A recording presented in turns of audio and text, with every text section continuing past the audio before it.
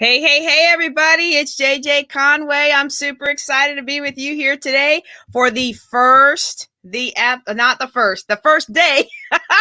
the fourth annual virtual Healing My Sisters Summit. Oh my goodness, y'all. I got my words tongue tied because if you don't know, we've had some crazy storms all day driving from Dallas, and the internet and everything has been crazy. So I'm going to ask you to do me a favor today. I'm going to ask you to give me a little bit of grace, but I promise you,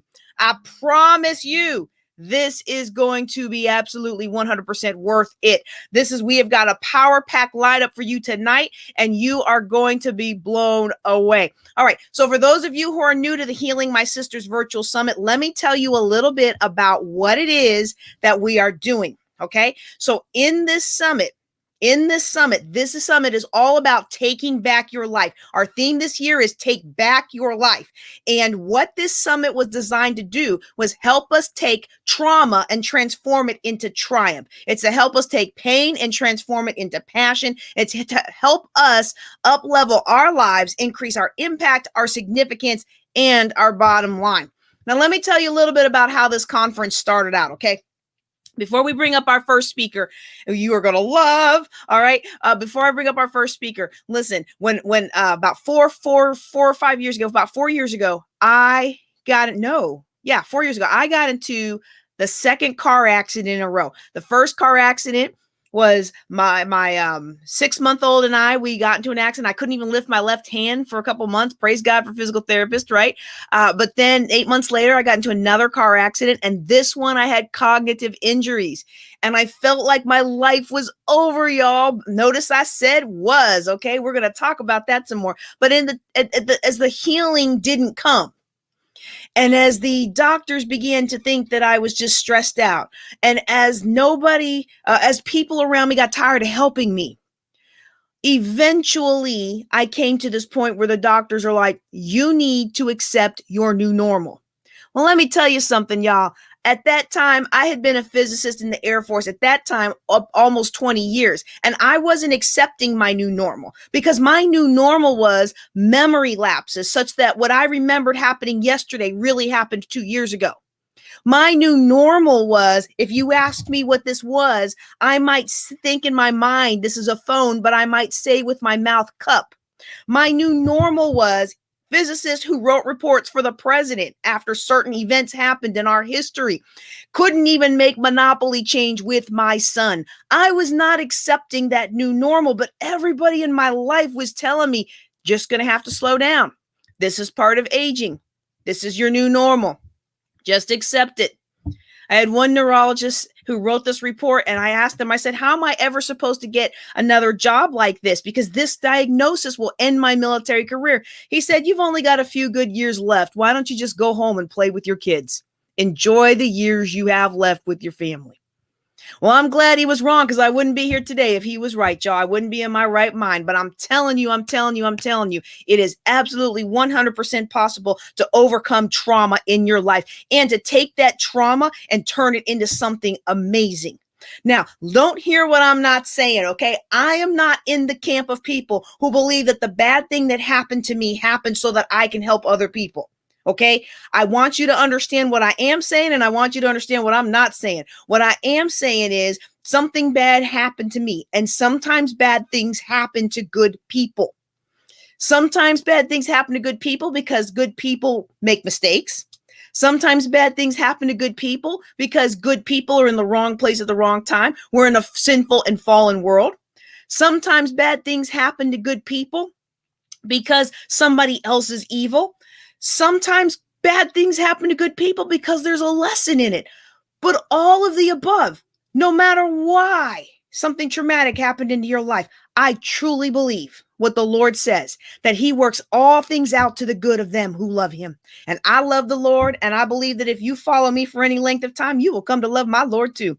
All right, so I want you to be encouraged today. I was so discouraged. With all these people telling me, this is your new life, like it or leave it, right?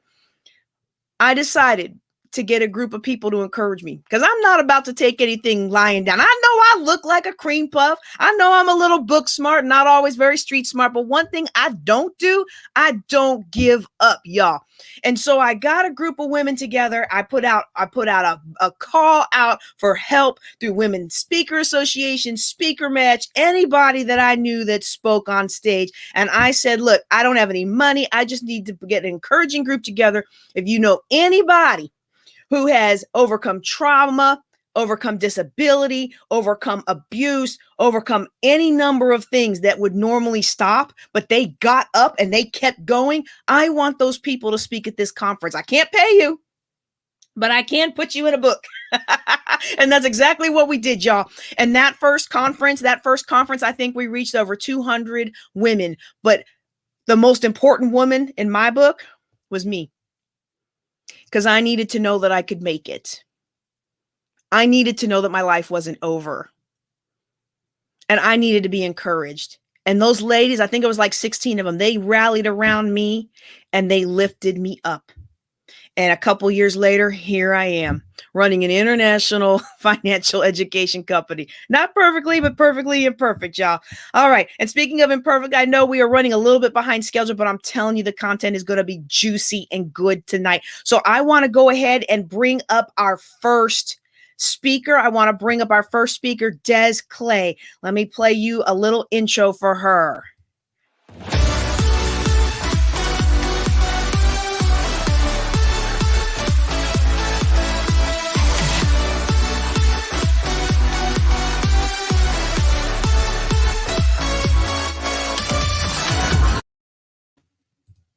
All right. Well, I kind of messed that up. Let me switch the screen.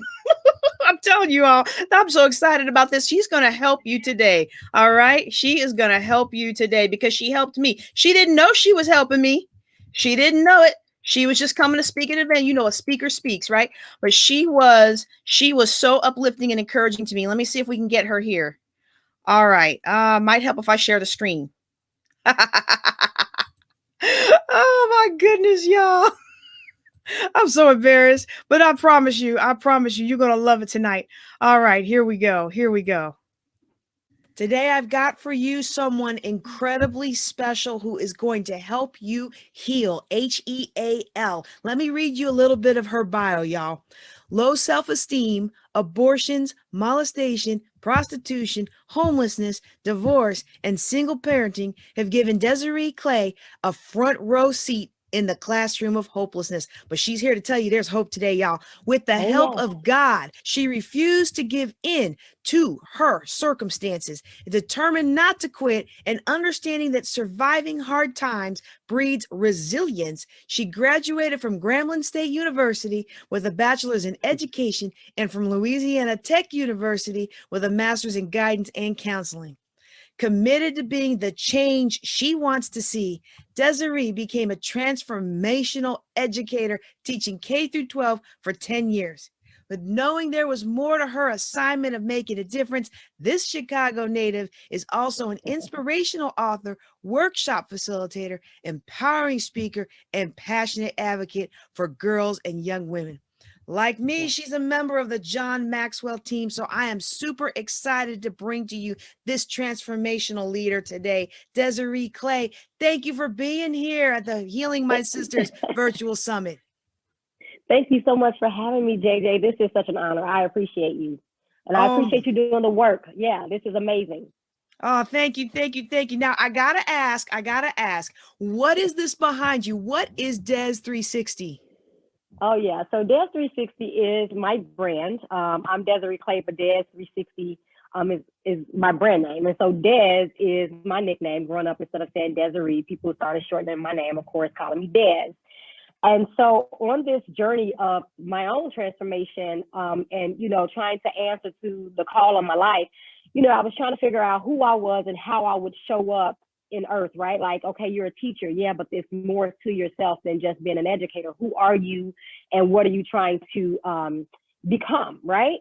And so I do this, I work for MC Light, and we were doing our annual event, women's event. And normally I'm running around working like I do and overseeing and making sure everything is on point and where everybody's supposed to be with, where they are. And things like that. And then finally, one of our regular attendees and one of our sponsors, if you will, she pulled me to the side and she was like, I need you to come and talk to me. And I was like, come talk to me. Okay, no problem. She was like, this conference this year, you're getting poured into. You're not going to run around and miss all the sessions, all the work. And I was like, well, I'm like, okay. And so she was like, yeah, she's a major supporter of the organization. She's a speaker and she's dynamic. She does the work so well herself. And so I sat down with her. We went over to a corner. We found a space where our sessions were going on. And so we sat there and we talked. And so she was like, why are you playing? Why do you keep running? And I'm just like, yeah, because I don't know what to do, how to do what I know I should be doing. And so we talked a little while, and I said, so what do I call myself? Like, who do I become? And she was like, well, tell me about who you want to be. I said, well, I'm just tired of, what I don't want to do is put myself in a box. I don't want to be, the society and social media tells you have to be like 3 things: wife, mom, boss.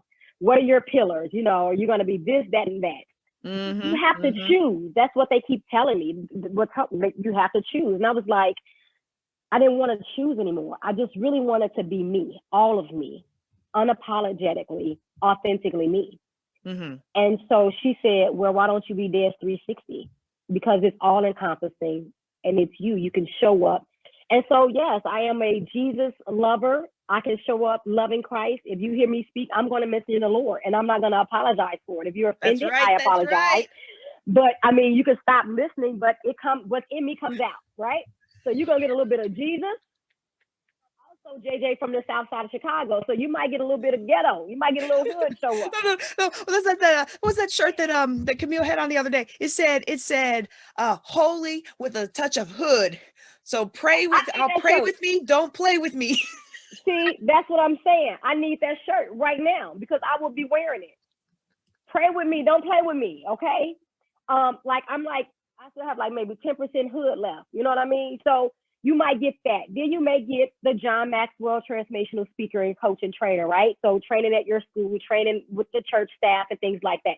So you might get the wife showing up. You might get the mom. You don't, and so I just did not want to continue to conform and choose. So Des 360 gives me permission to give other women permission to show up as themselves, all encompassing, all Absolutely. things, unapologetically, authentically as themselves. And we need that.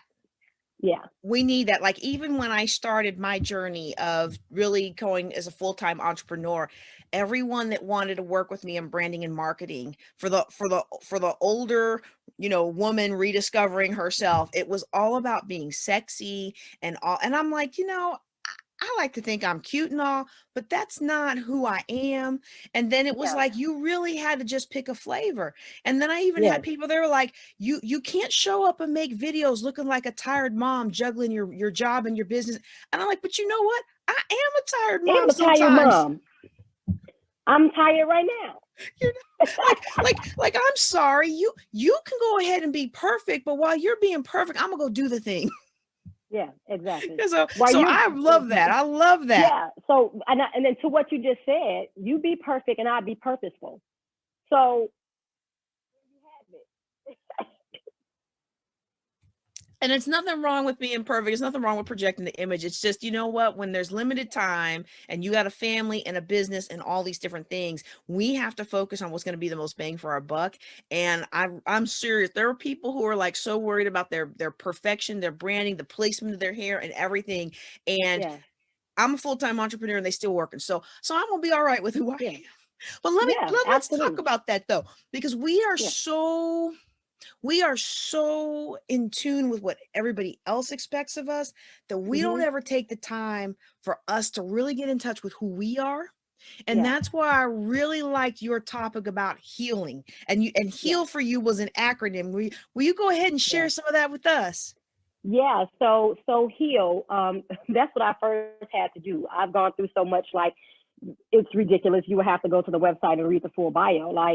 And what I found was that, and what I keep finding, even as I coach other women, is that there's so many broken girls inside of the bodies of women, and we just keep perpetuating the same thing, and we don't Like, why does it keep happening? And it came to me one day that we aren't healed. And so the healed is, the H stands for heal my heart. So in order to heal your heart, you have to acknowledge your past pains, right? So what I like to say when we're doing a workshop is write your past a note and tell it goodbye. You don't live there anymore. And if there are some unresolved issues that you need to do, maybe you need to go to counseling. Maybe you need to get a coach.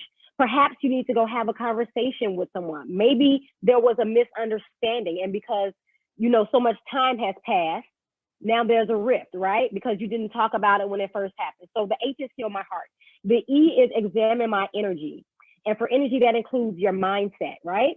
So what are you focused on? Because you and I both know what we focus on grows, right? So anything you give life to, anything you keep breathing on, is going to continue to grow. And so you have to refocus in a sense, right? You have to create something new to focus on. So in my case, it became my healing. What does that look like afterwards, right?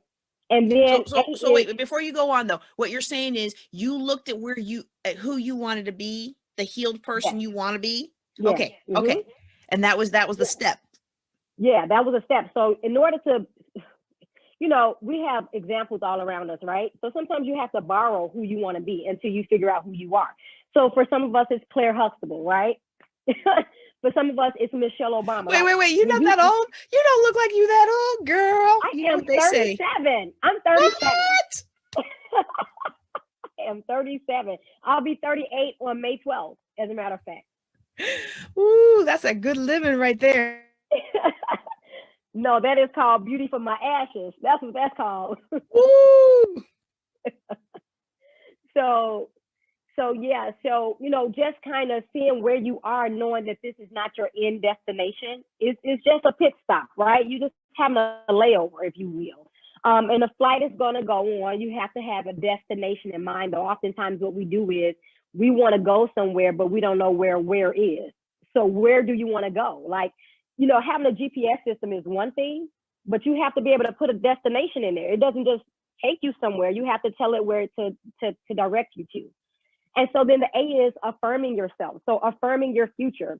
So that means affirming self-love, words of affirmation. I do believe that those work, that work. And of course, like I told you guys, I'm a Christian. So life and death lies in the power of the tongue, of your own tongue. And so speaking those things that are not as though they were already.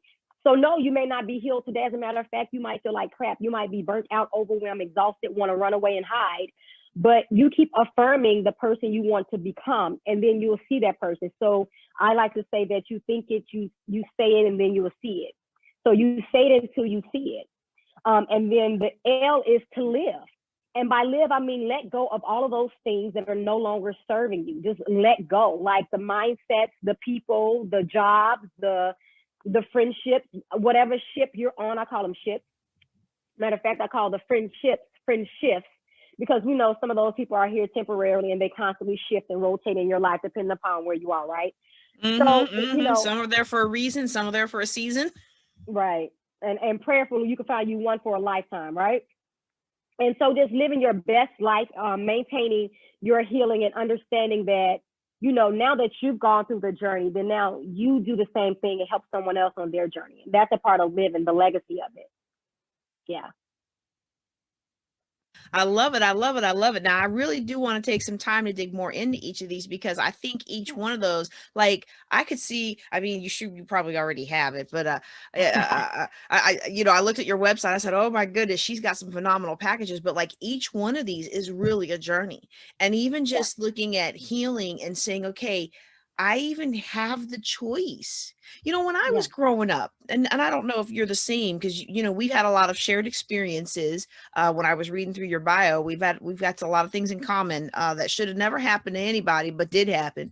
And from my perspective, even when I came first to the John Maxwell team, I don't think I still really comprehended that I could choose to be who I want to be. For me, life was you work hard, and hopefully you don't get in any trouble and then you die, right? And hopefully you've done okay. But then the other aspect of is it like choosing like who I want to be, how I want to be, how I want to show up.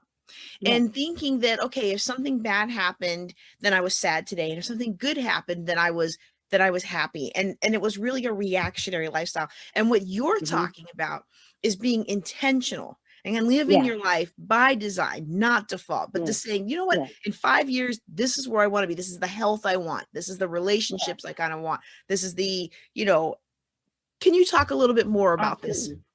Yeah. So what you said is key, is dead on, and John Maxwell talks about it all the time, being intentional every day, waking up with intentionality. And it really just starts with a shift in mindset. So you have to reframe your thinking, because for some, this is going to be like a brand new concept because of what you just said, the way we were taught those belief systems. I call them BS belief system, or the other BS. You take it how you want, right? I told you I have a little bit of hood left. Okay.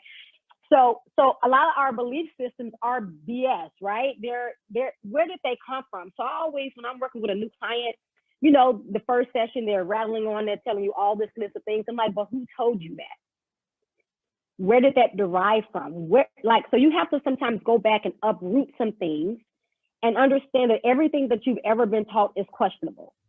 You now have the power to question everything you were ever taught. And that's pretty much what I started to do with myself. Everything I believed, even down to the traditions of the holidays. Like, who said I had to celebrate Christmas this way? Who said I had to? Why is this the standard? And why is it that it's so hard for me to deviate from it? And you'll find that I'm using something as simple as a Christmas tree and a holiday, but you'll find even your belief systems about relationships and the way that you show up in relationships, right? We can talk about deeper things. The way that you talk to your children and the way you handle your children, the way you treat your husband or your significant other. Like, there's a belief system behind that's ingrained in the way that you show up in the world. So what is that system? And then reframing it. So yeah, this is what I'm thinking now, but let's now replace that thought with a more beneficial thought process, because our brain is powerful. What we think about, we become.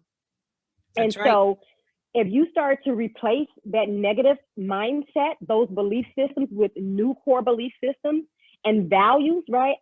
Let's not even get into values, because some of us we can't even identify the values that we value in our life, right? And so things like integrity. Well, some of us are walking around lying because we don't value integrity and honesty. So we value it from other in people, others. but in others. That's right. But if you asked us, but this is an important topic, because if you and I are having a conversation, and you and I believe we would be genuine when we say we want to be integrous. But if you and I met somebody else and we're all having a conversation, we're all talking about integrity and the importance of integrity, but we'll all walk away, and you and I both know that 9 times out of 10, that person's going to say that they operate with integrity and that they value integrity, but they're not operating with integrity because they've never sat down and really defined what that means for them.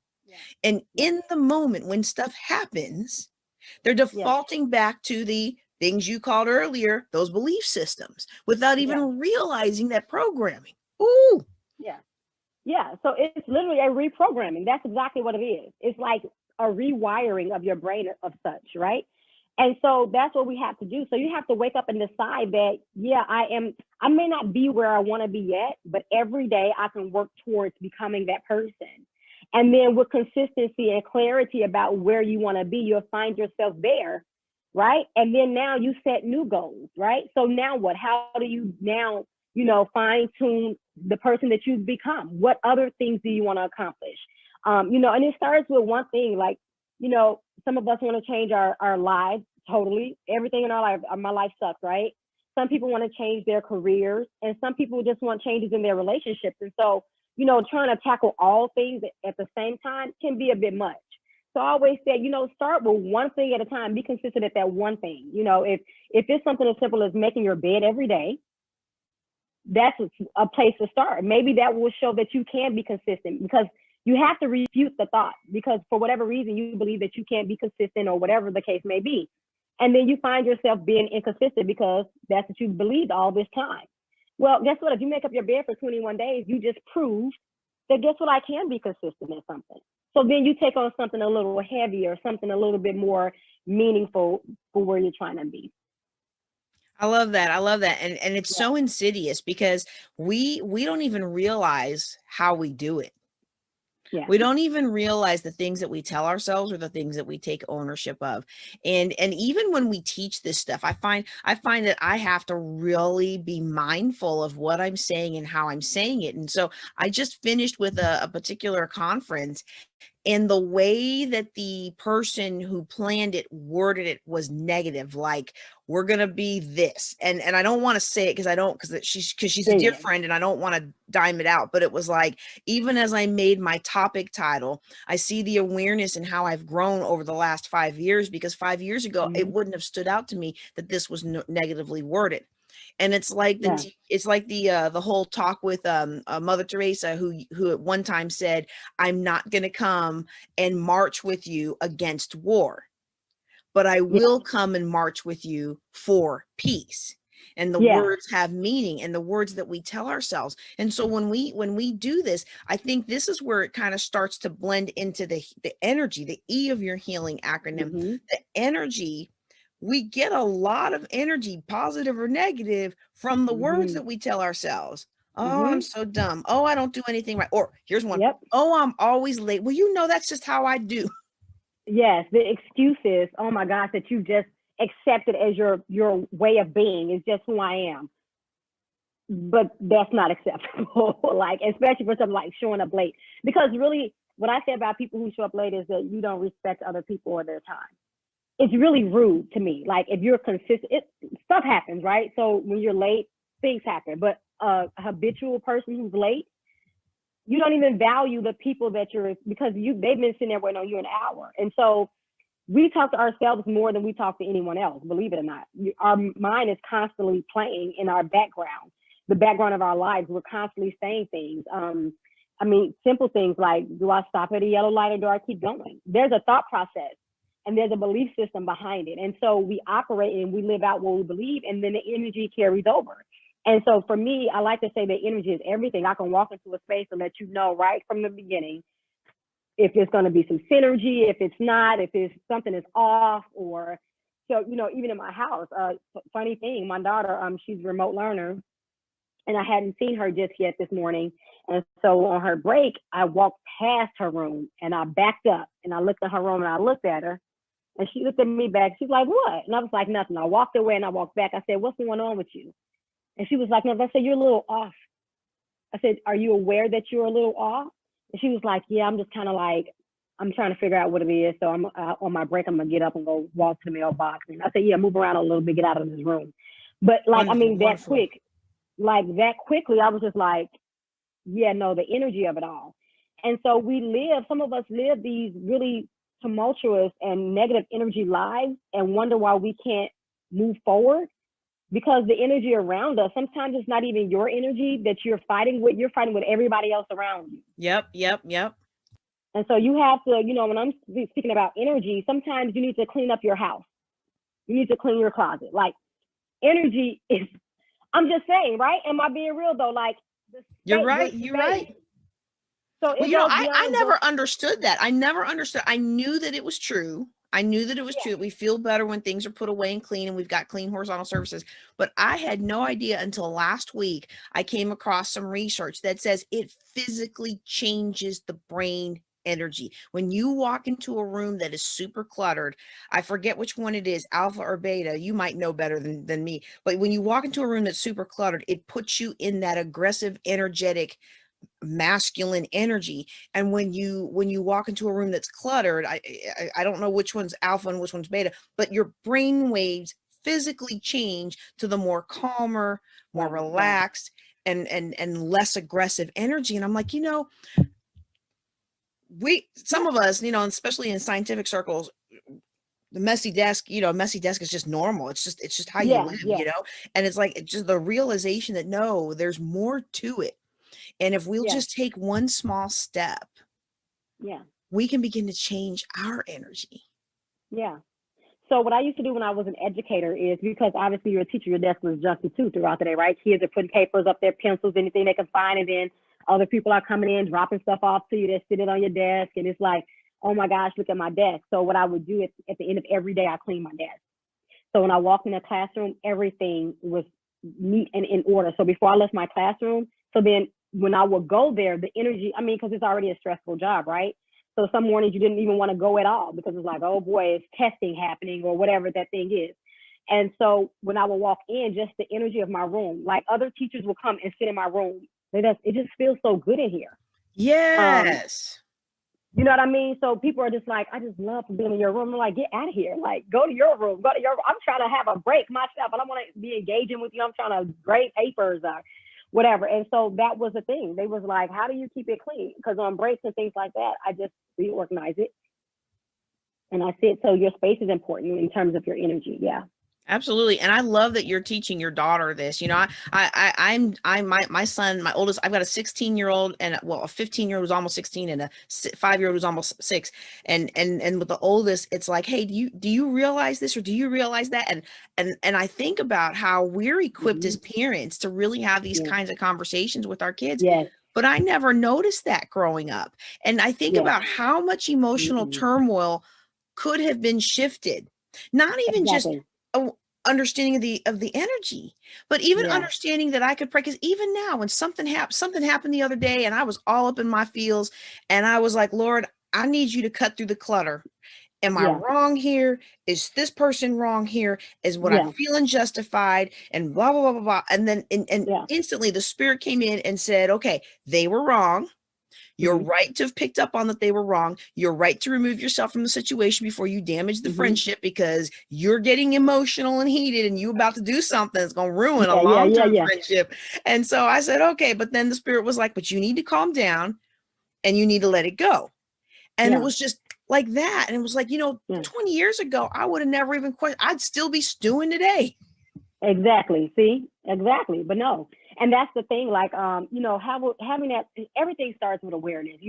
We can't change anything that we're unaware of. So one of the things I've been working with my daughter with specifically is just being in her awareness, because teenagers are moody. She's 16 and she's a girl. All them hormones. It's like, come on. So like, just even being aware that you're shifty, you're moody, you're whatever. So just equipping her with a proper level of emotional intelligence, which I didn't have. Right. And so just being able to express herself, like there's more than just mad, sad, and happy and glad, to your emotional level. And so just being able to give her the words and the language to use to describe what she's feeling, or if you can't describe it, to even recognize that there is something, and then you could communicate to me that something's happened. I don't know what to do, how to remedy it. So like just being aware, like I think it's so important, because I was so ill-equipped. I think about my life early on, and I didn't even know that emotional intelligence was a thing, for one. But I believe that our parents then gave us what they had, the best they had. And so it is a blessing to be equipped in this way to be able to, help our children.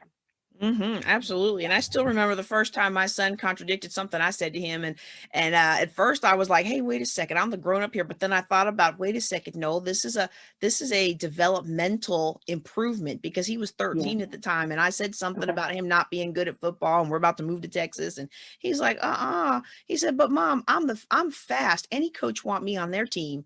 And I can catch. Any coach would want me on their team. I got good hands. And I thought, the first thought I thought was, wow, I teach this stuff, and I still tried to put limitation on my kid. And then the second thought I had was, good for him. He challenged that thought. He didn't just receive that thought. He'd been sitting in my Think and Grow Rich classes. He learned enough to know, hey, no, I'm not going to let anybody put limitation on me. I may be short and I may be small, but I'm fast and I got good hands. Any coach would want me on their team. And he's right.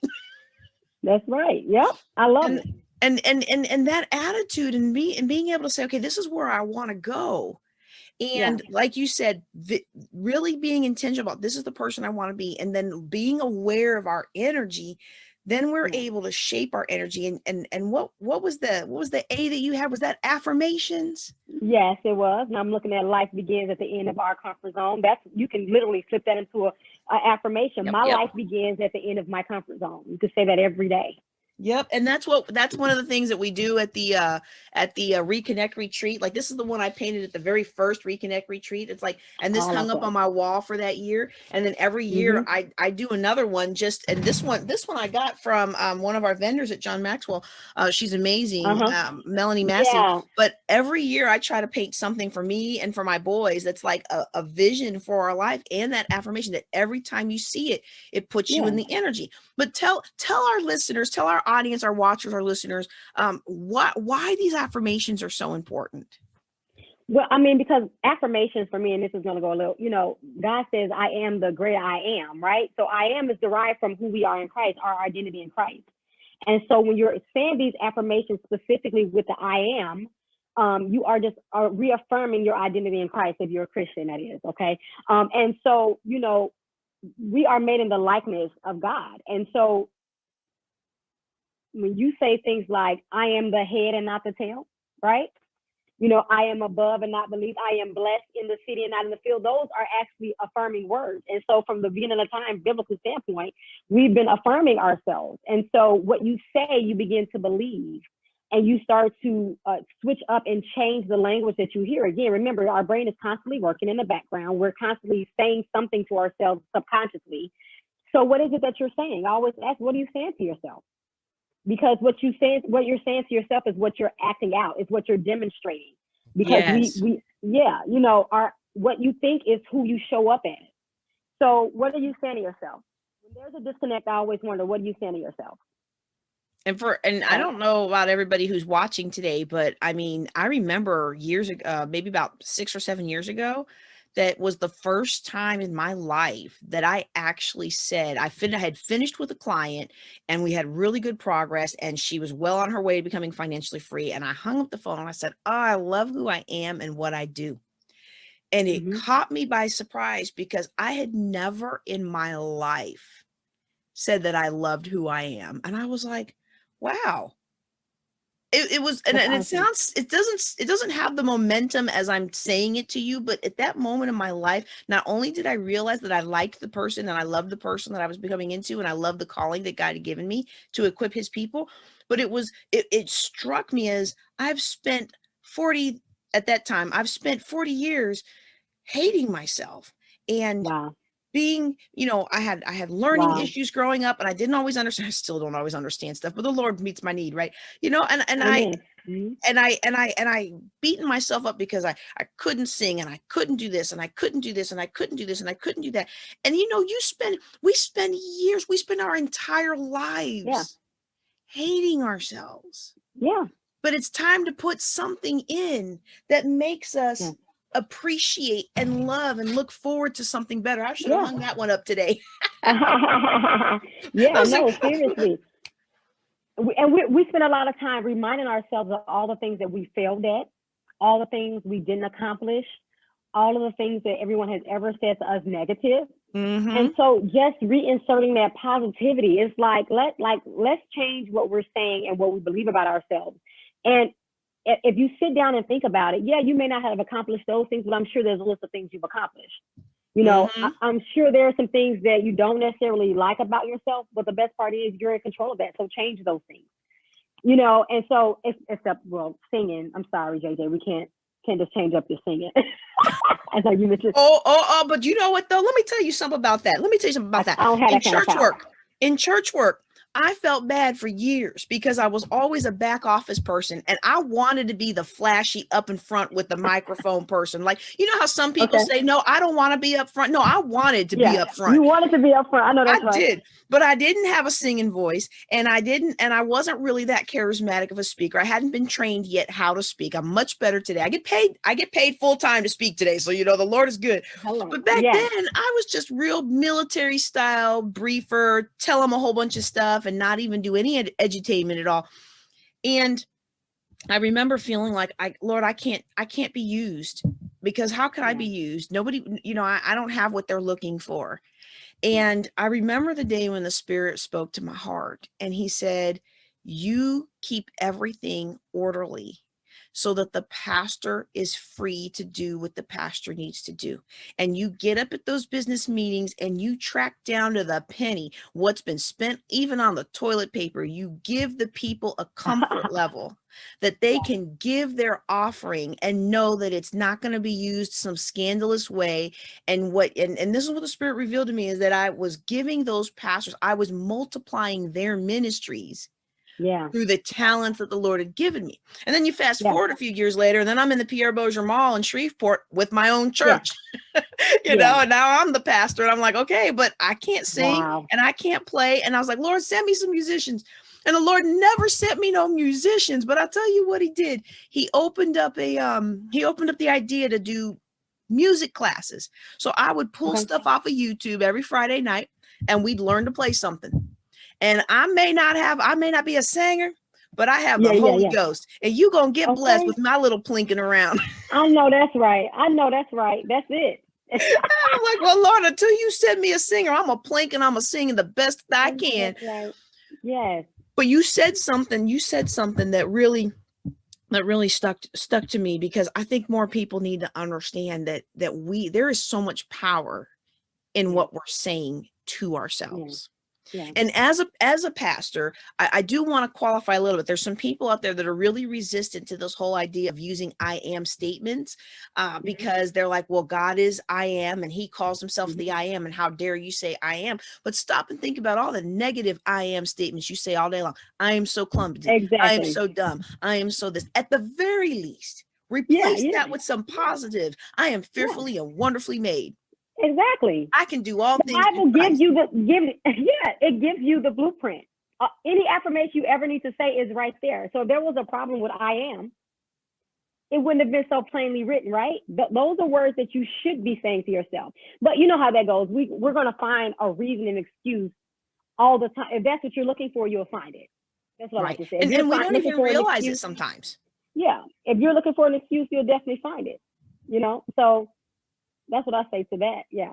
Yeah. And I understand the doctrine and the concern behind it. You know, I understand it. Yeah, but I like to bring these things up. It's like when I teach authentic abundance. I'm not saying go around and say I am God. No, I don't want you to go around saying that. Right, because we have to start seeing ourselves that way. Speak those things that be not as though they were. And I'm like, my goodness, it's right here in the Bible. The Lord is telling us to speak this over ourselves. And why do we have to speak it over ourselves? Because what did you say? The world is dumping on us constantly. Constantly. The world is constantly telling us everything we're not. The world is constantly, everything. Think about the issues that we're having right now, right? So we have a pandemic going on, and then we also have a whole bunch of racial issues going on. Like, it's 2021, and we're sitting up here trying to see if someone's going to be convicted and things like that, like of just murder in the street, right? And so the world is constantly trying to tell us and trying to affirm everything we're not. They're constantly telling us that we don't have value, that we're uncared for, that nobody loves and cares for us, because they just snatch us up, right? So it literally taking lives with bare hands and things like that. I don't need to go through all the cases that's before us, because they're every day, and I'm from Chicago. So, and then people like to get into that saying, well, we kill each other too. Yeah, that too, that's a problem too. All of it, it's all a problem. And so when you look at that and you see all the things that you can get lost in terms of negativity, in terms of dis-ease, it's a lot. It's a lot. Just turn on the TV. It's a lot. What does every single advertisement and TV show try to do? Make you feel. The TV shows try to keep you watching so that you can watch the ads, so that the ads can make you feel bad, so you can go buy money and make yourself feel better. I mean, that's really all it comes down to. Our entire society is designed to keep people feeling bad about themselves. And it's time for God's people to heal. That's it, period. All of that. Because, right now, today, you are enough. And most people don't believe that they are enough today, right now, as they are. Even if you are in transition and you want to transform it today as you are enough for today. Yes. Today, you're enough, and so tomorrow we'll deal with tomorrow. You know what I mean? It's like manna from heaven. Just eat today. Tomorrow will take care of itself, And so, the one thing I always tell people is that you can't get caught up while you're on a journey, because transformation is a journey, right? you're constantly becoming, or at least you should be. So I always say, as you're growing through life, not going through, because hopefully you're growing, and nothing that you do or experience you have would be in vain or for naught. You use those experiences and you journey through. You just keep going. You keep growing. And the key word is through. So who you are today, knowing that you're going to get through this, is not who you'll be tomorrow. When you look yourself in the mirror today, say, this too literally shall pass, because it does. There's always an expiration date to a storm, to food, whatever we have. And so there's also an expiration date to the problems and troubles that you're having. There could also be an expiration date to the mindset that you currently have. You just have to be intentional about it. Goes right back to what we said. You have to first have awareness that this is something that you're ready and willing to do. And you have to be relentless in pursuit of your transformation. It's like, as wives and moms, we get real relentless about our spouses and their needs, right? Or, our kids and their needs, whatever. We don't care what we got to do. We make it happen. But all too often, we don't have that same drive for ourselves. And so we sit back, we settle, and we'll do it someday. Well, someday is today. Like right now, there's always something you could do today. I'm not saying that you have to go out if you're trying to save money and just, let me not pay my bills and save this money. No, but you can save something today. There's something you can do. If you're trying to, start your life over and you don't even know where to begin, start by writing everything that you want to change about your life. Just what are the things you want to see different? And that's not a negative thing. It's called self-reflection. It doesn't mean that you failed. It just means you want to improve. And so oftentimes people don't want to do that self-reflection because when they look at it, it feels like a failure. No, you've grown through that, and now you're at another place, an impasse, and you're going to see and assess where you are now. Okay, am I still on track to become who I want to become? Am I still on track? Okay, no, so I need to alter the plan. Maybe you don't like some things that are happening on your career. I say, I tell people all the time, don't go back and say, Dad told you to quit your job. I didn't say that. But perhaps there is a way to make a smoother transition out of that job so that you can fulfill the what's at the heart, pulling on your heartstrings, whatever that role is, whatever that job is. So there's always a way. There's always a way. And sometimes that's why you have to go to people like, yourself or you or myself in terms of coaching, because sometimes you need help getting there. The how is where people get confused. And that's why I say, hey, get a coach, get a counselor, get a therapist, talk to a friend who can guide you if someone has already been through that process and they can give you, I tell people all the time, listen, you can go get advice from someone who's never been there, or you can get advice from someone who's been there. Oh, that's a mouthful. Say that again. Yeah. So you got two options. You can get advice. You can get advice from someone who's already been there, or you can get advice from someone who's never been there. So, they're just directing traffic. You know how you go to Walmart or Home Depot or something, and you ask them, hey, can you tell me where the hammers are? And they just start pointing, and it's like, this is your job. You can't take it. Aisle 5, they're just directing traffic. That's what my husband says. They're just directing traffic. Right? So that's what some people in your life do. They've never done any of the things that you're asking them about. They're just telling you what they heard from Instagram or from TikTok in 10 minutes, 10 seconds, and they're telling you what to do, and you're not getting the results anymore. And that's why it's so important to really vet the people that you're allowing to speak in your life. And that's one of those things that I liked about that last L, live and let go, because for me, I had to let go of a lot of preconceived notions, and I had to really challenge, like you said earlier, you challenged everything about yourself, even down to how you celebrated the holidays. And I found when I challenged a lot of my thinking that I wanted to be wealthy. And I wanted to have a ministry. I felt like the Lord had given me a calling, had put a calling on my life, and I wanted to fulfill that. But all of my actions were speaking otherwise. And when I dug into it, it's like, I really truly believe that wealthy people, deep down inside, I wanted to be wealthy, but deep down inside, I really felt like wealthy people were filthy, evil, rich, and they couldn't possibly be saved. They must have gotten their wealth through negative means, right? Or even in the ministry, growing up in the Catholic Church, and I don't know the status of the church now because I'm in a different church now. I'm in a different ministry now. But growing up, women were not allowed to be priests, and they had just changed before I got married into somebody who was in a different ministry and changed. They had just allowed women to be altar boys. And so I had served once or twice in our congregation, but it was pretty much acknowledged you were going to be here. You're not going to be Yeah. here. You're going to be here. And I was Yeah. like, well, Lord, I know you've given me a calling. You're going to have to put me in a church where women can be preachers, because Yeah. I can't do that here. And so then I Hmm. get married, and my ex-husband accepted his calling in a ministry. And so I Yeah. was like, and the priest was like, well, go follow him. And I was like, okay. Wow.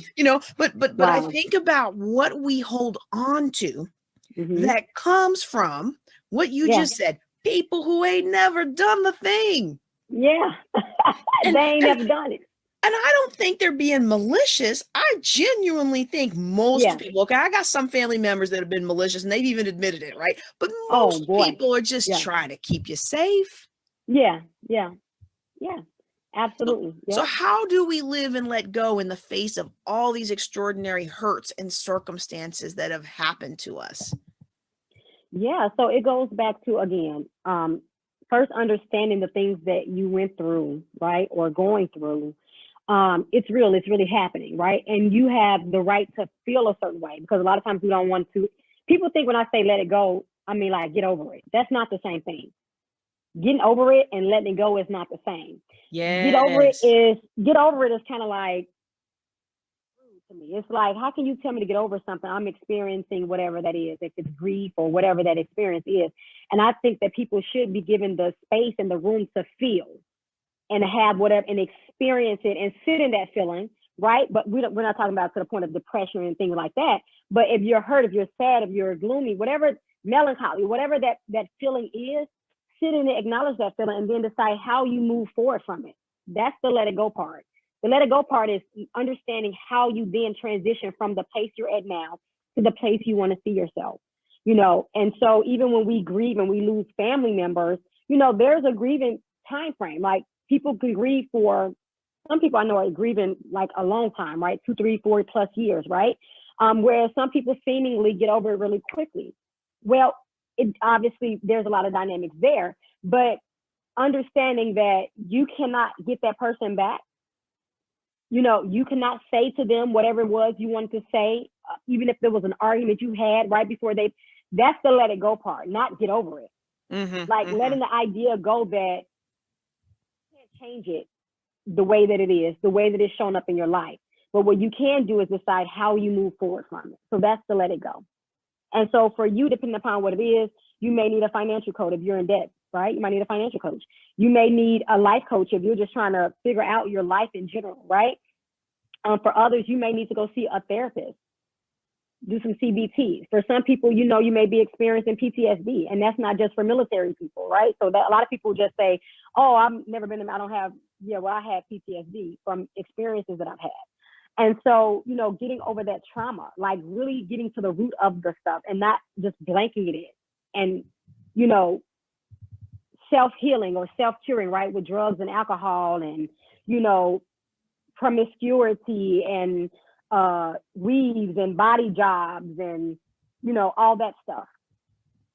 And that's what you started off with, is something we don't do in our society, and that was give ourselves permission to feel the pain, to feel the grief. Instead, we're like conditioned to stuff it down and pretend that everything's perfect. And if you really believed in God, you wouldn't feel that way, because you would trust in the Lord and he would make it all better. And the Lord sends the Holy Spirit as a comforter, so why are you being so sad? You just letting the devil use you.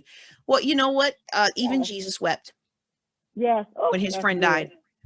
Yes, that's good. That's good. Now Yep.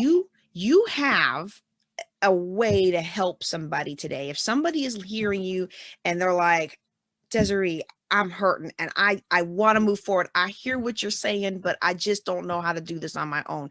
You have a program to help people move forward. Can you tell us a little bit about that in the couple of minutes we've got left? Yeah. So I have a brand new program. And the program is for women who are burnt out and overwhelmed, right? Because a lot of the clients Wait. Before you tell us about this program, I want to emphasize to the audience today, this is a brand new program, but she been doing the thing. She been doing the thing. I This just is a want new to program. throw that out there, but this is a new program that she's putting together. Okay, and so I'll tell you the name of the program because I'm excited about the name of the program. So I'll tell that at the end. But this program is specifically designed for wives who work and have children who are experiencing overwhelm or want to prevent overwhelm. Because women, we wear so many hats, it's constantly a juggling act. And one of the things one of my mentors said to me is, you know, Des, you got to make sure that you're not pouring from an empty cup. And so as I've been journeying through Des 360 and building the brands, I'm an entrepreneur and I also have some other businesses that I work with. I have children, I'm married, and I'm just like, I found myself at first, and I had new children, right? My babies are 1 and 3. My husband and I are both in our second marriage. So it was like life had reset. It was a lot of overwhelm trying to balance it all and be great at it, right? Because that's what we want to do. I think that it's safe to say that most wives and moms, we have this whole thing about perfectionism, whether we like to admit it or not. Like, I think there's a little bit of us, the self-sabotaging of everything has to be perfect for our child or for our husband or whatever that is. And so I began to really do the work. And I was like, why am I so overwhelmed? Like, it shouldn't be like this. This is not God's design for my life. He never and then, you know, the real churchy folks was like, well, the Proverbs 31 woman, she this, that, and the third. I said, well, listen. She did everything, didn't she? Right. I said she had maid service and stuff. She didn't do all that stuff. She was an overseer. She was a manager. Like, she managed the people, right? And so for me, I just started really figuring out what it is I needed to do. And I'm a very systematic person. I'm a DC personality, if anybody knows what I mean, on DISC assessment. And so I started creating systems. I had to. I started creating systems and I started journaling and writing down everything that I was doing that worked and didn't work. Why didn't it work? Well, the problem was I was doing things like signing my kids up for things, knowing that my husband works out the house, which means now I'm overcommitted because now I got to get them everywhere. I have to take them everywhere myself. And now I'm ripping and running and I'm like a chicken with my head cut off, right? You know, I enjoy cooking, but it's not necessary to cook every day. I don't have to cook every day. Leftovers are here. So just some small things that we may overlook. How about get a housekeeper to come in once a month if you're able to afford that and budget for it? Yes. So things like that. Yes. Yeah. Ooh, can we just get a moment on bring in the housekeeper? Yeah, I have to, because I just can't do it all. And so what I realized is that I could not be all things to all people at all times. And so this program is going to teach you how to scale back without losing yourself. In other words, I'm going to teach you how to fill your cup so then you can pour out into your family in a healthy way without popping off at your kids, yelling, screaming, tantrums are being thrown, you're neglecting your husband, you've neglected yourself. And so now you feel less than best. So that's what the program is. And the name of the program is Thrive. Thrive. That's all I want women to do. I just want you to thrive in our everyday life. It is possible. We think that we have to always have a chaotic life and live in a chaotic space, and you just don't. You just have to figure out your systems so that you can thrive in your everyday life. And that's huge right there, because that energy shift from the chaos to the calm. From chaos to calm. Yeah, let me tell you. Yeah. Yeah. Yeah. Because and even in my, I'm a high DI. I'm very busy. I want to get it done. I make decisions quick and I'm rolling on. And, you know, by time this person gets up from their desk and walks to the bathroom, I've already got 20 things done. And I love being busy, but the toll it takes energetically on the rest of my family who is not cut from that cloth. Yeah. And at some point, like you said in the beginning, we have to be intentional about who we want to be. And I said to myself, okay, I want a happy family. Yep. And that means I'm gonna have to make some adjustments so that it's not too chaotic for my kids who don't do well with a lot of chaos. And then I got a side effect. I found out that by making everything calmer in the home and making things calmer and putting some systems in place, it actually multiplied my effectiveness. Yeah, because we think that being busy is productivity, and it's not. It's not the same. And we think we can't slow down, but we don't realize that by slowing down, it actually multiplies. Yes. I say slow down now so you can speed up later. You'll be able to sit back and watch it just exponentially just continue in this ripple effect. And so, yes, I am really excited about Thrive. For those of you who are not looking for, and it's a hybrid program. So, you know, it's part online, but you get access to me. So we're going to meet every 2 Saturdays a month. And yeah, it's amazing. You get the online portal and all that other good stuff, but it's amazing. I'm excited about Thrive. But for people who are like, I don't want a big commitment like that, I just rather do an online course. Think Big, Start Small is available on my website as well, DesireeClay.com. Or you can go to I'mReadyToTransform.com for Think Big, Start Small, and it's 100% online. And because everything starts with thinking big, right? The Bible tells us to act, be extravagant, ask for the moon, right? And so in saying that, yeah, think big, but you have to start small. You know, the world tells us everything happens by microwave. Everything is done in 2 minutes, 1 minute, quick minute. But it's not the case. You know, so if you're trying to build a business, you have to start small. If you're trying to, create these systems and routines with your families, even, you have to start small. So Think Big, Start Small is a goal setting course that is applicable to any area of your life, just teaching you the foundational steps of goal setting. Yeah. Muted. Muted. All right. I'm sitting here There you like, go. yeah, because we need it. It's so needed right now. And so, Yeah. they can, they should be seeing a bar on their screen that Okay. shows them where to Okay. go, but just in case, let them know where to go to get access both to the Thrive, this new Thrive class I'm so excited Yes. for, and the Think Big, Start Small. Yeah, so for Thrive, because I vet, I'm going to be vetting my clients for that, because this program is not for everyone. And I don't want you to sign up and pay for something and you're not going to get value out of it, right?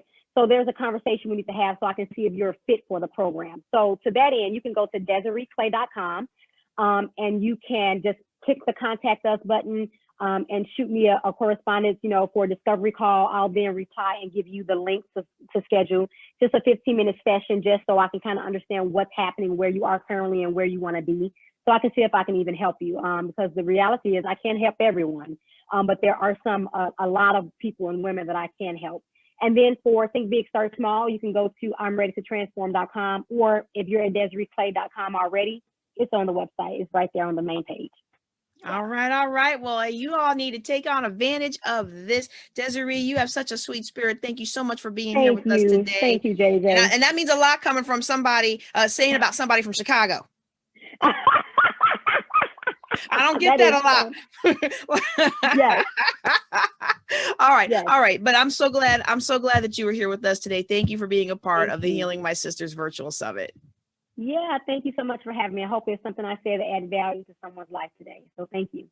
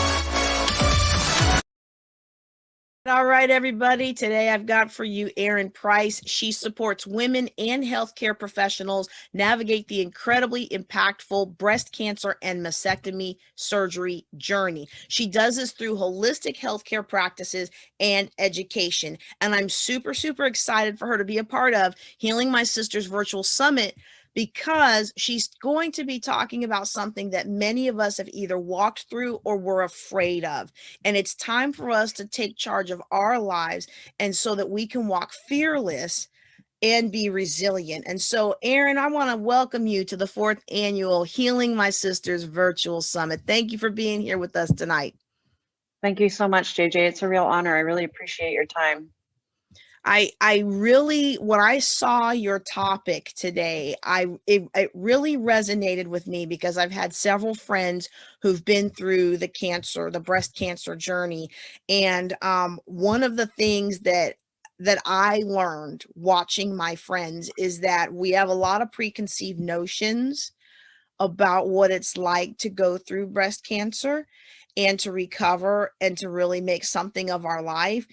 And my friends challenged me on some of those. And Right. I'm glad they did. Like, I have people in my life that are very direct and they're not afraid to be like, JJ, you just posted something on Facebook that's totally insensitive to me. So that's Right. one area where I had to get educated. But the other thing is I Right. didn't realize the incredible emotional and Yes. physical toll that Yeah. this breast cancer journey takes upon you.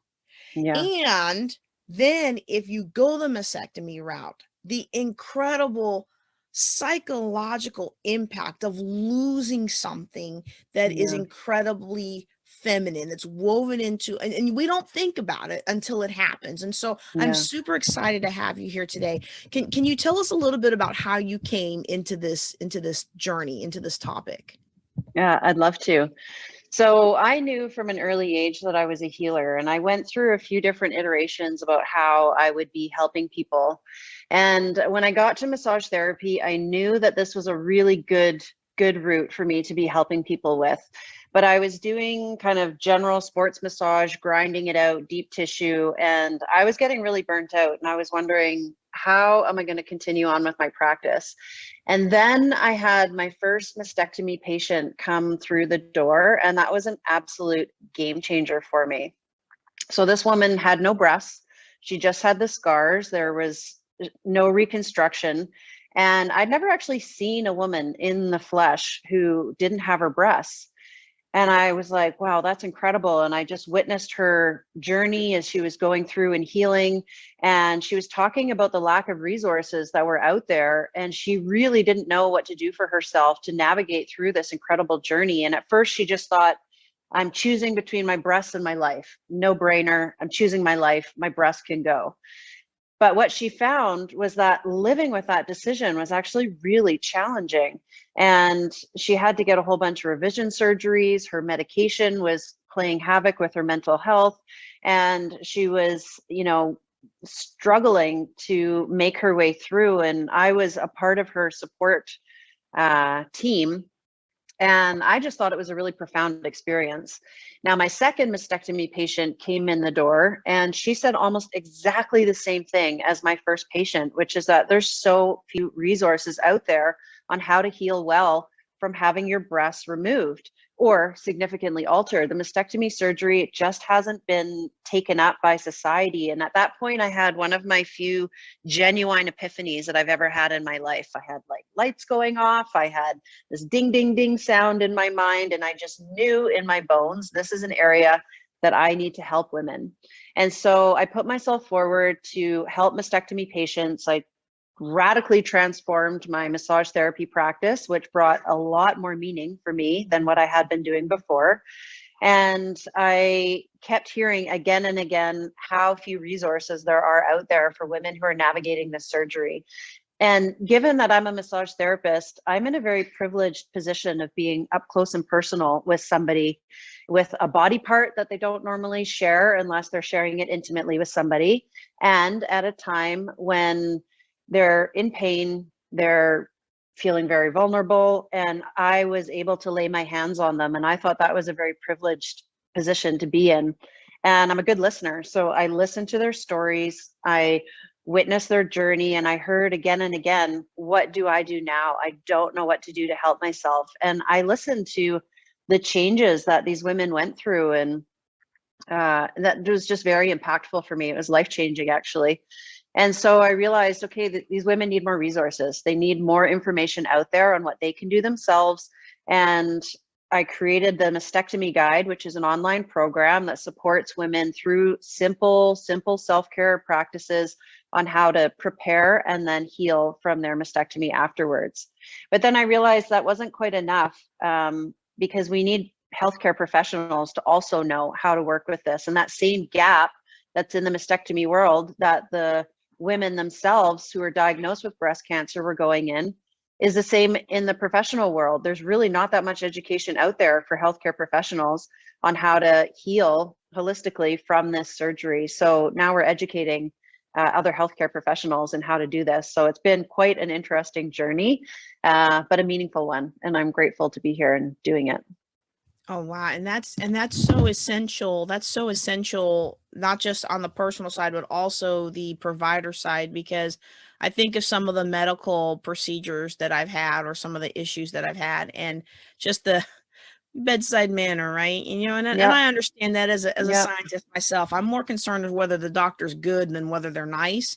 But at the Yeah. same time, these are life-changing and life-altering diagnoses and impacts. And so it's Yeah. nice to know that there's something out there to help Yeah. train them. And so when I think about this issue, I think one of the biggest questions I have is how do we I see, and that's the thing is like I'm not known for my graciousness in speech, and so I'm trying to word it the right way. But what I'm trying to say is, for two categories of people, the first category is I'm going to be selfish and talk about me. If I haven't gone through this, what can I do now in my life that when trauma comes, breast cancer or whatever, we all know that traumas they come. Life is a series of traumas. So what do I Yeah. do now to Yeah. to build myself up so that when the next big thing happens? And again, you see what I'm saying? Like I'm trying not to say, I don't want to produce doom and gloom on people, but we all know that life knocks us down from time to time. It What do we do does. now so that we are Yeah. prepared? And then my follow on would be if somebody's in this traumatic situation and they have no support around them, what do they do moving forward? So you can take whichever one of Yeah. those first you want to, but those are the two things that I'd like for us to talk about today. Yeah.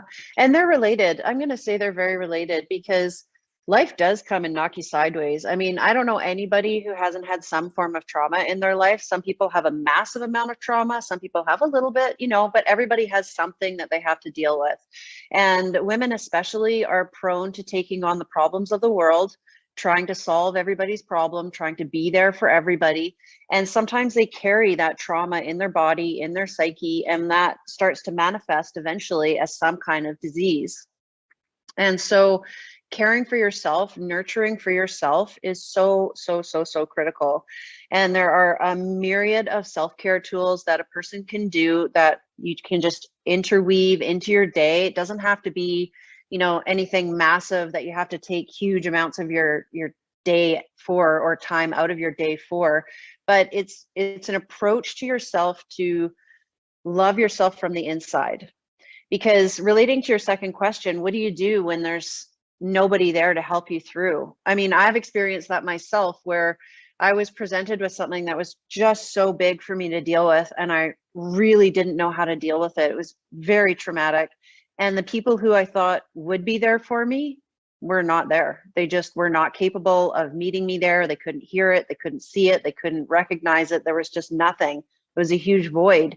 And that's how I latched onto self-care, because I realized I have to do something. I need something to get me through this. Otherwise, I'm not going to be able to do it. And it has to go beyond self-medication. It has to be something that is actually giving yourself resources from the inside.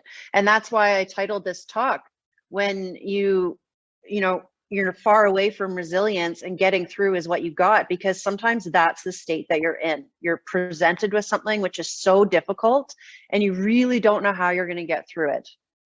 But it becomes a series, and there's some faith that's involved in that. And it just becomes a series of small steps, small loving actions towards yourself that end up strengthening yourself from the inside. And it doesn't mean that you're not out of the hurt locker. It doesn't mean that you're not experiencing pain and anger and blame and judgment and all the things that come when you're in a highly traumatic situation. And sometimes it's super satisfying to point the finger at somebody else, because right? You can say like, you're the cause of this and you've done this to me. But when it's something like an illness, like cancer, breast cancer, it's really hard to point the finger, because this is something coming from the inside. And you can point the finger at, okay, I was abused as a child, or I had an abusive partner, or I lost all my money and that was an extremely traumatic experience for me and it shot my immune system. And now I have to build myself back up again. But there's so many factors towards cancer. It's really hard to point the finger at just one thing. Like, we live in a polluted world. We have a toxic world that we live in, and those are factors. So when it's something from the inside, people can lose trust in their body, and they can say, I don't know if I trust my body anymore. I don't know if I feel safe in here anymore. And then they're not safe from the inside. So if you can do consistent, loving actions towards yourself, then you become that advocate for yourself, that if you're alone, you don't have an advocate on the outside, you become that advocate for yourself. And if you are doing consistently loving, health-giving actions towards yourself, it builds up over time, and it brings you strength, and it brings you energy, and it brings you resolve that you can get through another day. You can get up in the morning. You can do what you need to do during the day. And sometimes it's just small gains, and that's fine. You know, sometimes what you got is a walk around the block. Great. Take that walk around the block and no judgment. That's what you got. And that's what's going to help you through. And it's just that series of consistent small actions that end up bringing you to a point where you realize one day, like, wow, I am so much farther ahead on my healing than I ever thought that I could have been. You know, at one time, this seemed impossible. I never thought I would get past this. But with those series of consistent, small, loving actions towards yourself, you find out, I can get through this, and I can get through to the other side. And that's a good feeling. Oh my goodness, yes, it is. And sometimes you don't even realize how far you've come until you look back. But when you're So in the true. middle of it, all you can think is, my life is over and I don't know how I'm ever going to recover. And I Yeah. remember the days where, you know, success was, I woke up and I actually put my clothes on and got my kid to school on time. Like Right. that.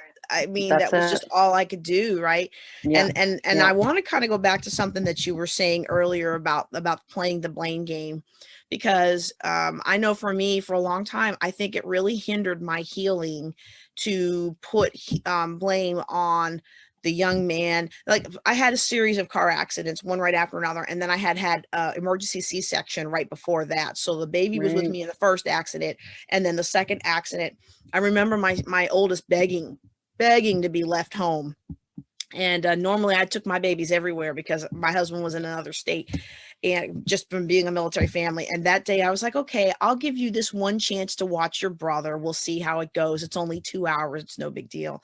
And, you know, I just remember I went through so many stages of, you know, blaming the first lady who hit me because she was responsible and admitted, blaming the second guy who hit me, he was responsible, he admitted, blame, then blaming myself, like, well, if I had just gotten around the guy in front of me, none of this would have happened.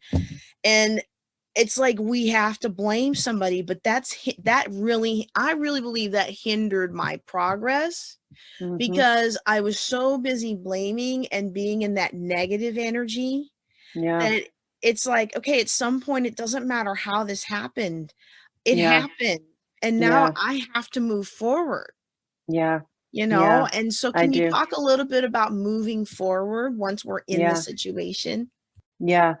And I think that stage of blame is a really natural stage to go through, because it's a part of you trying to get your head around what is going on. Where did this come from? Why did it happen? What do I do with what I've been presented with? And so in the beginning, it's easier to see what's outside of yourself. And it's like, okay, this went on, and I can see that this went on. I know that this was the part of it. And so that's a part of the assessing phase. That's a part of, you know, taking stock, what's happening here. And then, you know, eventually you have to get beyond that, because what somebody else did or didn't do, it can't impact the rest of your life. Like, yes, it may have had an impact at a part of your life, but what you do with it is up to you. And so that's where the personal character comes in, of what am I going to do when I decide that I need to move forward with my life? I can't keep putting energy on this person. I can't keep feeling this amount of anger or rage. I can't keep putting that amount of power in their hands to have influence over what I do with my experience. And so at that point, you have to turn the lens inwards, and you have to look and see, okay, yes, I did have this experience. And now, what do I want out of my life? What do I do with this? How do I turn it around so that it becomes something that in turn strengthens me? So for myself, because of the situations I was presented with in childhood, it threw me for a loop, and I had to really learn how to work my way through and how to get back up when life kept knocking me down. And because of that, I developed an extremely resilient nature. And at first I didn't really think that much of it because it was just me. It was me inside my own head. And I was like, okay, great. That's one of my best character traits is I'm resilient. Okay. And then later on, I realized when I was working with these breast cancer ladies that resiliency is an incredibly good trait to have developed. And it's something that can be taught to other people. And it's a trait that all humans can cultivate. And if I hadn't been through all those challenges that I'd been through, I don't think I would have developed resiliency, because why would I have, right? I wouldn't have needed to. And so from those traumas and from those challenges come the ability to know how to pick yourself back up, and that assurance that you can get through on the other side. And it doesn't mean you don't feel pain and you don't feel anger and you don't feel upset, because you do. And acknowledging that and owning that is important, because that's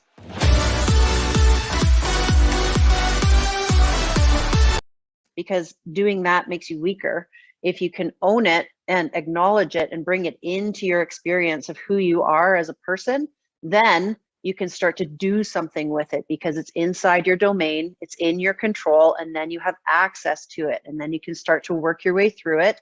And for me, self-care is one of the main ways that I have learned how to overcome the things that have happened to me. So those are consistent, loving actions towards myself. And sometimes it might be a bath. For you, when you were really in the hurt locker, it was getting up and getting dressed. You were like, okay, I've got to do this, and I've got to take care of my son.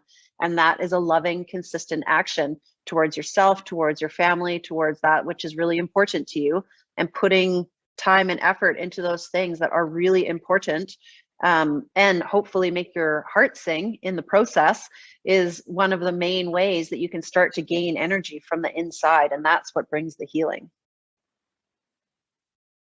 And I think we dismiss that sometimes, because especially people who are busy or professionals, or we have a lot of kids and family dynamic going on. And I know my personality, I'm what they call a high D personality, high dominant. I get done, get done, get done, go, go, go. Like, I don't like to sit still. And Right. so I had to realize that self-care, I think I like how you put it. How did you say that? Consistent loving actions. Say that Towards again, how you yourself. did it? Towards yourself. Yeah, consistent loving actions towards yourself. Yeah. See, I love that, because it's individualized and personalized, because Yes. people would Yes. say, well, actually right after this car accident, the neurologist, no kidding, prescribed 2 baths a day. Oh, amazing. Yeah, That's awesome. Actually, because I love it. I didn't know, but relaxing is really a big key to healing from Yes. brain injury. And so I'm Yes. like, 2 baths a day, I don't have time for that. Well, what I didn't realize is my brain needed to heal. And if I didn't give it the time and space to heal, I wasn't going to have Right. time to do anything, because I wasn't going to be able Right. to do anything. Right. But yeah, Yes. he prescribed 2 baths a day for a while. And then I it went love to it. it on the prescription sheet. But the thing that I think about when it comes to self-care is, like, for me, baths, mani-pedi, things like that people always say, well, that really wasn't doing anything for me. Like, I don't have them done right now, but I normally have my nails done because I'm a public speaker, and who knows when I'll be called on to speak. It's a necessary evil. But when I think about the things that do help my heart sing, what nurtures my heart, getting out into nature and hiking or walking or running or anything like that, depending on what my body can handle that day, getting out and spending time with my kids and taking them on experiences, or painting.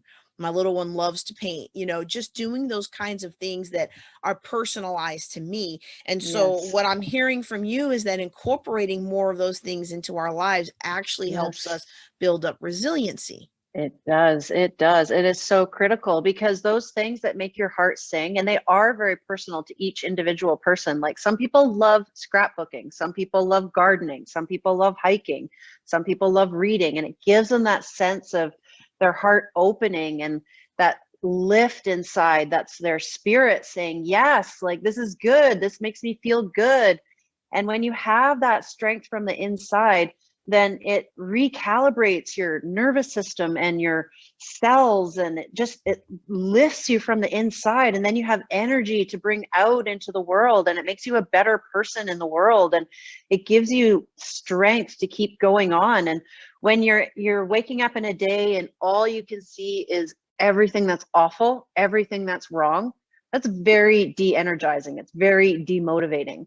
When you can wake up in your day and you're like, oh, I get to do this thing that I absolutely love doing, then you're like, okay, I'm ready. Like, I want to get up and I want to greet the day. And when you're going through things that are really, really difficult, doing as many of those activities that genuinely make your heart sing gives you a reason to feel glad to be alive. It gives you a reason to feel like, I can get through this. And it literally gives your body energy so that you can keep going. Because when you're terribly depressed, or, suffering from a brain injury, or, any cancer, abuse, any of the things that we have to go through that are so awful, when you have that light that comes in from your heart singing, then it allows you to find some space in that difficult time, and it allows you to like take a breath and think like, okay, I have some things that I really, really love. And that in itself is a life raft when you're in a difficult situation.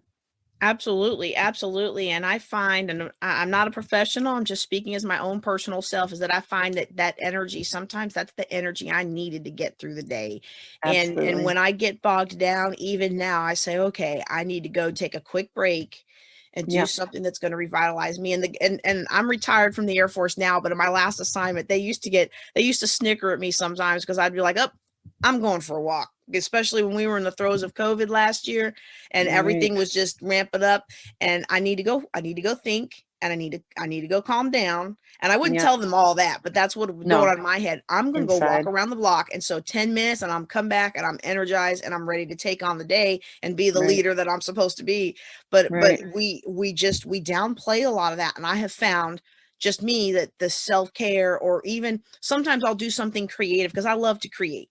And I love to do things like this. Like, I love hearing Yeah. other people's stories, and this just Yeah. energizes me. And so that's why I Yeah. know this is Yeah. definitely a calling for me. But like, sometimes I'll go Yeah. create a little something and I'll get that perk, and then it'll Yes. carry me through. And Yes. we just but we have to take the time to learn that about ourselves. Yes. Yes. And to give ourselves permission. That's a Yeah. really big one, especially as women, because women are prone to putting everybody else first, finally getting to themselves somewhere down the line. But like, work comes first, family comes first, home comes first, community comes first, church comes first, whatever it is that you're involved in, that's not your own inside. And then women, often they're like, I'm so exhausted, I have no time left for myself, I can't possibly. And then it becomes one more thing. But like you said, you took 10 minutes, you just went for a walk, you just wove that self-care into your day. And at that time, maybe you weren't even thinking about it as self-care. It was just like, this is something that I need to do so that I can move forward and do what I, am focused on doing. But that act of taking that walk around the block is self-care. That's it. It's happening. That's live action. And, for some people, music is really what lights their soul up. And so they're in the Hurt Locker, they put on a favorite song and they feel elevated. They have some room, they have space. And if they want to start to move and start to dance, then, it like brings that feeling of joy into their body. So, that's my real big thing that I say to everybody. It's just like your neurologist gave you the prescription of 2 baths a day. Like, part of what I tell to my massage patients is, what makes your heart sing? They're dealing with breast cancer. It's all related to the heart center. It's all right here. And what do you love to do? What makes you feel good? And working with cancer too, sometimes people come up against their mortality and they realize, okay, what are my priorities? Like, I've got to change my life. I've got to make some changes here. I can't keep doing what I was doing before. And they have to re-examine what's really important to me. And often what rises to the top are those things that make your heart sing, because those are the things that make life worth living. And that's a very healing experience, to give yourself that permission to take the time to do the things that really make you feel lit up. And as women, that's an area of growth that we all have, for sure. Absolutely. I mean, some of us, we're not even, it's not even that we're at the bottom of our priority list. We're not even on the priority list in the first Yeah. place. Yeah. So And true. and another thing I discovered after fortunately I was divorced about 11 years ago, 12 years ago, and one of the things that I realized after that is I didn't even know who I was. Like I couldn't tell Right. you what I liked. I couldn't tell you where I wanted to go eat. I couldn't tell you anything about what JJ liked because everything in my life at that time had revolved around my ex-husband. And so when I Right. look at all of these things together as women, and we really need to take that time to be in tune with who we are, and Yeah. it'll help us multiply the healing effect of our bodies because our Yeah. bodies want to heal themselves. That's the cool thing that They I'm do. like, wow, the Lord really designed these bodies in a miraculous way. Like if we give them the building blocks that they need, they really want Yes, to heal themselves. they do. They are designed to be self-healing. So you just have to work with it, right? You have to work with the process. That's something that I realized on my own journey. You have to work with the process, not against it. So if you can work with it, you work with your body, you work with where you're at right now, then you will find your way through. If you fight against it and you say, I should be somewhere other than where I am right now, and I'm hating myself for being where I am and I shouldn't be feeling this and those kind of fighting against the process, it's not useful. It's just energy that's going, into a black hole. It's not going to help you. But if you can work with the process and you say, yeah, I am angry today. And what am I going to do with that anger? And so you get out your punching bag or you get out your pillow or you write things down or you go into your car and scream or whatever it is that you need to do, then you're acknowledging that feeling and then you're bringing it into your sphere of control and then you can release it and then you can move forward. Hmm. So working with the process is important. Yes, and I like what you just said there about acknowledging that feeling and bringing it into your, how did you call it, sphere of Sphere of influence, sphere of sphere of control. It's like, influence, because a lot yeah. of times we feel like we shouldn't feel this way, shouldn't Hmm. feel that way, and then instead of Hmm. taking that feeling and addressing it, we dismiss it or we stuff it.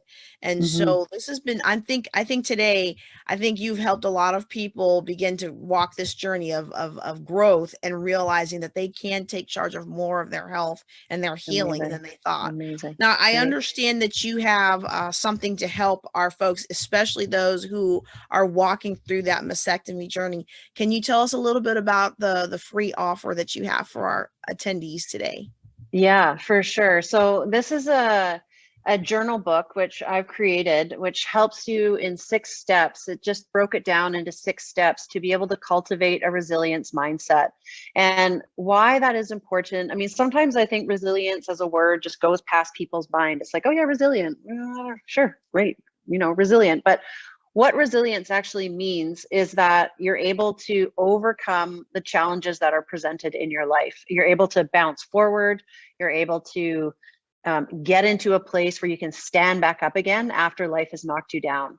And in order to do that, usually some self-reflection is required. So this journal book, it's 21 pages. It gives you journal prompts that you can assess your situation. Where are you now? You can take stock of the bigger picture. You can find out where you're standing in your life, what's most important to you, and then to be able to break that big picture down into small actionable steps that will help you navigate your way forward. And so that can be found on our website, mastectomyguide.com. And you just put your email in and then you can download the journal book. And it's designed to help you know where you are now, know what the big picture is, and then what steps you can take in your own life that will help you move forward. So it's a really useful tool. And I think it's actually, as I was looking at it in preparation for our talk today, I actually think that even though it's designed to walk through the mastectomy journey, that it's actually applicable to a lot of things that we are facing today. People who are facing Definitely. other types of surgery or Yeah. people who are facing significant loss in their lives. I think that Yeah. your guide is very applicable. And so Thank you. I'm really excited. I'm really excited for people to increase their healing with what you have to offer. Beautiful. And so, Erin, I want to thank you for being here. Do you have any last thoughts you would like to leave with the audience before we close out?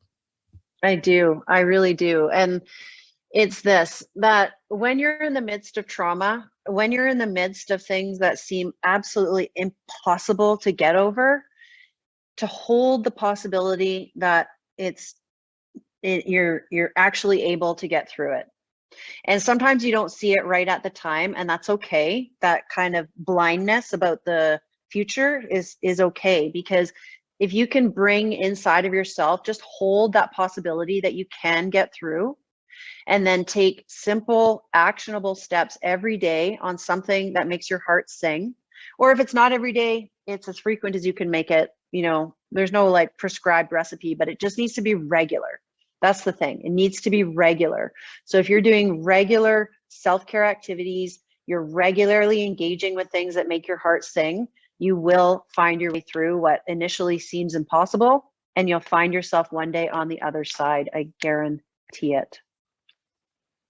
Yes, yes, yes. Oh my goodness. Yes. All right. Erin, thank you so much for being here today. And for everybody watching, I think you need to go and download her guide today and stay connected with this woman, because we all need somebody who is there to uplift us and encourage us. And I know Yes. from experience, those of us who are, hard charging, independent, women, we kind of tend to push away the people that would help us. Yes, We yes. gotta be our own best advocate, because we're just so busy. Yeah.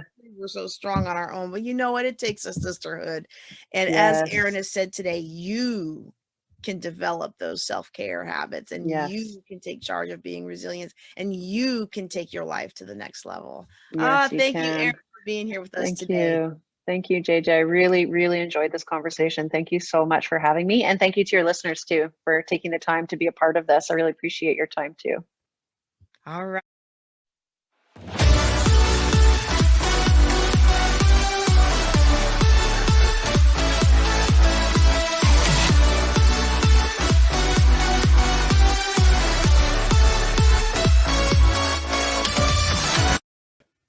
All right.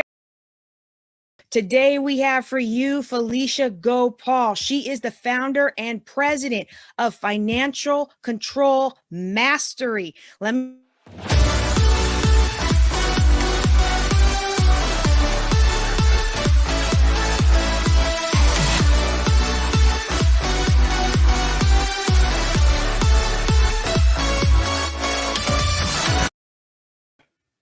All right, everybody. Today we have for you Felicia Gopal. She is the founder and president of Financial Control Mastery. Let me read you a little bit about her, okay? She is the creator of Financial Freedom Fundamentals. She has 27 years of financial experience as a certified financial planner professional. She is an Amazon best-selling author.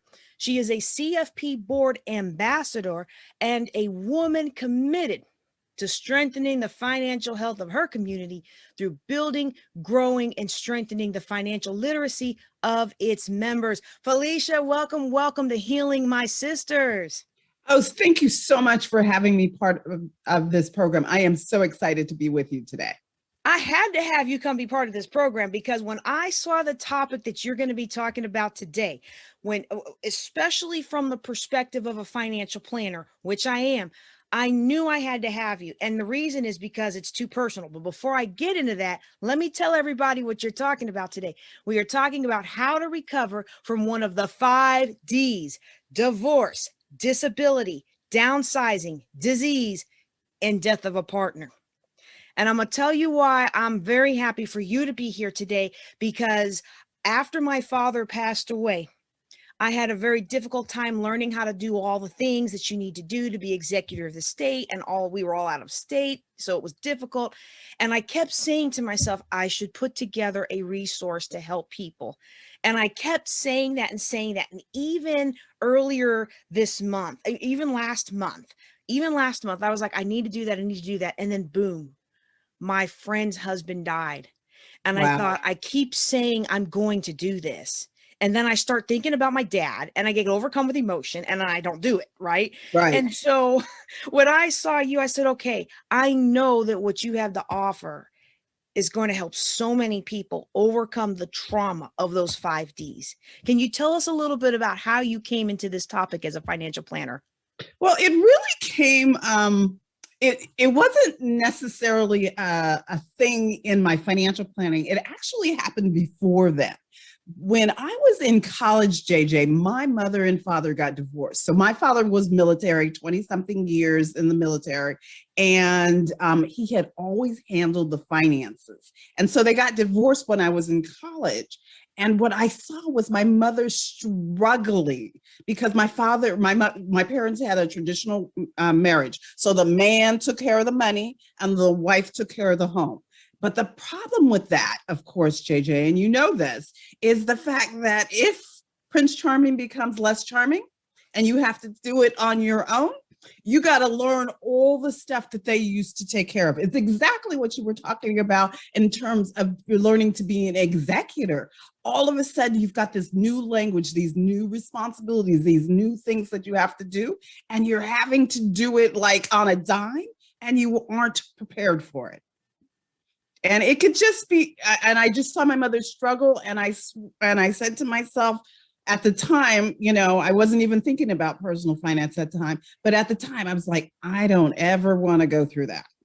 And I bet you've got people in your audience who are sitting there going, oh yeah, I remember when my mother went through it, when my father went through it, when my sister went through it, when my auntie went through it. They know somebody who has been through it and they've seen them struggle. And the reason I decided to reach out to you and be part of the summit was because I had seen it in my practice. Women just struggling because they don't know anything about this topic. And it's my highest grossing category of clients that I work one-on-one with. I do primarily public speaking and primarily online teaching, but of those people that I work one-on-one, it's divorce or death of a family member. And it was the husband who managed everything. And it can be debilitating, whether or not your spouse has money. Right. So your spouse dies or you get a divorce and all of a sudden you're broke. That's one problem. But there's an equally huge problem when your spouse dies, you get a divorce, and all of a sudden you have all these assets you didn't know anything about. Yes. And it's one of the thing that I find for women of a certain age, let's put it this way, as women of a certain age or women who were raised a particular thing, is they were brought up in the mindset of it's a man's job. So it wasn't even their job to know anything about the finances. They might write checks, they might have their own bank accounts, they might even have their own jobs, but they would take their money, give it to the husband and have him manage it. Now, the reality is, and you know this, JJ, is the fact that in the United States, we're not taught how to manage money. So it doesn't matter whether you're a man or a woman, many times we haven't been taught, because one of the things that I find to be true is, and tell me if this was true in your house, we had a no talk rule as far as money. We did not talk about money in our house. You know, my parents actually, whenever there was a discussion about money, it was always behind closed doors, loud voices. You know, you can kind of indistinctly hear what was going on. That was kind of how it was. We had a no talk rule. You didn't know how much your mom and dad made. You didn't know, you can see them writing checks, but you didn't know how much the checks were for. I mean, all of these things you just didn't know anything about when I was growing up. And my mother, who had a partner who handled all that, who was good at it. I mean, he was good at it, but she just didn't have to be concerned about that until she had enough of her own stuff to be concerned about. Yeah, raising us knuckleheaded kids, making sure we don't get in any trouble. Right. Well, we didn't have a no talk rule. The only thing I ever heard about money growing up is we don't have money for that. Got it. Okay. Yeah, that's the other side of it. So there may be the no talk rule, or we don't talk about money in our house, or through their actions or their either through their actions or their words, they say, we're not going to talk about money. Even if the conversation, we're not going to talk about the money we're not going to address it. We're not going to address it. We're not going to talk about it. It's just like, there's this money thing out there. We all need it. Hopefully we have enough to do what we need to do, but if we don't, we're not going to talk about it any further. So when we're faced with these 5Ds, what would you recommend as a first step of addressing the situation? So I always Or talk. do we need to talk about them one by one? Are there some shared themes? How do you want to talk about it? Because I want to know everything. We don't have I'm time getting ready to talk to about everything. downsize. I got struck by disease last year. A death. I mean, let's just prepare everybody. Do we want to take them one by one, or are there some common themes there? So I would say that there's some common things. And I would say that first and foremost, there is I want to call it between you and I, as financial professionals, I call it the head in the sand syndrome. And the head in the sand syndrome is we don't want to know anything about it. So we've got our head in the sand about what's going on. So let me tell you about a story. I had a client a while ago whose husband got laid off, and his job in their relationship was to pay for the mortgage. And so somehow he managed to still pay for the mortgage, even though he didn't have a job. And she didn't quite question why that was happening until it became a problem. And why it was a problem is she had an account where you could write a check on it. So he was depleting her retirement assets by writing checks to cover the mortgage rather than finding a job. I mean, crazy situation. So the head in the sand. So, I mean, if your husband's not working and he's still managing to pay the bills, that might be an opportunity for you to open a conversation with him about what is going on. How are you paying the thing? And she would have discovered much earlier in the process that he had been writing checks on her retirement account.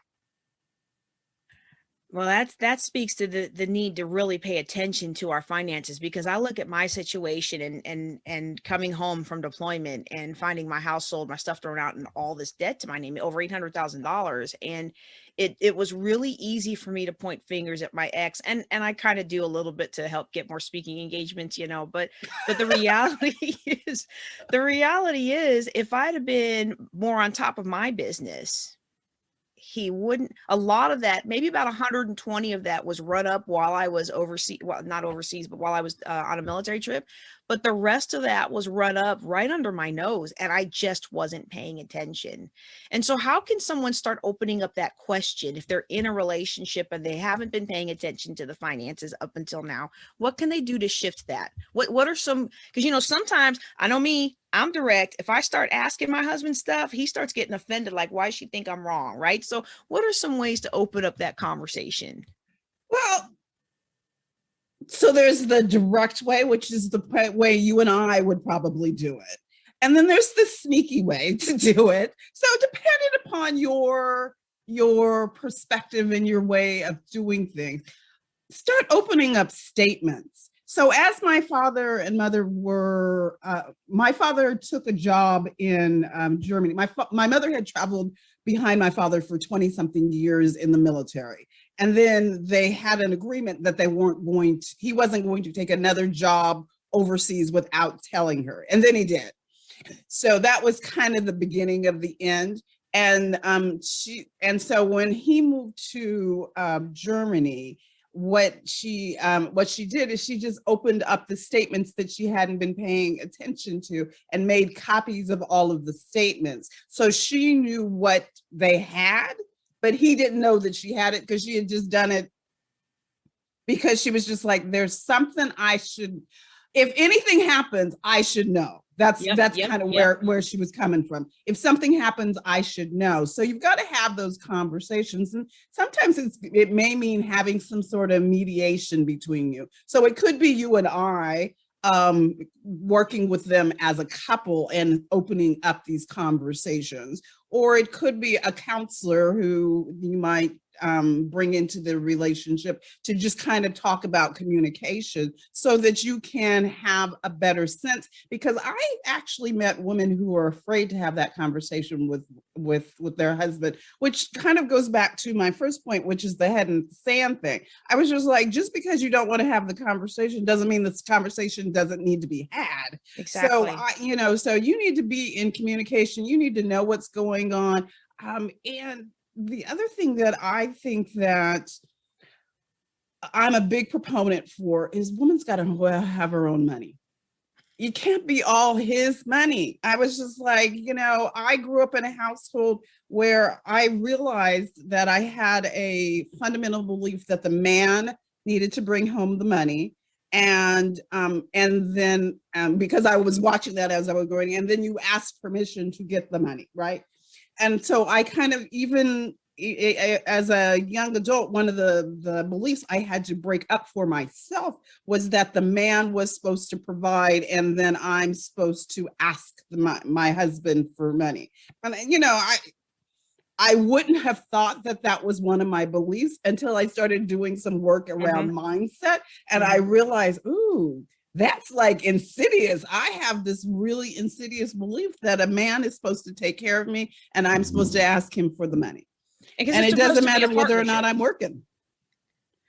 Right. And that's the issue that I had in my first marriage, where we would joke that everything he makes is his and everything he makes is mine and everything I have is mine. But that actually, in reality, it was the other way around, and I found that even as I transitioned to my second marriage after a very long time of being happily single, it was interesting when I finally did retire from the Air Force to move into a situation where he was supporting the household. And it was difficult for me because I had a very difficult time relinquishing control. And what it was a signal of, not that I was just the strong, independent woman that I've always been, but it was indicative of trust issues and control issues, because the way we have our finances set up at this point is he is in charge of he pays all the bills. He takes very good care of me. I'm very happy for that, so that I can focus on my business, and then my business supplies the wants and needs. So the new car and the next house and all those kinds of the trips and things like that. And it works for us, but in the beginning, it was difficult for me. Like, I need money for this, and I don't feel right asking for this, or that. Like, Father, may I, right? Right. But then it was, we had to come to a position where we are partners. Right. And this is what we're doing together. We're making, and it's sad. I've been teaching this stuff for 20 years. Yep. I understand. But I always had my own money. I understand. Just because we do this doesn't mean that all of our stuff is completely correct. Okay. Right. So I get it. And so then it was like, no, this is not a me asking him for permission. This is not a him asking me for permission. We're a partnership. And what I have found with a lot of my clients, and I'm sure you have with yours, is that we're not really partnerships. And so that's one area that definitely needs to be addressed. Yes, for sure. Yes, it is. Because we have to know what we have, and we have to know what our partner has. We really should. Absolutely. And so then I think about, okay, one of your other 5Ds, man, it's like I'm in a happy, good mood today because I'm excited to be talking about this, but none of these are happy topics, And I don't want anybody to think I'm making light of it, but it's like, okay, our foundation of life is we should know what we have, and that's the foundation you've given us. But when disability or disease strikes, let's talk a little bit about that. And I can be the poster child for how not to handle that, because I spent all of my savings. I had my big 6-month to 12-month savings account, and I spent all of it trying to keep my kid in private school and trying to maintain the semblance of life, instead of adjusting to the fact that this is my life now. And then all that money was gone, and I was like, I'm broke.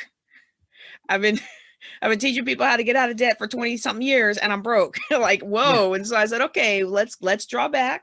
Let's look at life and what you teach and what you did wrong. And I was holding on. I was really holding on to this thing of, oh, I'm going to get my strength back. I'm going to get my health back. I'm going to get back.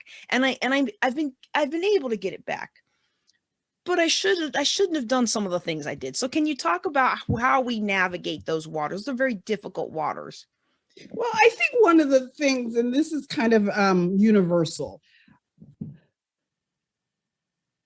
we as people oftentimes are really optimistic, very optimistic. We're going to be optimistic about our health and how quickly we're going to recover. We're going to be realistic. We're going to be optimistic about how quickly we're going to get a new job.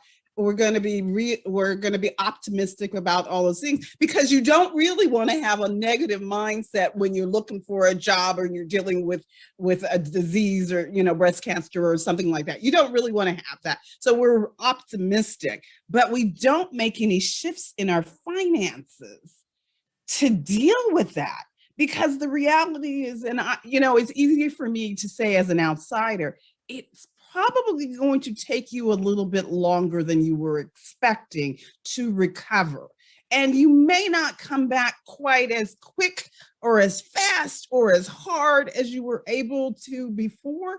And you need to make adjustments, and your finances need to make adjustments too. And so I understand that we want to keep our kids in private school and we don't want to change their lives. But I think that one of the disservices, and this is maybe back to my point about we don't talk about money, is having a conversation with your kid about, mommy is going through a tough time. I'm not able to make as much. So what we're going to need to do as a family is we're going to need to make some adjustments. And maybe one of the adjustments we're going to need to make is you no longer going to private school that you're going through, because that will help the family. Because, kids are selfish. That's the reality. Kids are selfish. But if you help them understand why it helps the family, they're going to go along with it. They're going to go, oh, that makes a lot of sense. Okay, yeah. Will I still be able to see my friends? Yeah, we'll still be able to see your friends, but you may not go to school with them. That doesn't have to change. But I think if you let your kids in on what's going on with you, they can help you make the decisions. And oftentimes they may suggest, well, mommy, it seems like it might be hard if you are not working the way that you were working for me to stay in private school. What do you think about, and kids are very smart, they're very observant, they often will have different ideas or a different way of handling it. And I think if you include your kids in the conversation of what you're going through, you will find it easier. But our pride, and oftentimes we're looking at other people going, what other people are thinking about the fact that I have to take my kids out of school. But the reality is, and you and I know it because we look at people's finances all the time, is you never know what's going on behind closed doors. That's right. So they could be struggling too. And you could be the catalyst that helps a parent who is sitting next to you go, oh, you know what, my husband just lost his job and I can't keep my kid in private school. And if you're taking your kid out, I'm going to have a conversation with my kid and I'm going to be, and you give people permission to do what they need to do for their finances. But the other thing about that is you need to be aware and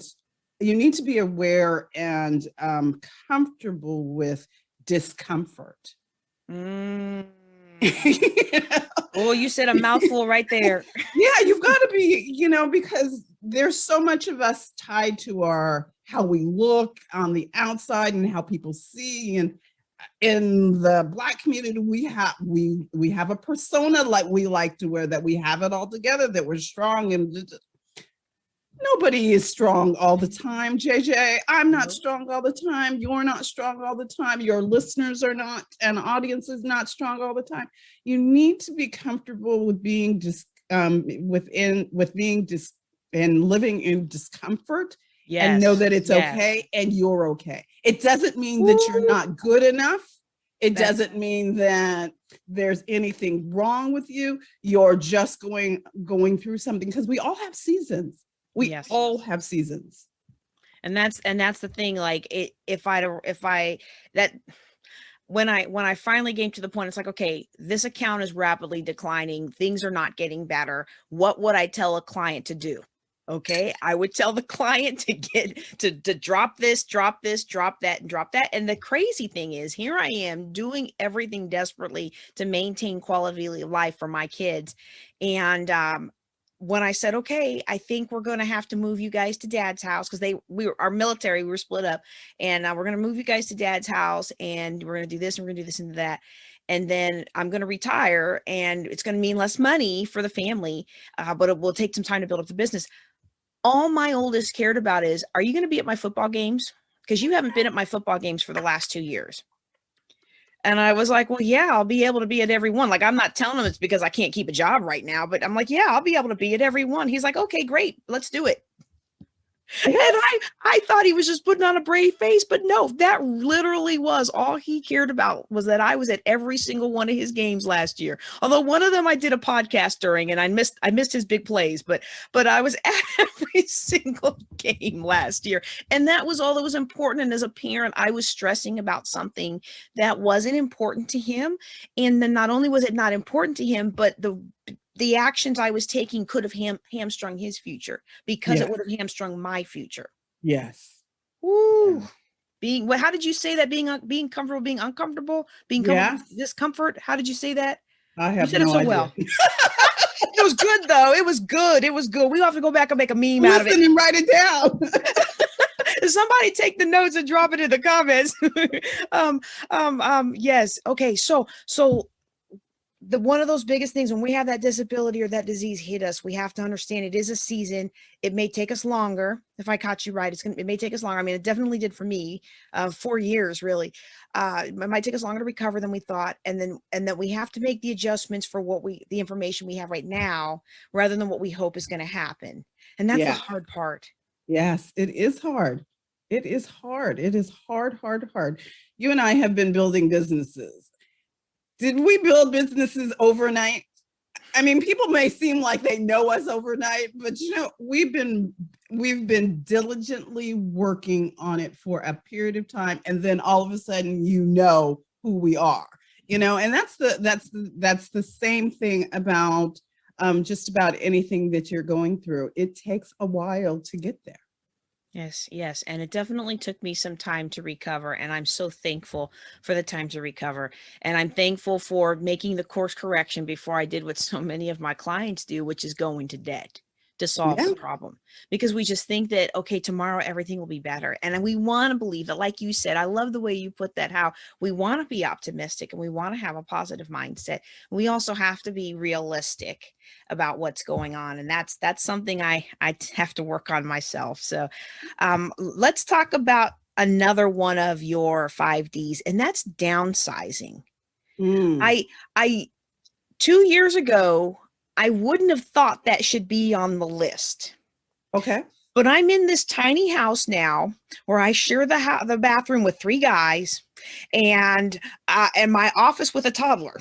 And it's like the amount of loss that you feel, even though you made the right decision, there is still that loss when you see pictures of your old house or your old life or all that. And I know it's part of the seasons of life, but could you just talk a little bit about the whole downsizing thing and how do we recover from that? Well, I'm actually using downsizing a little bit differently than you're thinking about it. I'm actually when they say that you're being downsized out of your job. That's how I'm using it. Okay. Because and it's completely the right time to talk about it given the season we're just in. Yes, so many people lost their jobs, they lost their businesses, they lost all manner of things going through this pandemic. And so for them, it can be really devastating. And the thing to remember about being downsized is, first and foremost, I was talking to a woman by the name of Elizabeth White. I don't know if you ever saw her TED Talk, but she did a TED Talk and she talked about being downsized, and she had all the right credentials. So in your audience, my audience, we've gone to the right schools, we've gotten good jobs, we've done all those sorts of things. And so we've got all the boxes checked as Michelle Obama, what is that? But the thing is, we get to a certain age and we get downsized out of our positions.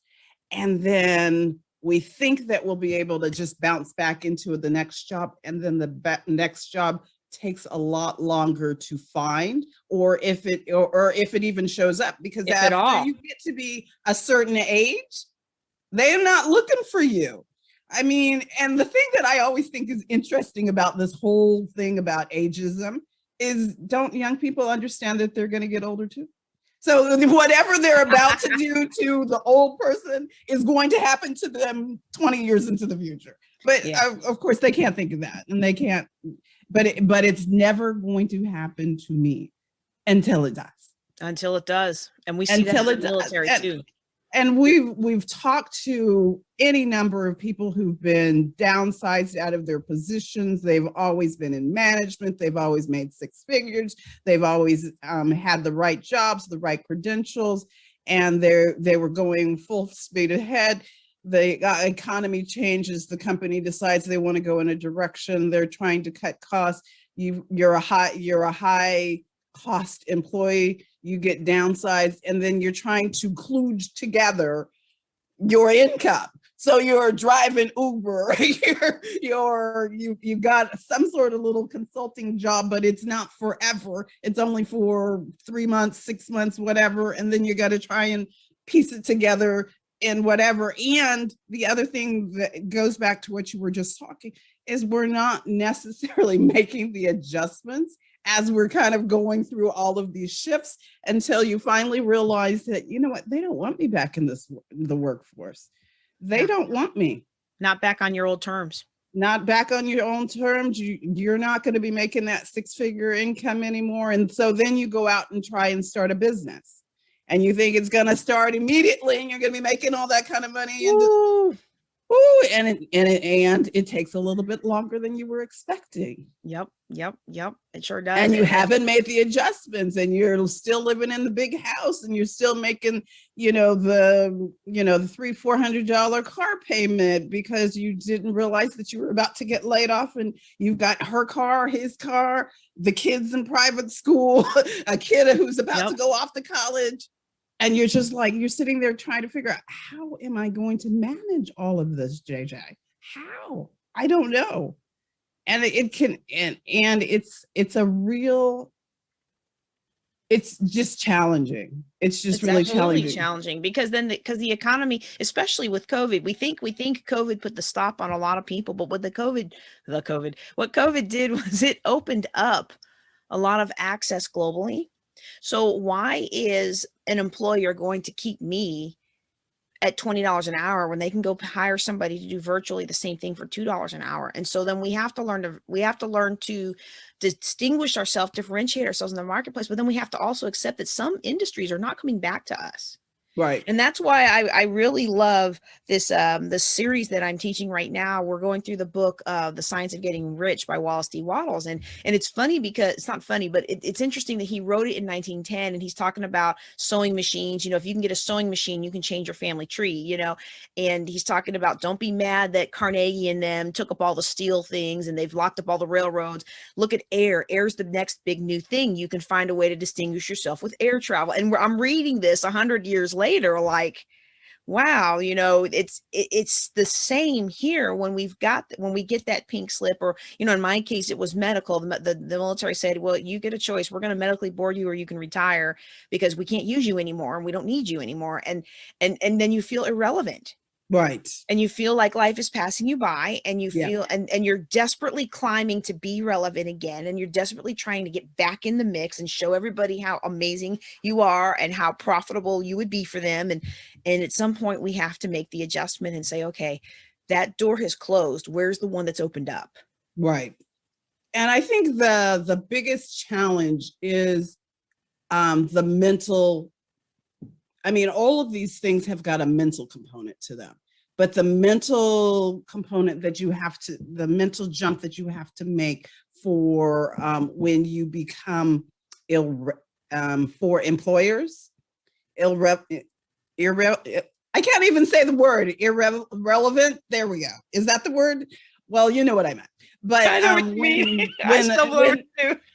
When your employer no longer wants you and no new employers want you either. Okay, so I'm going to use a bunch of more words in order to come up with the right word.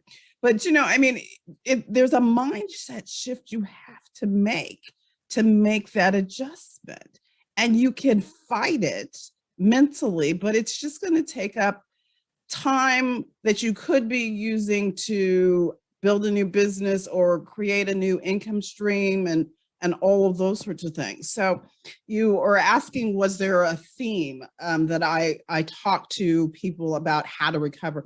One of the topics that I always talk to people about is creating an income stream for yourself, even while you're working another job. Yes, You know, yes. I was just like, I mean, even if he handles the money, create an income stream for yourself, not a job.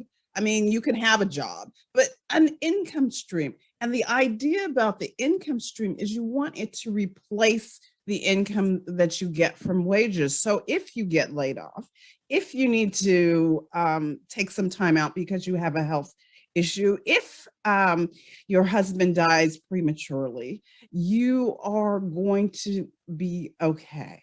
And it's funny Yes. because I have a 16-year-old and a 19-year-old, and I've started talking to them about this whole concept of financial freedom, JJ. And they look at me kind of crazy, but I was just like, but the thing that I said that my 19-year-old really resonated with is, if you do what I'm telling you at 16, you could be retired at 40. And she was just like, that's younger than you. And I was just like, yeah, it is younger than me. And you and I have probably talked to people, they wish that they had gotten started sooner. You know, they wish that they had gotten started sooner. And but I say to my girls, I was just like, nobody wishes that they started later, and nobody wishes that they Right. hadn't put in as much money as they put in. They always wish they had put in more, and they always wish that they had gotten started sooner. And so that's really the key thing, is create an income stream for yourself and start as soon as possible. And the other thing is, on the other side of that, JJ, is I'd like to encourage and remind people is it's not too late. That's right. It's That's not right. too late. Yeah. I didn't know that. I felt like here I am in my mid 30s. I'm divorced. I'm 800 something $1,000 in debt. Everything that I worked so hard for, scrimping and saving during college, investing in mutual funds, investing in all these other different things, not an IRA, but that I didn't know about back then, but all these different things that I did. And it was like, now my life is over. And I remember literally thinking, I'm 35 years old and I'm too old to remarry, and I'm too old to do this, and I'm too old to do that. And it was like, wait a second, no, it's never too late, especially with some of the things that an experienced financial planner can teach you. There are ways to build wealth ethically, repeatedly, and quickly. And you don't have to be in poverty all of your life. You don't have to live in scarcity. You can start today, no matter where you're starting from. Oh, you are speaking my language. I thought we were simpatico. I definitely thought we were. Okay. So let me ask you this, because and I've been avoiding the topic, but because it recently happened to my friend, and I've been thinking a lot about it in my life. What are some complexities in dealing with the death of a partner? So, it's not just the death of a partner, because I recently experienced the death of my father. Okay. So my father died last year, and he had his estate plan. So that's a good thing. He had his documents, trusts, all that, you know. But here's the thing that we've learned about this whole process is because he had done stuff, we hadn't really checked it. So it was already done. So he had gotten his estate plan done, and we just kind of checked that box off. And so one of the things that I do when I work with my clients is I look to make sure that their beneficiary designations are on all of their documents. It wasn't for my father. Oh. So we're going through the probate process for his his retirement assets unnecessarily, because we assumed it was done. that the beneficiary designations were done. And since we hadn't done it, we had to do that whole process. So that was one of the things that I learned as a financial planner. And because my parents, both sets of parents had gotten their estate planning done around the same time. Mm-hmm. So that made me go and talk to my mother and say, perhaps I goes, do you have yes, I have my estate planning done. Well, when did you do them? 20 years ago. Well, perhaps it's time to update the estate planning documents. The other thing that we learned about the beneficiary designations is my oldest brother is the executor of my father's estate. And so it became a big thing for him. It's just like, this makes no sense. He shouldn't have done it, and I was just like, well, that's true. He shouldn't have done it.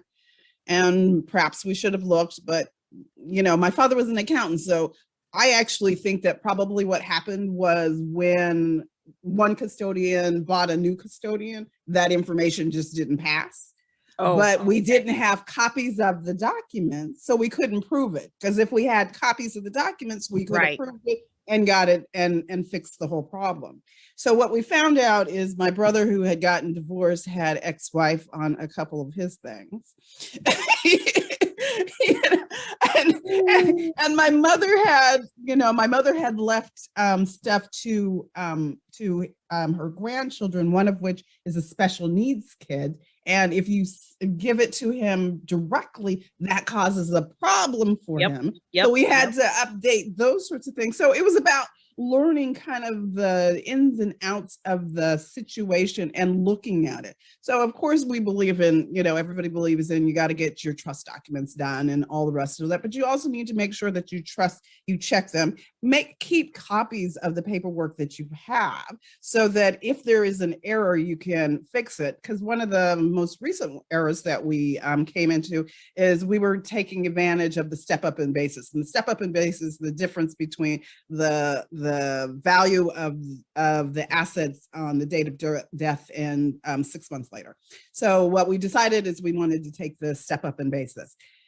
And so when they were getting ready to distribute it, they wanted to give us the original cost basis, which would have meant a big tax liability for us. So again, you've got to understand that. And the thing that me and my brother kept on thinking is we understand this. So we knew it was a problem. But if you don't know it's a problem, you just go, oh, I just got a boatload of cash. Oh, I'm so excited. But you don't realize that because they made an error, you now get a boatload of cash and a tax liability that you didn't need to have. Right. So, I mean, those are kind of some of the little things that we have discovered in the 6 months or so since my father has passed. And I am sorry for the passing of your father. And I know how much work it is. Even now, it's been almost 1.5 years since my father passed, and I'm still getting calls about the property or this or that and the other. And our father was the opposite. He had nothing and left nothing and didn't have a will or anything. And so with 3 kids out of state and the one in state, like hands off, it was a very interesting experience, but you just don't know what you don't know. And then you're in the middle of that grief. And that's why I think these kinds of talks and these kinds of having access to somebody like you is so important, because you need somebody in your corner that can help look at the situation objectively and say, okay, you need to do this, this, this, and this. And of course, with my friend, with the passing of her husband last month, I had to realize that I could help so much, but I couldn't. Still had my own family responsibilities to tend to. And so what I could do, I did. I was like, here's the spreadsheet I put together for my father. But the bottom line was to, okay, let's take some of the pressure off and know that I'm doing this, this, and that, and make sure that it's okay. The real thing that didn't come out right, I want people to know that when you're in this situation, you have somebody you can reach out to who will be on your side, a third party like me or you, Felicia, that have their fiduciary interest at heart. We're not trying to do anything to profit us.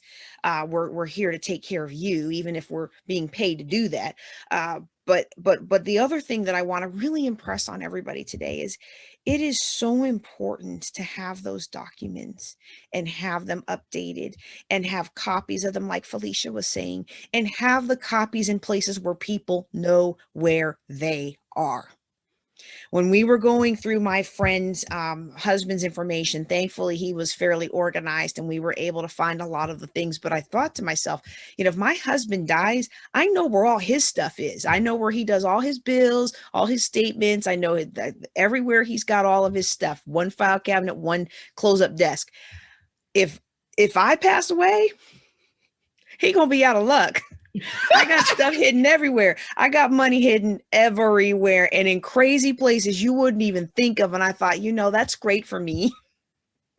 But that doesn't help my family if I should pass away. And they might be leaving thousands and thousands of dollars on the table because I didn't tell them, or worse yet, not have the documentation to prove this, that, or the other, because I've updated my will since getting married. I've updated all those documents and where's the insurance money going and going into trust here and doing this there.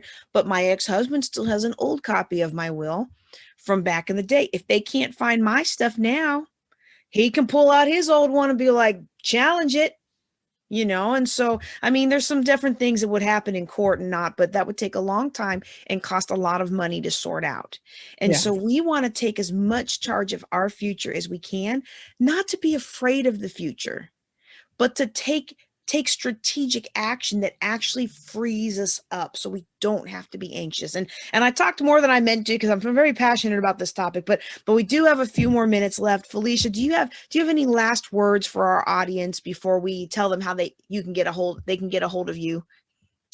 You know what? I just really want to encourage your audience. You are attending an outstanding event, this Healing Your Spirit summit. Yes, I think we're healing my sisters, we're healing our spirit, we're healing our finances, we're healing everything. Yeah, so you guys are in the right place. You've got the right person who is directing and ordering your steps in this. So make sure that you're not just listening to what we're saying. Make sure that you are taking something, taking notes. When you hear an idea, I don't want you to just hear an idea. I want you to implement the ideas that you're hearing, because you're going to be hearing from fantastic, really knowledgeable people who've got deep expertise in various different topics. I'm really just encouraging you to go out and implement what you're hearing them sharing with you, and it will make a difference. And then the other thing is, I'm just going to really encourage you. Let JJ know how much you are appreciating what she has put together for you and what you're learning. Because, we all do what we do, but it's always nice to know that other people are appreciating it and seeing what we're doing. So I just encourage you to do that. Oh, thank you so much, Felicia. Now, I want to make sure people have the opportunity to dig deeper with you or to reach out to you on social media. And of course, we're going to post all of your links in the portal, and they should be seeing your links pop up on the screen as we're talking. But just in case something went wrong with the tech, can you go ahead and tell people how to connect with you and whether you have anything special that you're offering today? Well, JJ reached out to me and she said, Felicia, can you put together something great for my audience? So this is really just speaking to the mindset piece. So, I want you to think about, how important mindset is with your finances.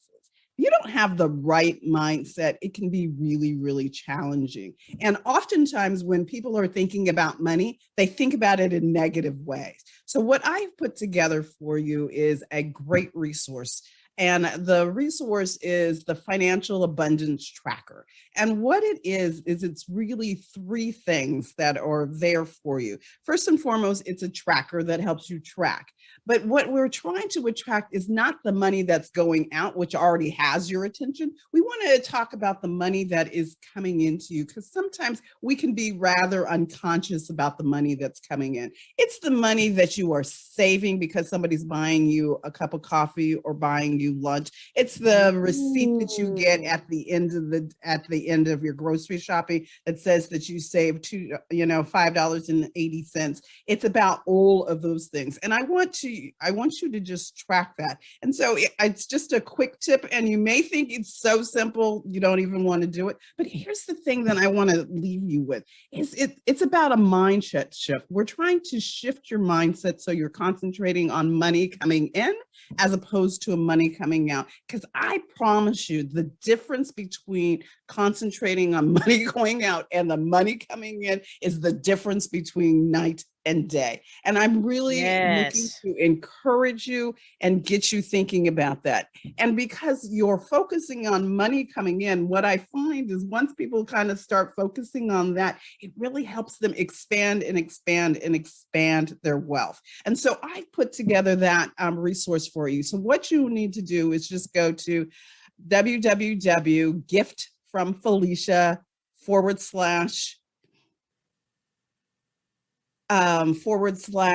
/JJ, and you'll be able to get that gift. So it's www.giftfromfelicia /JJ, and you'll be able to get that gift. And so that is something that I'm offering to everybody who is listening today. So again, my name is Felicia Gopal. My site is Financial Control Mastery. I'd love to talk to you about it. If you are interested, if you're looking for a deeper dive, then feel free to reach out to me, and I would love to sit down and talk to you about how we could take whatever you're going through and turn it into something special. Absolutely. Felicia is going to help you take back your life, starting with your financial mindset. And I am so thrilled. As a financial planner myself, I don't have a whole lot of financial guests on my platform, but I wanted Felicia to come because I knew she was going to take good care of you. So as we wrap up, I want to encourage you to reach out to Felicia. Can you give us that link again? Can you give us that link? It is www.giftfromfelicia /JJ. I like hearing my name. That's all it is. That's why you asked me to do it again. I was like, that's pretty impressive. I need to go get me a gift from JJ. But the problem with a call sign like JJ, it's really hard to come up with a whole lot of things that aren't nasty sounding. So gift from Felicia /JJ, and if we didn't put it up on the screen, you at least hear it. So, all right. Well, this is all I have for you. Felicia, do you have one last thought for everyone? I just love everything that you've been saying. And I'm just like, I don't want to let you go. I know we're out of time, but I don't want to let you go. So the last thing that I want to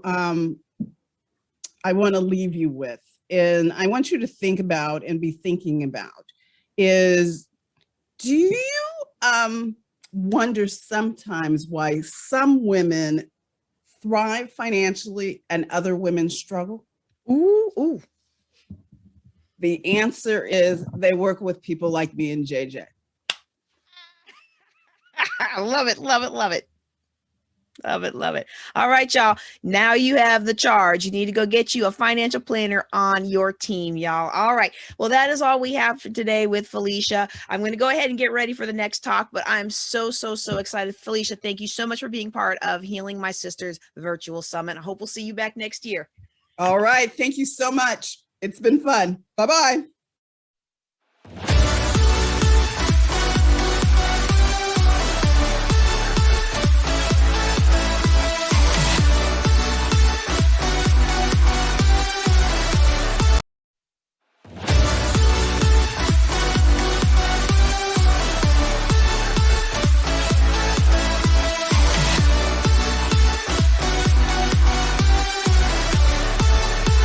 Got a special guest coming up to the stage. Let me read you her bio. You are going to love the topic we are about to talk about right now.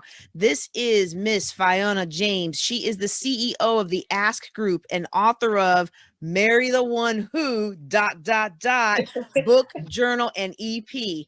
Fiona believes her ultimate calling is to serve and uplift others while inspiring them to personal growth And she does so with an unapologetic heart. Oh, I love, Absolutely. love, love that. Absolutely. Tayana, welcome to the stage. Welcome to Healing My Sisters Virtual Summit. Thank you so much, JJ, for having me. I appreciate this opportunity. I am so excited to be here and speak to all of the ladies. Oh, I'm excited for you too, because when I saw your topic, it was living out loud, healthy, whole, and in purpose. Perfect. And I think about my life a couple years ago, I was not healthy, I was Mhm. not whole, and I was definitely not walking in my purpose. And I say Right. that as somebody who's been in the ministry for over 20 years, but Oh, I yeah. had gotten out of my purpose because I was so focused on my injuries and everything that was changing in my life. So tell me, how did you come to this topic? What about this topic speaks so much to you? Well, also, I am in ministry as well. And I was actually diagnosed with fibromyalgia. So it's, Oh, yeah. So that actually kind of, you're always technically in pain. And so as a minister, having to know things to do to be healthy, because it's not just necessarily a physical thing, it's also mental and spiritual as well. So being in pain constantly actually weighs on you emotionally and spiritually as well. And so, but also having that whole piece of knowing who I am in Christ Jesus and knowing that his promises are yes and amen, and that I have a right to speak life over myself, to speak healing and deliverance. And then yes. therefore, when I am healthy and whole, I can now walk and be in purpose, which means I have the opportunity to touch other people's lives, to help them to grow, to also give them or share my faith, to give them more faith so that we can also grow and help one another, in the long run, long term. Oh, you are speaking my language because okay. I accepted my calling into the ministry when I was 22 years old. And I used to Okay. preach a lot of things about, the Lord will take your pain away and the Lord's going to give us this Mhm. immortal body. But when you're 22, unless you have a lot of injuries or something, you really Right. don't understand. Right. And when I had a series of accidents and I was just in so much pain, and it just takes away your drive and your will, and it makes you wonder if God even loves you anymore. Mhm. And it can be so demoralizing. But I remember the day. I remember I went to a neurologist appointment, and I remember looking around at all the people who their whole day was spent going to doctor's appointments. Like that was what Right. they did today. And I thought, Lord, I don't want this to be my life. And that was when the Spirit spoke to me and told me that this didn't have to be my life, that I could make a choice. Exactly. Yeah. Ooh. Yeah.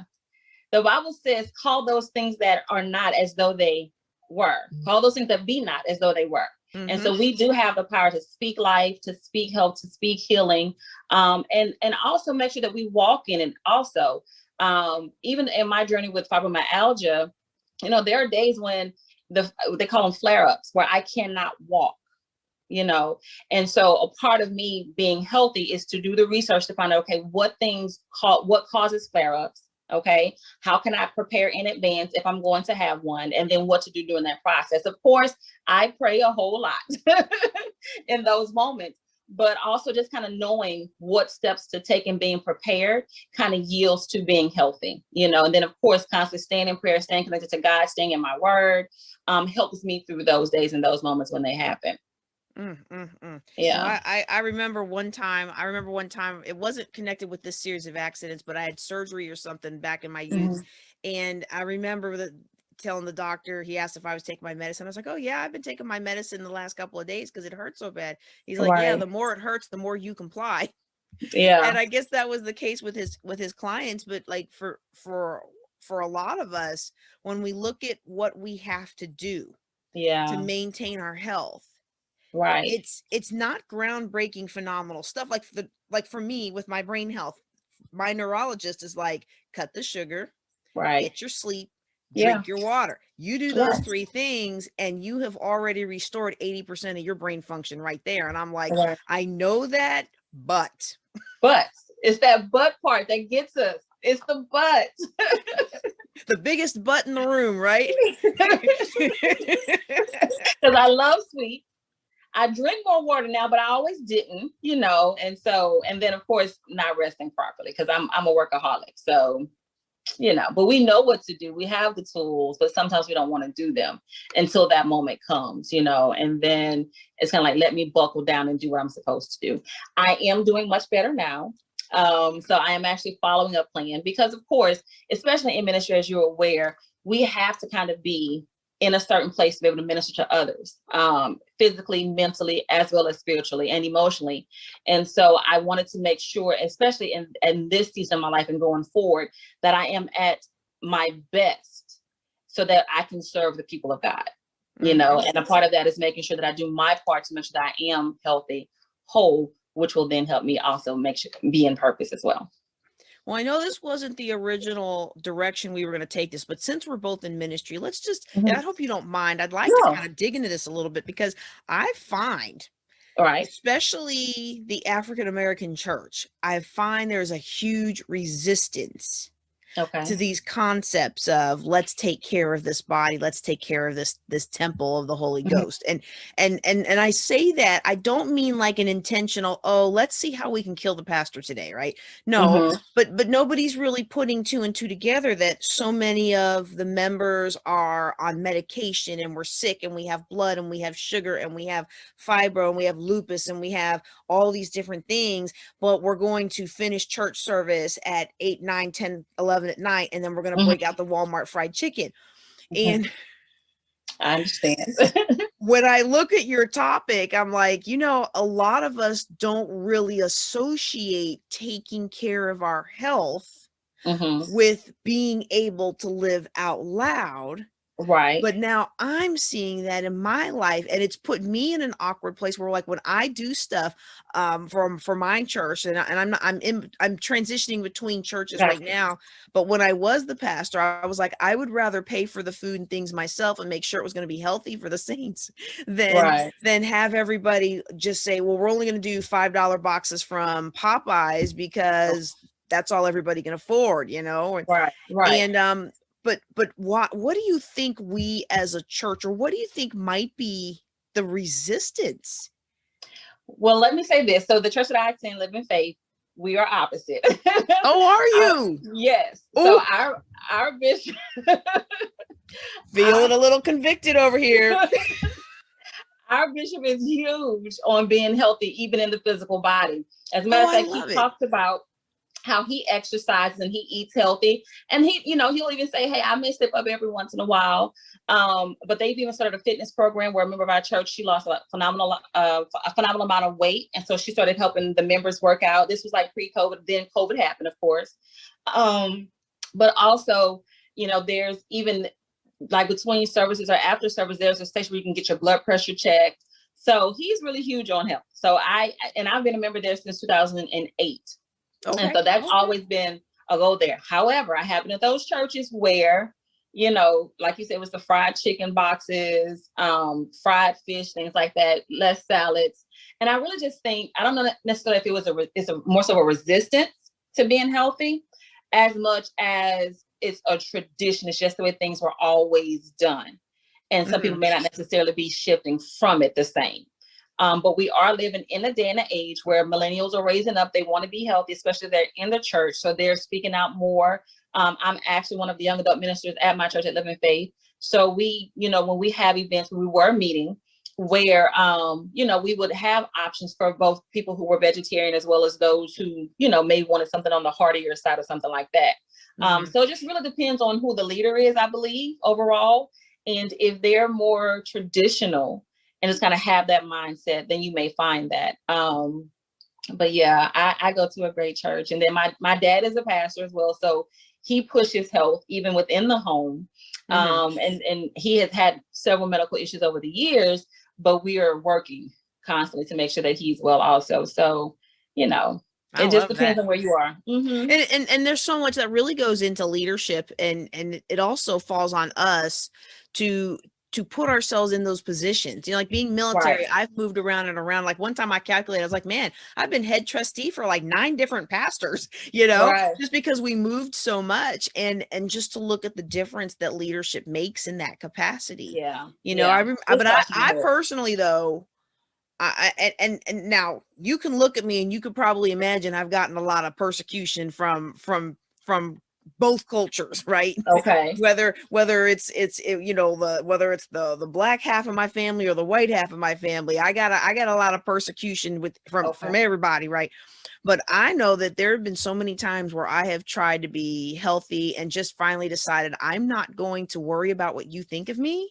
Right. And I'm going to do my thing. And literally, oh, look, she's going to sit over there and starve herself and think she's better than all of us and all this other. And it's just like, no, I just don't want to wake up groggy tomorrow morning. Right. Like, Right. I don't want to eat this late because I'm going to wake up feeling horrible. And it's Right. worked so hard to get my Yeah. brain function back. Yeah.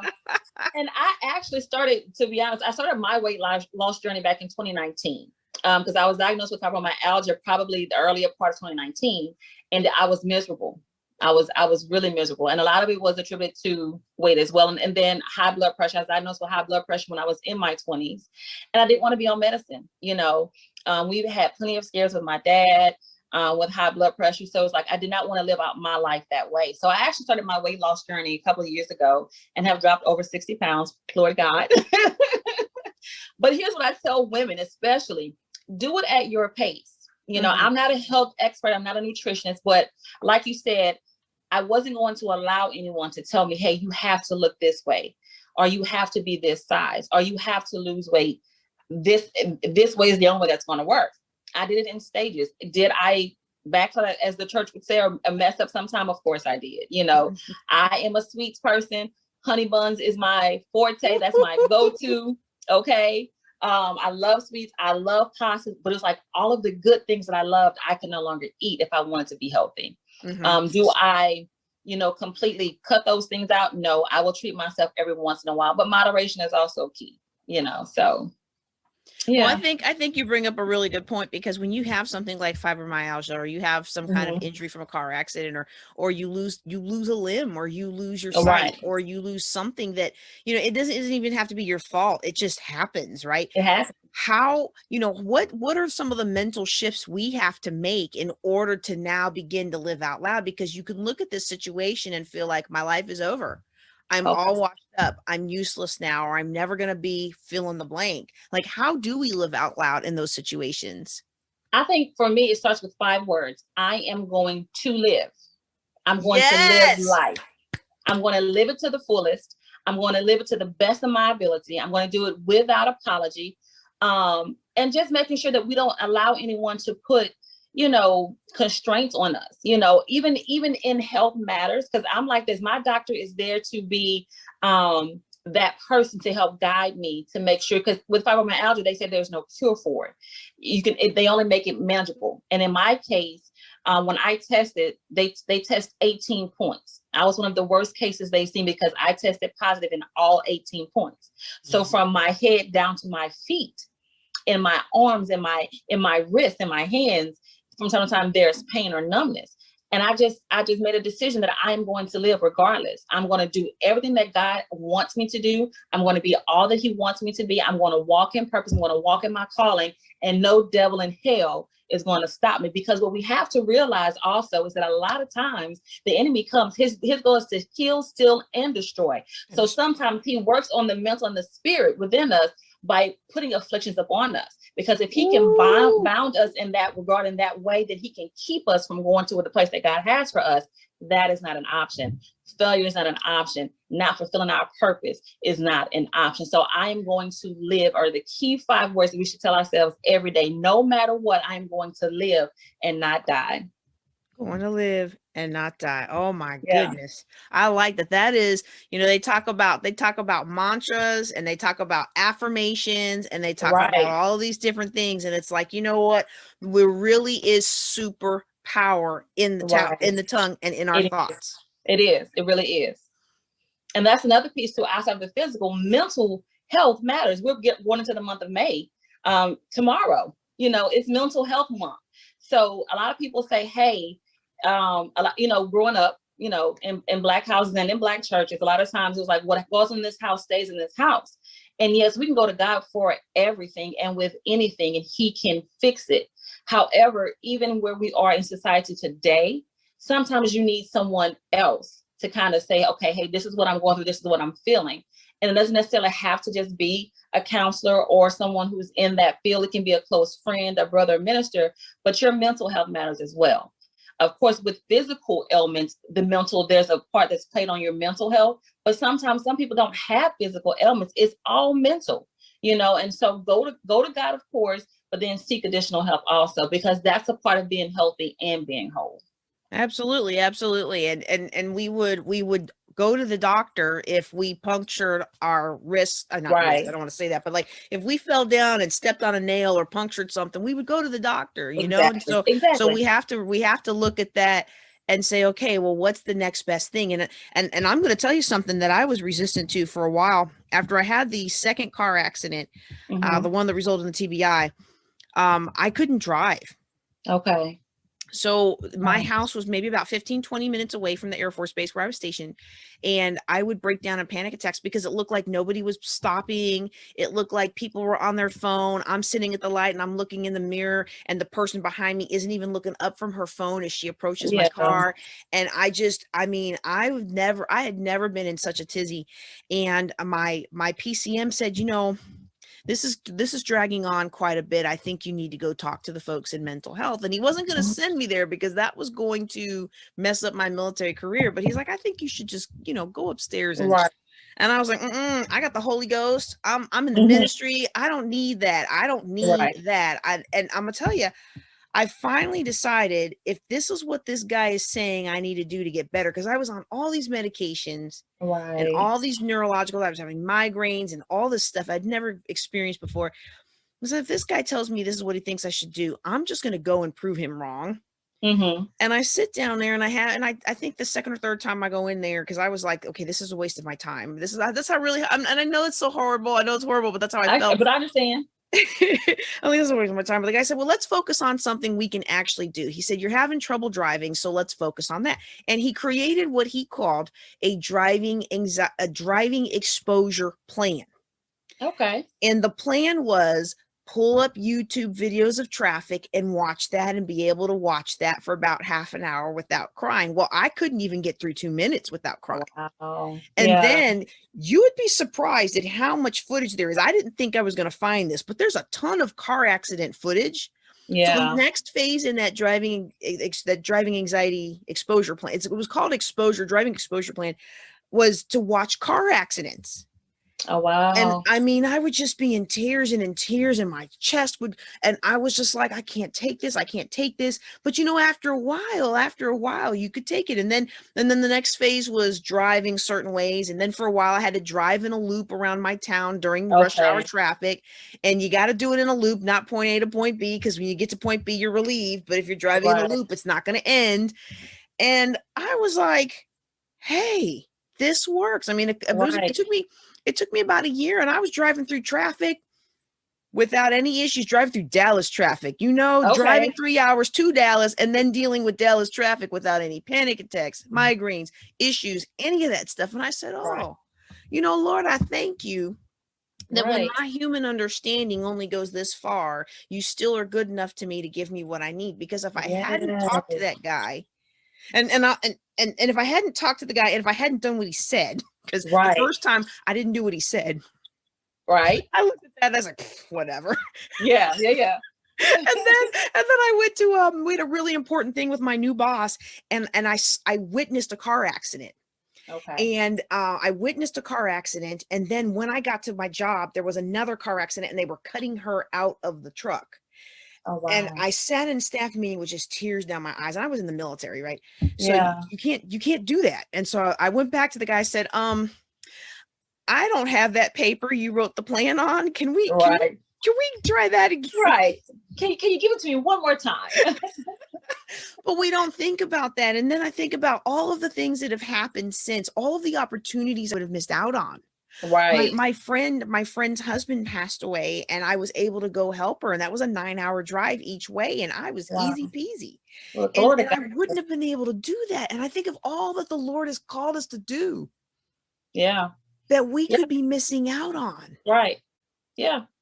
And one of the things that he has always said is go ye therefore. And sometimes to go, you got to drive. And I've been in several accidents in my lifetime, several. Okay. But I think the last one, as you mentioned before, she was on her cell phone and my light turned green, hers was red, and she ran her light. Now I was able to walk out of the car, but it was quite dramatic. So now I stop at every green light. However, part of my affirmation I am going to live is I'm going to always be resilient. I'm going to trust in God no matter what.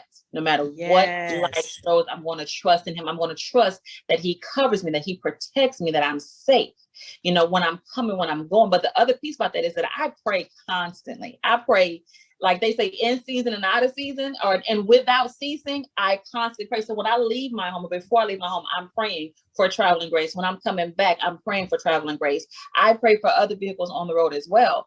But you said something that was very, very key when you mentioned that you were instructed to go speak to someone, and you just kind of pushed it aside and ignored it. But we do that to God sometimes as well.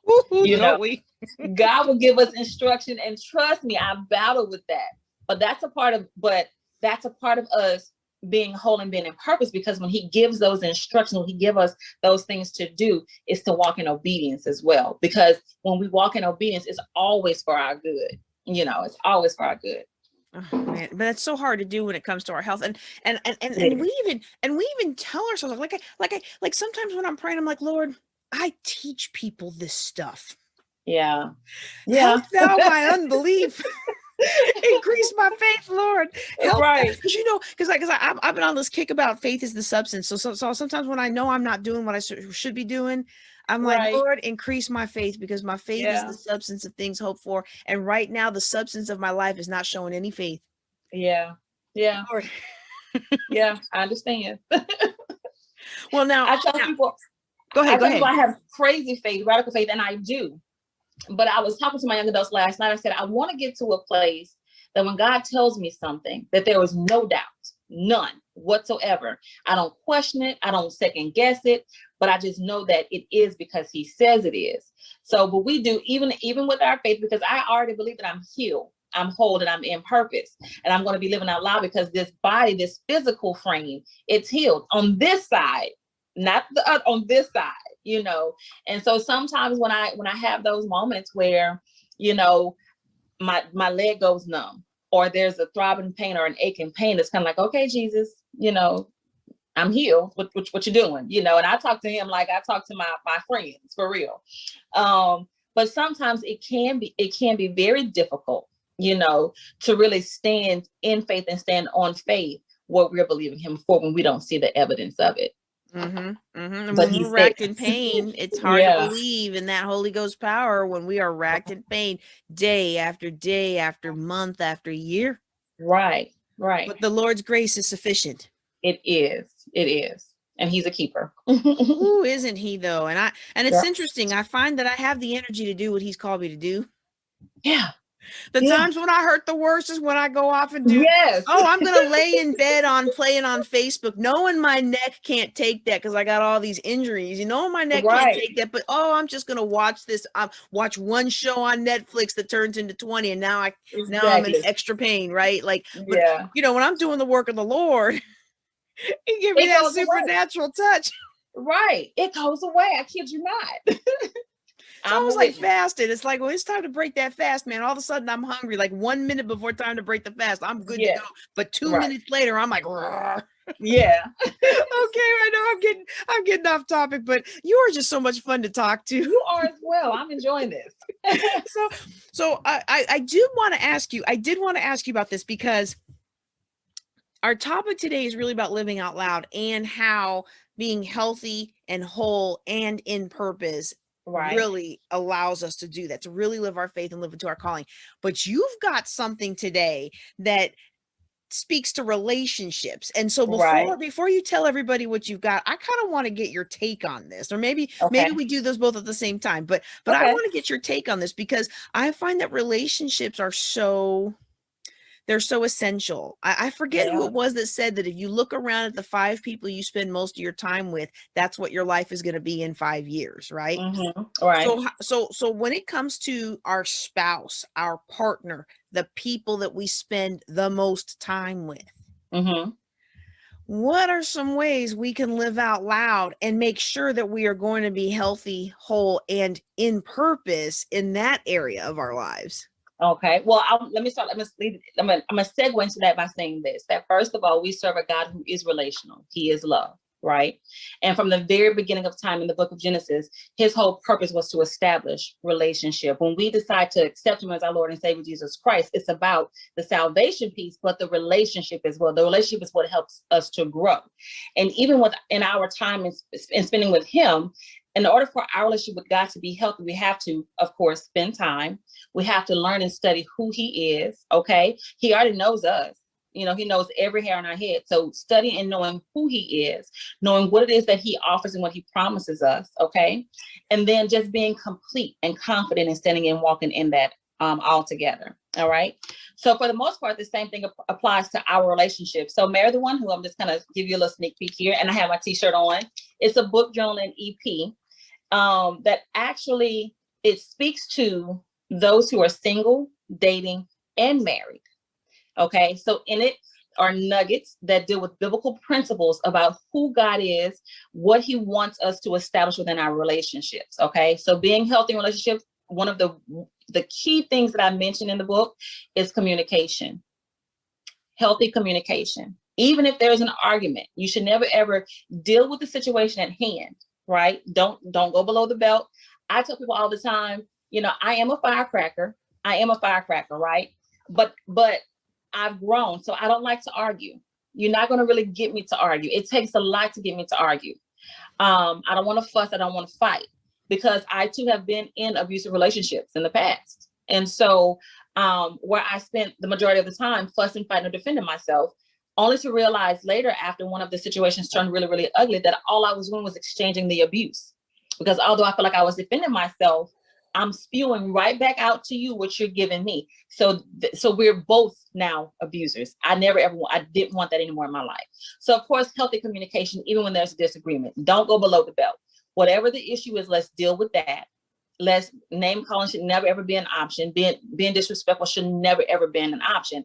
But the second piece of that is that when you're a whole, when you know who you are, right? You're not looking to someone else to be anything to you other than who you already are to yourself. Mm-hmm. So you're complete, you're whole. What they bring and what they offer is just an addition. It's something extra, it's that good, extra juicy stuff is what I like to call it. Okay.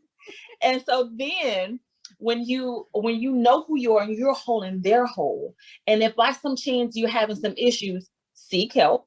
Okay. Go to your pastor, go to a relationship counselor, or a marriage counselor if you're married, and find out what you can do to fix that situation. But in purpose is the key thing, because what most people don't realize is that sometimes when people get married, they connect, they become one, but they forget that God has given them something individually to do as far as purpose is concerned.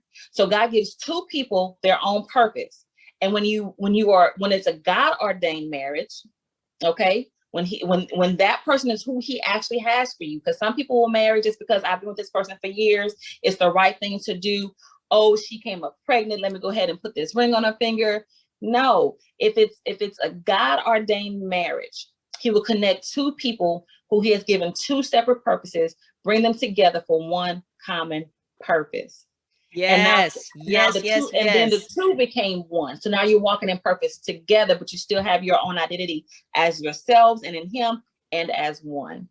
Woo. I love it. I love it. I love it. And you showed us the book and the journal and the EP. Mm-hmm. And I do understand that you've got a special treat for our listeners today, our audience today. Do. Tell us a little bit about that.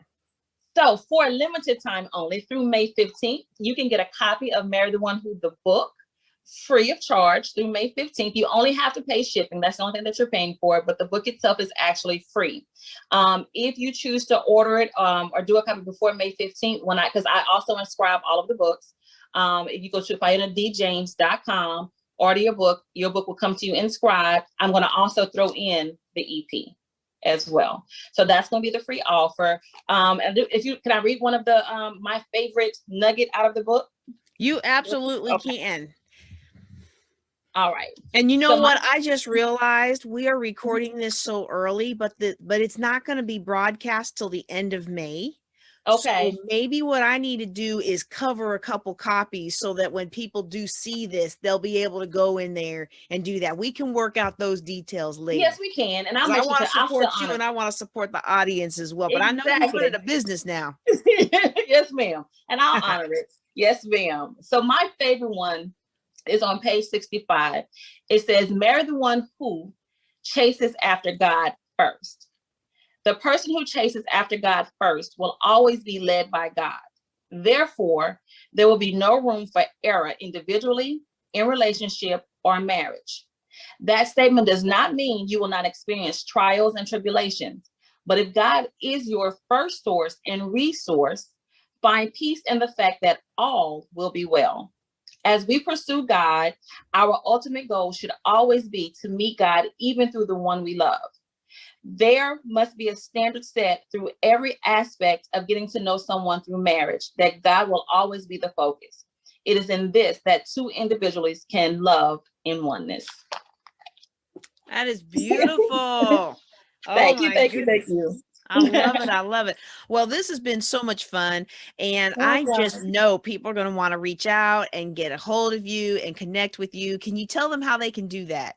Yes, there are a couple of ways. Of course, I'm all over social media, Fayana D. James, but my website, the askgroupinc.com, TheAskGroupinc.com, has all of the information, including the link that will lead them to my personal website, FayanaDJames.com as well, where they can get the book. There's also t-shirts, there are hoodies on there, there is mugs. So feel free, if you, want to visit that to get a copy of the book.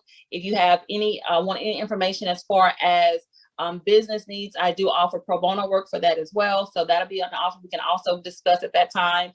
If you want to start a business or promote and market your business. So yeah, the askgroupinc.com. All right. All right. Well, this has been so wonderful You're talking with welcome, you. Ms. JJ. I am so glad that you decided to be a part of this summit, and I certainly hope you will be back next year. I will. I'm excited. Thank you so much. You've been such a blessing. And thank you for all that you do for women as well as people in general to empower them and educate them. I appreciate you for that. Thank you. All right, everybody. You heard it from Miss Fayana. She is amazing, and she is going to help you learn how to live out loud, how to be healthy, how to be whole, and in purpose. And I'm happily married, but I'm always looking for tips to keep things fresh and to make sure I keep my side of the street clean. So you better believe I'm gonna be out there getting that book, and not just because she says she gonna throw in the free disc. I do love me a good freebie, but I want to make sure I do what it takes because I'm in this for the long haul, y'all. Most definitely. I want to make sure that I am continually growing in more and more excellence every day. And so this has been so much fun, but don't you turn that dial. We got more to come, y'all. We have more great content and more inspiration to come as a part of the Healing My Sisters virtual summit. All right, Fayana, thank you so much for being here. We're going to have to say goodbye to you for now, but you got to come back. I will. See you soon. God bless you. Thank you for having me.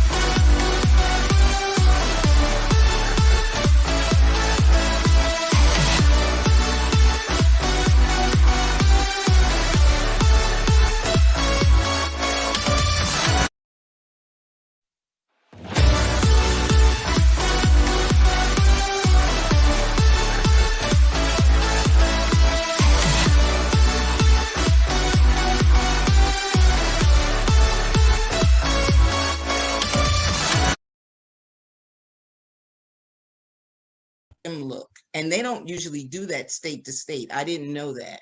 Really? But my doctors, the team that was up there that found the cancer, my primary, my gastrologist, and the surgeon, they automatically began opening up books, and they were like, okay, this doctor is here, this doctor is here. We'll hook that up for you, and we'll get back to you. Nice. So I was able nice. to move and them do it, and it worked out beautifully. But that wasn't me. That was God. You know, Yes. that was the divine intervention that came into play, and I had to admit it. You know, after I went through everything, I got woken up to a few things that I was doing and didn't know I was doing it. You know, just my attitude and everything was like, I don't have time for this. Can we get this over with? You know, do what you got to do. Because I retired to write. I retired to speak. I retired to uplift others and do other things. And this is a setback. This is not on my plan. And they're like, well, you know, do you need to talk to somebody? Because they really thought I might have needed a social worker, or and I didn't realize it then how serious it was, because they said some people never come back. They just deal with the cancer, and it either leads them to more serious health problems or they die. Oh, wow. I didn't know that.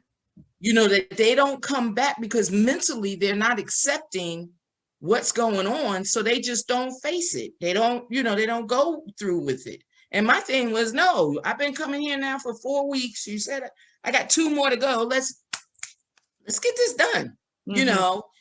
So my attitude was entirely different. And when the woman said it to me, she said, you write, and you write well. She said, you ought to write this journey, because I can't believe how you're taking this all in, and you don't appear to be scared. But what they didn't know was, in my private moments, I had doubts about my husband. I had doubts about my marriage. I had doubts about the move. I had doubts. The only thing I was sure about was, because I came from corrections, that I couldn't have worked going back and forth to treatment. Okay. I wouldn't have had the time or the days. I would have had to take a medical leave, which would have delayed my retirement. So again, God said, oh, you retiring? Well, let me let you know right now that you got this cancer going on. You know, it wasn't like before. I had no reason to go to the doctor. And the only reason why I went to the doctor was so that my records could be transferred over. So I went for a regular routine checkup. I didn't go because I was having problems. And I just happened to say to him, hey, what does hemorrhoids feel like? I feel like I got a hemorrhoid. And they said, well, let's check it. And it was cancer. Wow.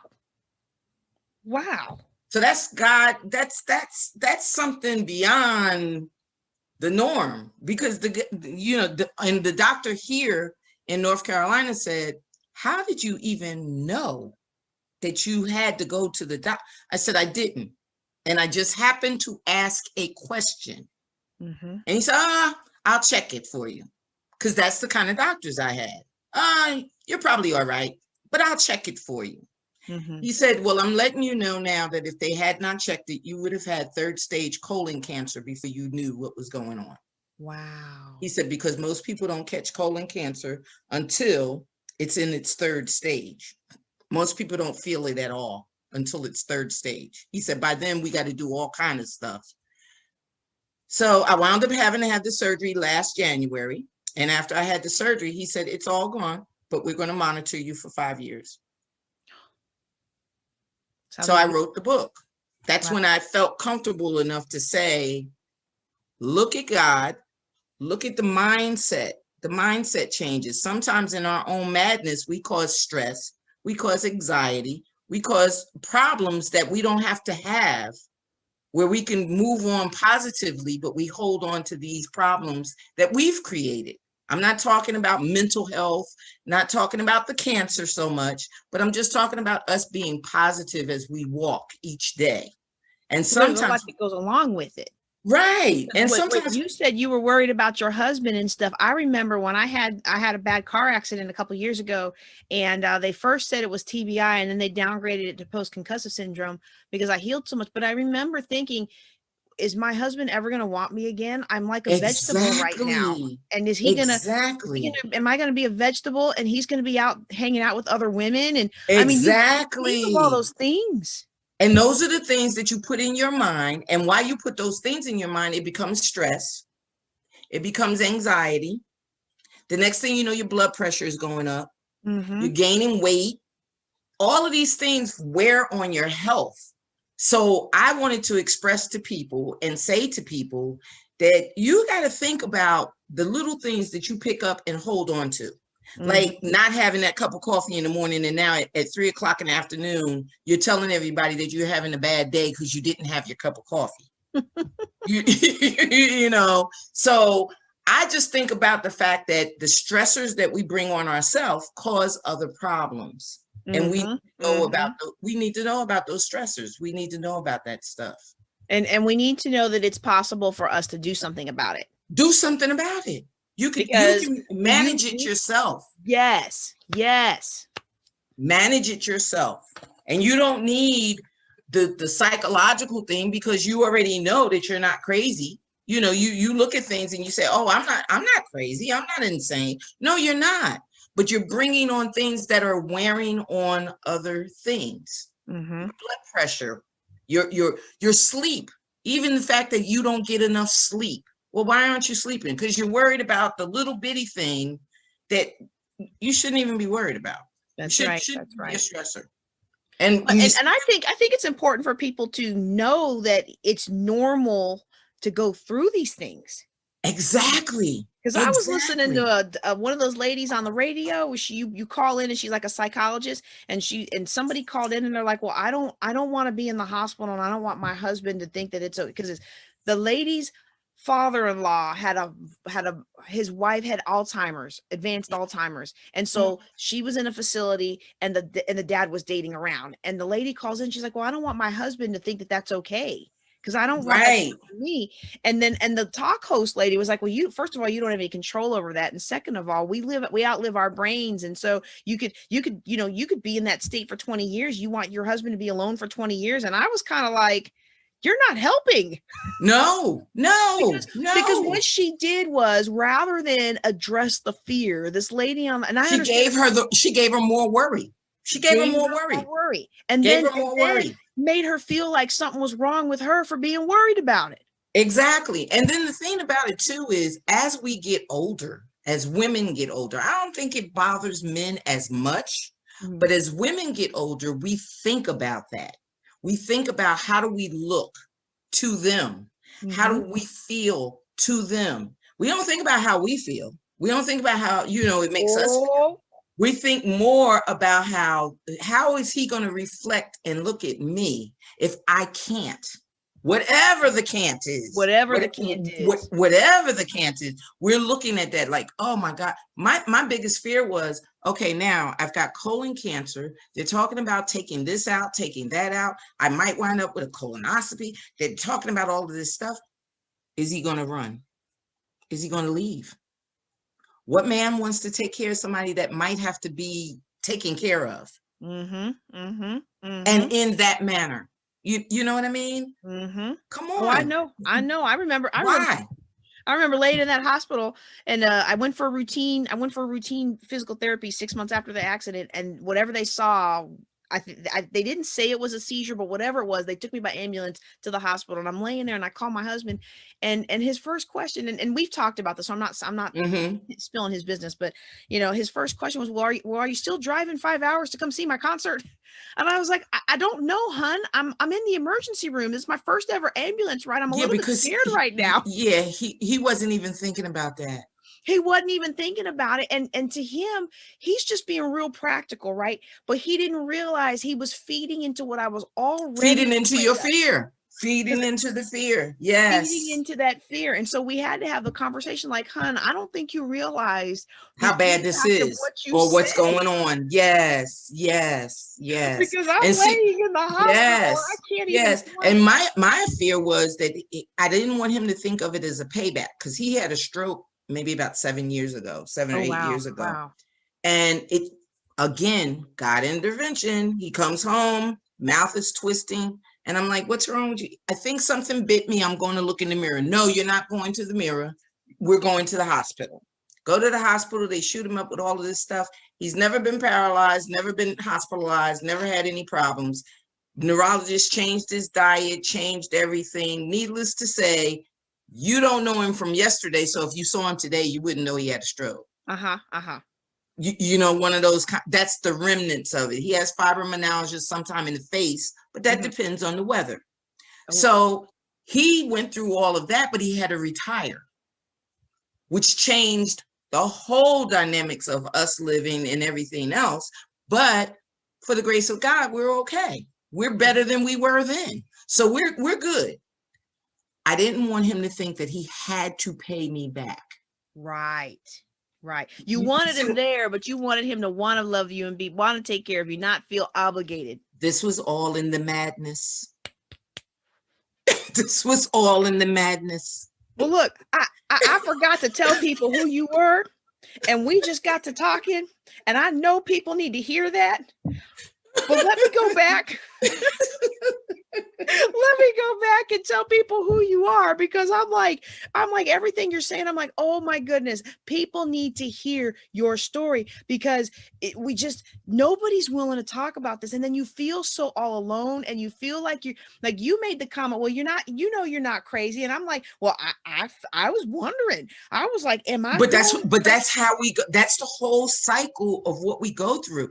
And these groups, these little groups that they have, that they tell you, oh, there's a cancer group, oh, there's this group, oh, there's that group. Girl, I was so scared when I went into some of those groups and they started talking about the stuff that they had to do and the stuff that they were going through. I was like, oh my God, I can't come to this. Is depressing. This is not a group that's uplifting. This is a group of vent all your problems and I'll top that one. Wow. You know, I don't want to talk to anybody and hear that they're not getting what they need. Right. With no one saying, well, here you can go here, or here you can go there, or someone saying it's not as bad as you think. You know, nothing positive, nothing uplifting. And that's what made me say, manage your madness. You have to uplift, be uplifting to uplift others. And you'll find that your whole spirit changes. It just changes. It just does. I'm really surprised to hear that, because when I had the car accident, they said, okay, the doctor was like, okay, it's been 8 months now. You're not getting much better. I think you should go, maybe find a group therapy or something like that. And one way thing led to another. And I found myself in this group with a lady who'd been hit by an 18-wheeler, and she'd been in a wheelchair for the last 20 years.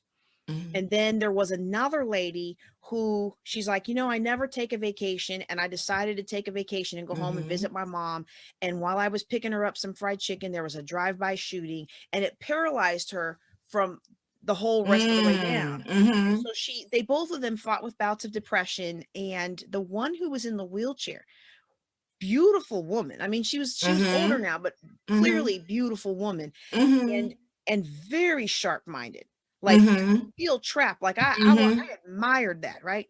And then with the other one, she was young and kind of carefree, but then she was kind of bipolar. So when she was having a good time, she was having a good time. She's like, well, this happened to me, but I've got a 16-year-old son that I've reared, even though I only have one arm that works. And then the other lady, but she hated her life for so long. And it was kind of like what you were saying. It was a real dumping ground, kind of. Right. It was really getting better. I just thought with cancer it would be different, but I guess it's all the same. It's all the same, because everybody gets stuck in the depression as opposed to the progression. Right. And I say that because of the simple fact that what could have been didn't happen. And if you got past what could have been, and that was the worst of what could have been, you should be happy in that moment automatically. Well, what could have been, I could have had 3rd stage colon cancer before I found it. Right. So my thing is, what could have been didn't happen. So I'm blessed in the spirit that I'm in. Now, what do I need to do to go on? Yes. What do I need to go beyond? How do I need to uplift myself? Mhm. And that's what sometimes they don't understand. They don't understand that to reflect back on it again and again and again, if you're not reflecting in a positive, you'll fall back into the negative. And that's, and especially the one who was in the wheelchair for 20 years had hated her life. And I said, well, Mhm. do you have enough money to cover your medical care? And she's like, yeah, they gave me a huge settlement. I'm set for life. And she's like, but I just hate myself and I'm so ugly and I hate this chair. Yeah, see, I yeah. came away from that and I said, okay, Oh. Lord, you sent her to me for a reason, because I've been so angry about this Mhm. accident, because Mhm. I was a scientist in the Air Force for 23 years. I Right. was the first African-American woman to be Mhm. first African-American period to be a scientist in the Air Force, a physicist in the Air Force. And I was, I wrote reports for the president. I chaired some of our nation's high Right. meetings. And after this accident, I'm You better now, couldn't. but I couldn't even make Monopoly change with my son, right? Like I would tell him, "Honey, you Wow. need to work on your math, so you go ahead and make the change," right? Like that's what I was going through, and I was hating life. Right. But I was like, but Lord, I don't want to be 20 I don't years want to from be 20 now years from now feeling still that hating way. myself. You Exactly. saved me for a reason. And see, that's it. You have to see the positive in it. You have to be able to pull something positive out of it. And what I needed to do in that case was, for each entity that was going on, my husband, my children, me, for each section, I had to see a positive. And once I saw a positive, I said, well, you know what it is? It's my madness. I'm creating this. I'm creating this. Oh, it's not going to work. I'm creating this.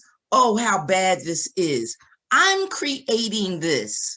That's my madness. So I need to manage my madness. I need to put that to the back burner and let's get this done. Let's go with this.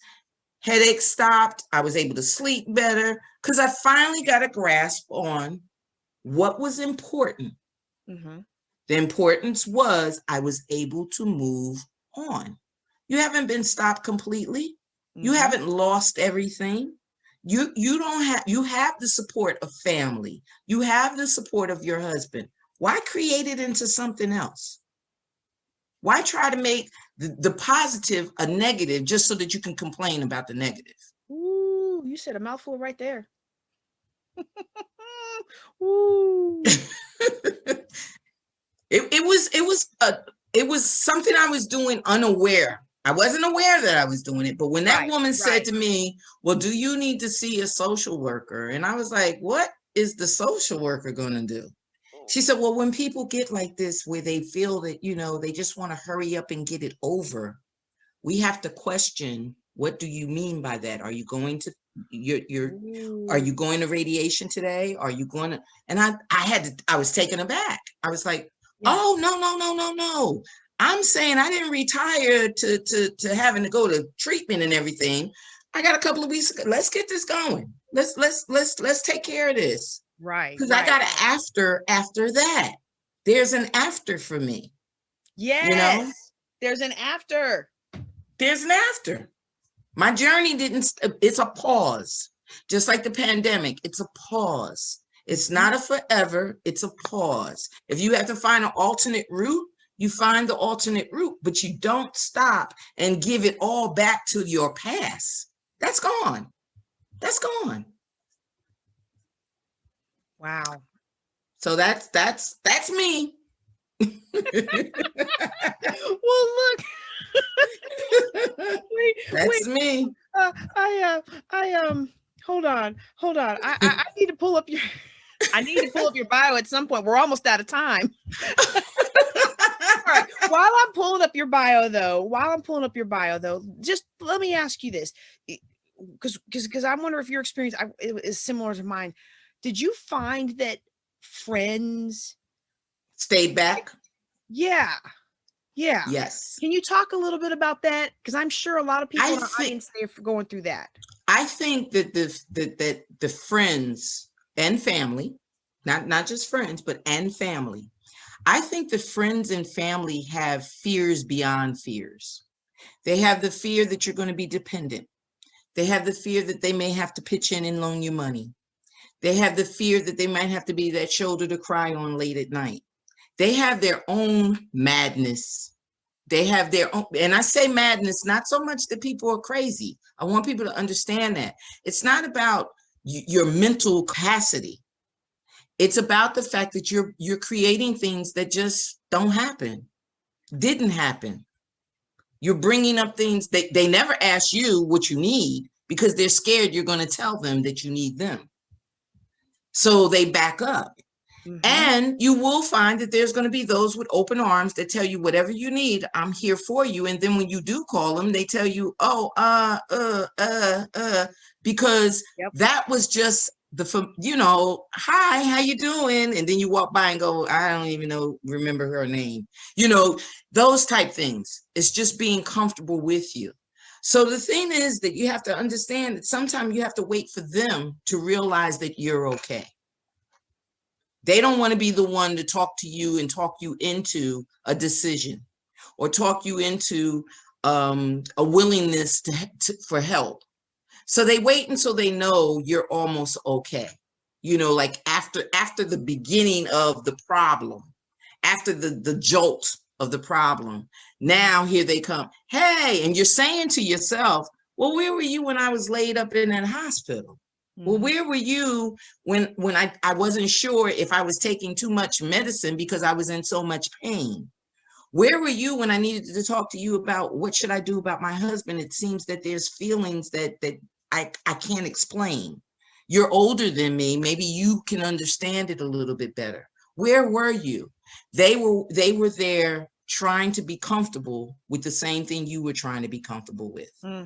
The same comfortability that you had to overcome and hold on to is the same thing that they have to overcome and hold on to. That is so powerful. And it's so important to remember, because I think in our moment of need, we're just like, well, where is everybody? Why aren't you here? And some of that comes from us being so independent that our friendships don't require a whole lot of maintenance. And not only that, sometimes we don't connect with the right people. Ooh. We connect with the ones that we think are going to tell us what to do because they've been so busy doing that all along. But when it's a crisis, they don't really respond the same way. So we're connected to them because, hey, girl, let me call you and ask you what's going on. Hey, I could call you up. Let me tell you what happened today. Let me tell you what the doctor said. But they're not the ones that will connect with us to help us heal mentally. You got to go a little deeper. Sometimes we got to connect more with our spiritual people. We got to connect more with the people that pray, the people that tell you to hold on to that faith, to tell you that you're blessed. You got to hold on to some of those people. And we don't always hold on to them when we would just want to rant. We don't always hold on to them. We talk to them, but we don't rant with them like we rant with that girlfriend where you say, girl, let me tell you, you don't talk to them the same way. But when we come into that comfort zone of having that comfortability with them as well, that's when you can express that. I had a godmother that did that all my life. Anytime something was wrong, I could call her, I don't understand this. And she would go through her elder advice. But the thing was that elder advice is just what I needed, regardless of what age I was. It was just what I needed, that little step above, because she had been there. She had done some things. She had been through some things. And another thing, we can't always think that the person that's spiritual has not had some moments where they questioned, their faith. And they can tell you when you're questioning it, how to overcome that as well. That's right. That's right. And that's so key because we think we have to put up this veil of perfection, especially those of us who are spiritual. And I remember just having to lay it all out before the Lord, like, I can't take this anymore. Exactly. And I believe in you. I love you, but you have called me to serve your people. And I feel like everybody in my life has failed me. And I don't understand why you allow me to go through exactly this. And so now it's like, okay, well, you know what? I'm not going to browbeat you if your faith is low. You know what? This is your journey. This is part of your journey. Like, I needed to know that in my darkest hour, the Lord could come in and lift me up. And lift you up. And the thing is, the Lord comes in and then he says to you, lift yourself. Yeah. Know that I'm here, but you need to lift yourself. If you, Well, we are running out of time, but I would like for you to encourage somebody today. If they are in a situation and they're really identifying with what you're saying, what is the next step for them to lift themselves up? the next step would be, I would say, is once you know that you have this powerful push, because that's what it is when you become when you realize what it is that you need for your next. When you get that powerful push, or you feel that something is pulling you toward your purpose. To fulfill your purpose, you can't carry the past madness. To fulfill your purpose, you have to be open with yourself and understand that your purpose may very well have been to go through what you went through. Because would you want a construction worker to build you a home who has never built a home before? If he's never used the tools? Wow. If he's never read a blueprint, would you really want that to be your contractor? Would you really want them? So when we go to help others, or when we find our purpose in life, we need others to know, listen, I understand. I've been there, and I want you to take this and carry it on. So controlling your madness is a means of monitoring yourself. And it's not as simple as mind over matter. It's actions. You have to react. And when you find yourself not able to react, you have to back up a bit, reflect, and understand what it is you need to move on. Do I really need that cup of coffee to get me through a 4 o'clock in the afternoon meeting? No. That morning cup of coffee has nothing to do with 4 in the afternoon. So make the connections where there's real connections. Make the point of moving back from things you know are not going to move you forward. Mm-hmm. Make that connection. And with that, you'll be able to overcome it and manage your madness. Fantastic, fantastic. Well, I know that you have encouraged a lot of people today. Let me tell everybody who you are. Who they've been talking to the last half hour. This is Nanette M. Buchanan. She is a native of Newark, New Jersey, y'all. She's now residing in Fayetteville, North Carolina. Vietnam, man. Mm-hmm. She first set her pen to pad as written expressions of her love for poetry. And so to date, her pen to pad accomplishments include 3 volumes of poetry, 4 yet to be published children's book, 1 published children's book, and get this, y'all, 12 published novels. And y'all can go to her website, NanetteBuchanan.com, and you can see all those novels. They look juicy too. I was like, I need to get in there. She's now retired, as she mentioned in her talk today, and she speaks about the realities that many must face in life.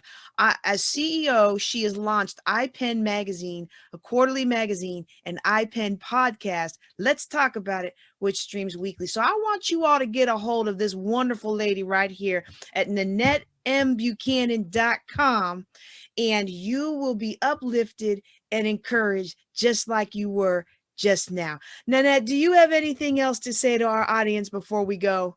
All I can say is, whatever you do, remember it's a footprint. Remember it's a footprint. Someone may use your footprint as part of their direction. So make sure your footprint is a positive footprint. Thank you so much, Nanette. Thank you for being with us in the Healing My Sisters Virtual Summit. Thank you so much.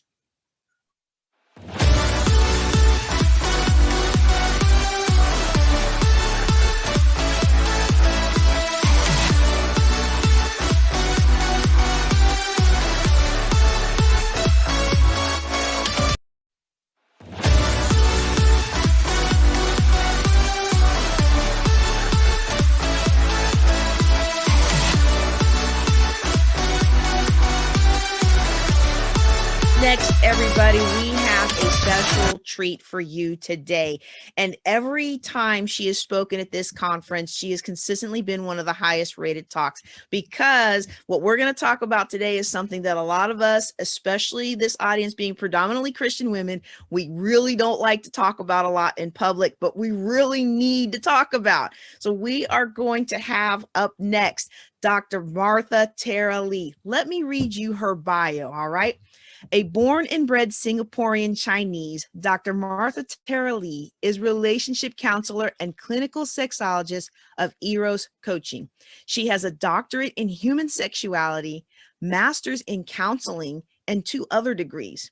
In practice for 12 years, Dr. Lee is also the appointed resident sexologist for sexual wellness boutique pinklifestyle.com and the clinical sexologist of Singapore Cancer Society.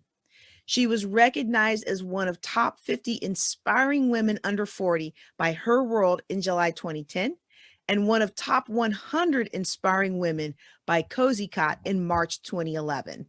She is the author of Love, Sex, and Everything in Between, Orgasmic Yoga, Masturbation, Meditation, and Everything in Between, From Princess to Queen, Heartbreaks, Heartgasms, and Everything in Between, and what I really am interested in, Uninhibited in 2019. Okay.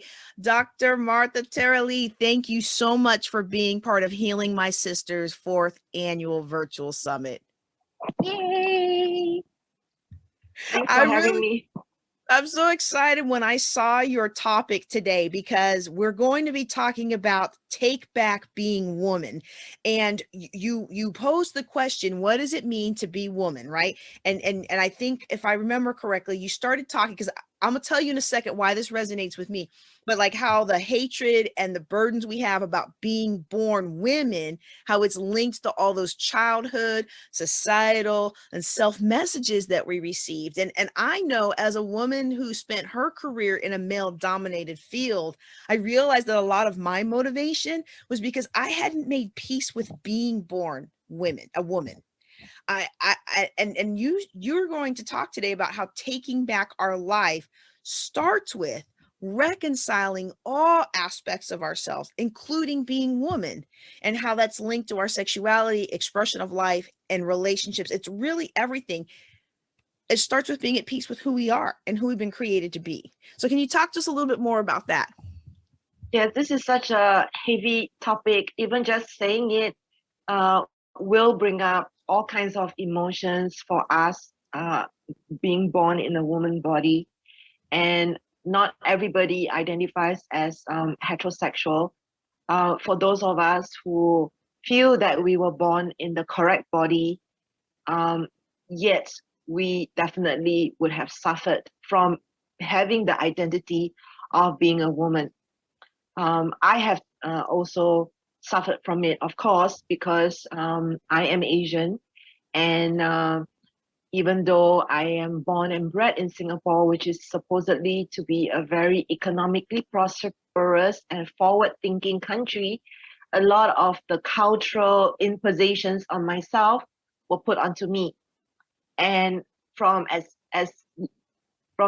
the age that I can remember, I was told that girls don't do this. Girls shouldn't be like this. And I started hating being a girl. I started hating being born in this body. And why is it that the boys can go topless? Why is it that they can do anything that they want?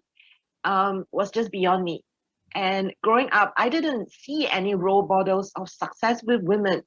And it is very important for us to have role models. So I can understand with all that is happening in the US, with what's happening with Black Lives Matters, that African Americans are speaking out and saying that they did not grow up seeing representations of who they could be. It is really important for us as women, and also in all the intersections that we reside in, whether it's our race or our religion. It's so important to see successful Christian women being applauded and not sacrificing their sexuality as well. Because often the kind of people that we see are highly successful women tend to look like they don't like, or they're pretending not to be a woman. They don't look like they're embracing their feminine. They don't look sexy. And we look at them and we don't want to be them. So this actually creates a ceiling for so many of us. And in order for us to really reconcile being women, I really feel that even the dialogue of sexy. Like what does sexy mean? And what does it mean to be sexy? Being sexy is like being called a slut and being promiscuous and being slut shamed. And if anything bad happens to you, it's because of the way you dressed. So this brings up so much emotions, of course, and I'm sure it's bringing up a lot for all of us. And I was wanting to talk about this because not so long ago, recently, I had a client who was having issues with her marriage and her sexuality. She's not able to have penetrative sex except for one time in her life when they were on holiday and she was very relaxed, blah, blah, blah. And what happened was I could see and I could sense that this person was not happy and uncomfortable and didn't like being a woman. And so one of the things that I pointed out was, as part of the sexual healing, you need to reconcile with the fact that you are in a woman body, and to not fight that. And there was so much anger. There was so much anger. She thought I was trying to tell her to be a certain kind of woman, that there is only a right kind of woman, and she needed to be someone she was not. By putting up so much fighting against what we do not want to be, the resistance is actually also a burden. Yes. Anything that we resist will persist. So your anger with your parents for the way that they treated you unfairly, the way they should have been better parents, the self-righteousness that we have, the judgment that we put onto other people, all the things that are basically walls that we created to protect ourselves, including I don't like being a woman, I don't accept being a woman, that is going to bite you in the face, that is going to slap you in the face, that is still going to come up again and again. And the very thing that you're fighting against is the very thing that you keep hearing again and again. So by being a good counselor and reflecting back to my client, of course, was not very happy. And so now we are working on another angle, trying a different approach, and still is coming back to her acceptance of her sexuality, which is also linked to her identity with being born a woman. So I can go on and on and on, but I'll let you cut in. I'll let you. Well, this is I'm sitting over here trying not to cry because it's one of these things where my career as a scientist, as a physicist in the Air Force, one day I met up with other women scientists, and most of my career was just with men, and I had always identified more of a masculine presence. I have a very masculine energy about me, and I've always been kind of an engineer. Like I would build things for my doll babies rather than play with them. I would rather put things like that together. And so growing up, I always felt like maybe I was a boy trapped in a girl's body, and that wasn't popular 45, 50 years ago like it is today. But when I think about it, I think about all the tolerance and all the new categories people have and all the gender identification that people have, but we still don't, if you peel back the onion, we still don't have acceptance for I am a woman in a woman's body who thinks in a masculine way and has masculine energy. We still don't have that level of tolerance. And so everything you're saying, I'm like, oh my Lord, this is not what I was expecting today. I'm about to cry up in here because I had to come to that in my own life. And Christian women especially don't want to talk about this, but sex is something we're supposed to enjoy. And if we can't come to terms with the body that we are housed in, then we're not going to be able to enjoy the things that this body is supposed to be able to enjoy. Yes. And so you can keep on talking, because the more you talk, the less I'm risk crying in public. But it's just such an important topic because we're not happy with who we are. Yes. Especially in this age category where, like, my mom was a fiercely independent woman, but my father was traditional. And as much as I loved my mom and wanted to be like my mom, almost every little girl wants her father's approval.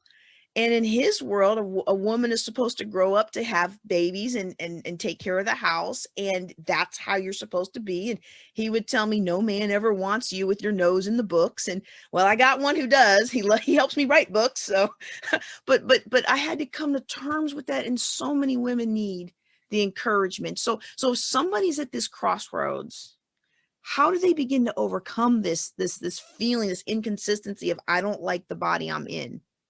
Yeah, so you know, we can go on and on and on about the different shades and all the intersections of all the different things that we have to put up with and experience as women and continue to. And so I came into having to face this because I was the sexologist who was expected to be sexy, and I was called the sexy sexologist, and I was really resisting it. So how I came into terms with being woman is this, and this is related to your religion. By not accepting any part of yourself, you are not serving God. And this includes accepting yourself fully, including being in a woman's body, so that there is no more of this resistance, so that you can blossom, so that you can be radiant, so that you can shine. This is God's work. Mhm. So I am really invoking the name of God because this was exactly what helped me to embrace it. Because I told myself, Martha, you're a sexologist, you claim that you want to help people, but there's something inside you that resists being a woman. You are not letting yourself enjoy being a woman. You are not letting yourself Yes. shine. You have to work on yourself. You have to, because because I had a client who came in and said, Martha, thank you so much for helping me. But to be honest with me, it's not what you shared with us that helped us. It was who you are. When she said that, I knew I had to work on myself even more. And every time I thought about how hard it was to reclaim being a woman, I thought of that client. It has to be who I am. So I went deeply into loving myself. And so I dared myself to do the things and explore every facet of being a woman. Women are expected to have long hair. Asian women have long hair. Do I like having long hair? Not just have long hair because everyone else is having it. Do I enjoy it? Do I enjoy wearing earrings? Do I like wearing red lipstick? Not what the media, not what culture, not what society. Martha likes red lipstick. Right, and right. and every time I go for a photo shoot, they try to make my lips smaller because I have thick lips, and they put on like pastel lipstick or whatever so that my face looks more proportionate. But you know what? Martha likes red lipstick, so I'm gonna Yeah. wear lipstick even if I don't look whatever. It has to be what I like because what I like will radiate out. Mm-hmm. And so part of reclaiming ourselves is really knowing that healing all parts of yourself and reclaiming all parts of yourself does trigger you, and it will bring up those kinds of emotions. But the healing comes from, I think that's what you're asking me, the healing comes from telling yourself you have to do it. It starts from knowing your why. And your why, if you say that you're a good Christian woman and you have been doing all the things that a good Christian woman should do, but there's a part of you that doesn't accept being a woman, then you are not living your life fully. So what I Mhm. started to do, I started to ask myself every single thing that I did I enjoy this aspect of being a woman? Did I enjoy my long hair? Because we get to have long hair without judgment. Do I enjoy wearing dresses? Do I enjoy makeup? Do I enjoy this? Do I enjoy that? And I'm doing it because I enjoy it. And it needs to be in a way that I enjoy. Yes. Yes. And I found being a military scientist that once I came to terms with my femininity and started working with myself instead of against myself, it actually freed up more of my energy at Yes, work, my masculine energy to do the things that I needed to do. yes, And then I could be who I am. So for me, I became more powerful. I became more impactful. I became more significant, both in my at home life and my at work life, just by letting go of this need to prove that I can be a man just as well as a man can. yes. No, I am So who I am called to be. yes. So there is a saying, and it was so true to me, and I'm gonna say it, which is when a woman is in a man-dominated environment and tries to be a man, who is she fooling? She's a woman trying to be a man. and the men will actually not respect her more for trying to blend in. The men will actually respect her less. So by owning our femininity, by dressing the way we like, by showing up in a way that makes us happy and allows us to be our best self, we are actually being brave and strong. Because I know so many women who don't dare to dress up, who want to blend into the wall. I call them wallpaper or wallflower. You know, when we blend in, we are not any safer. The world is not any safer or any nicer just because you try to blend in and be nice. We are meant to shine. We were meant to shine. We were born to shine because each and every one of us are individuals and we have our gifts. And I know it's challenging. It takes courage. So I had a friend who actually said to me, and who's no longer a friend, said to me, Martha, come on, all women dress up because they want men's attention. And this person had no idea how I struggled with looking my best, with allowing myself to dress in a way that felt good and risk being called sexy or slut. And I had to tell him, no, maybe they are dressing for themselves and maybe it doesn't matter how they dress. People are going to look anyway because they are women. So maybe dressing up actually does take courage. And I've had to have courage to really dress up and embrace all of who I am. And I think it's time. It's time for your listeners who are listening to this to really take small steps, to ask yourself, is there any part of you that hates being a woman? Then reclaim that part by telling yourself, start with the mantra, which is, I'm not doing the world any favors by hiding.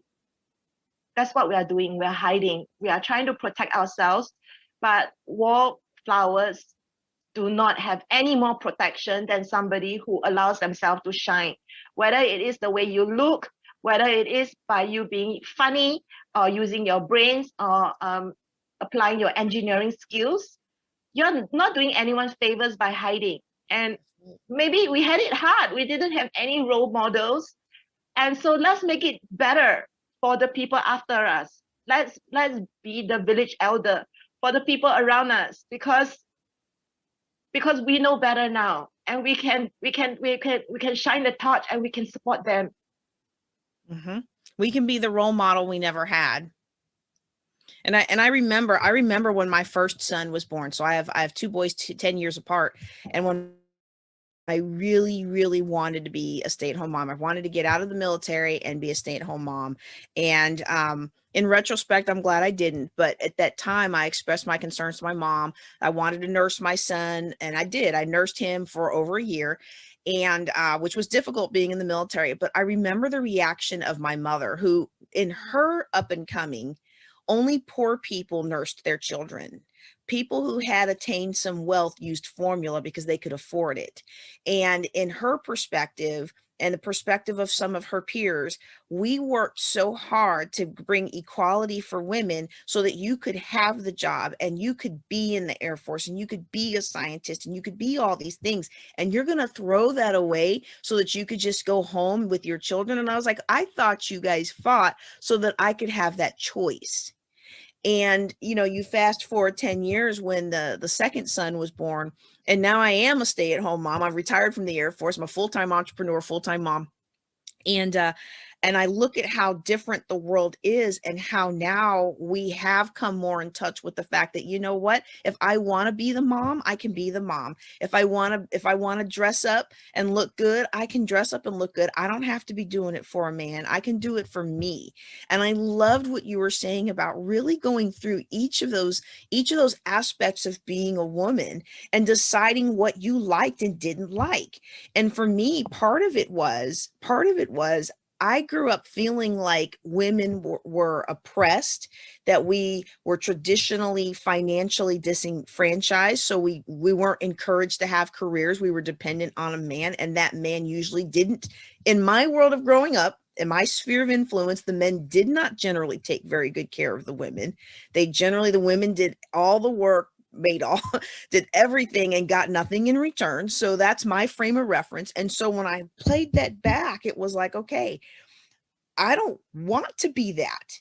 And I remember being so glad when my second son was born. I remember being so glad that he was a boy because I was like, I don't want any girls. I will not make a good girl mom. And then it was like, I think it was maybe about a year after he was born. I was like, wait a second.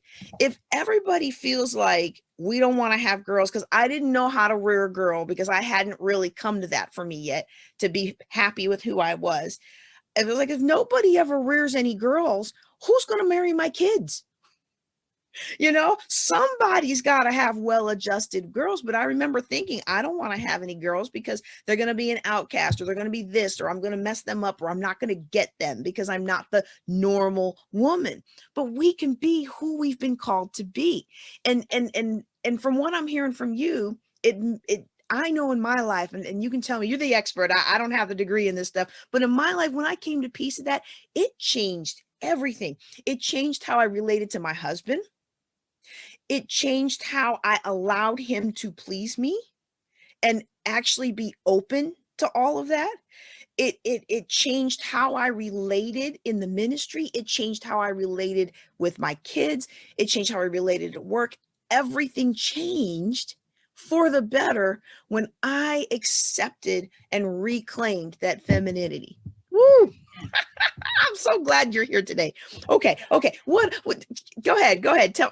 Yes, so when I was learning to reclaim my femininity, I didn't know what it meant and what shape and what it looked.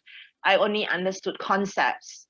So the feminine, in its nature, is soft and fluid. It's shape shifting, and it just goes with what feels good. So everything that I started to do from then on was, how do I slow myself down? How do I allow myself to acknowledge the way I feel? How do I make peace with the softness that is actually not weak? The softness inside me is a form of power. And so I went on dates with myself. I actually scheduled for one whole year weekly dates with myself. Aww. And once a month, I would go on an extended date where I would go and do my facial. Then I would sit and have like tea and watch the world go by. And then I'll go and get my nails done for 1 year. And for the weekly dates, I would just give myself like an hour, and like maybe sometimes a budget of like $5 to $10. And usually I would read a book in a cafe and just maximize the $10 for the tea, you know. And every time I had that thought, like, what am I doing? I have other things to do. I have more important things to do. I'm wasting my time. I keep telling myself, what's the rush? There is a time to be busy and there's a time to rest. And all I'm doing is just taking 1 hour a week for myself. And is that too much to ask? So I had to talk to myself to force myself to slow down and to tell myself that is part of the feminine, which is to really relax and nurture myself because I am important. And it was difficult for the first 3 months. And gradually, as the months went by that year, because the project was Project Feminine, Project Me, in the months to come, it actually shifted my energies, and I was able to really relish and cherish myself in a way that I never did. And by the end of the year, a friend of mine who is a man, he actually saw me and he said, "Martha, I saw you at the start of this year, and now I'm seeing you, and you have changed." I said, "Oh, what changed?" So I didn't tell anybody about Project Feminine at all, and he said, "Somehow you just seem softer, and you just seem like you're more feminine. I don't know how to explain it. I hope you're not offended." I said, please, if you were to use an analogy, what would it be? So he said, "Martha, at the start of the year, I talk with you and I leave, and it will feel like you have just cut me, that there will be blood oozing out of my hand, like there will be blood." I said, okay. I didn't like the analogy, but okay. And I said, now I feel like when I talk to you, it's like maybe I might leave with a bruise. abrasive, direct. I am, and I am quite masculine, like yourself. However, I continued to work on my feminine, and hopefully, hopefully, I'm able to embrace both spectrums. There are times when I need to be more masculine and direct, and there are times that I need to be more feminine. And so they became tools and approaches that I was able to incorporate into my practice so that I can better support my clients. So we don't see ourselves. And when I shifted and I did become more feminine by learning how to slow down and appreciate life and appreciate myself, appreciate my value and appreciate slowness of life and not to rush through life all the time, I changed and the energies changed and my whole world started to change, just like what you shared.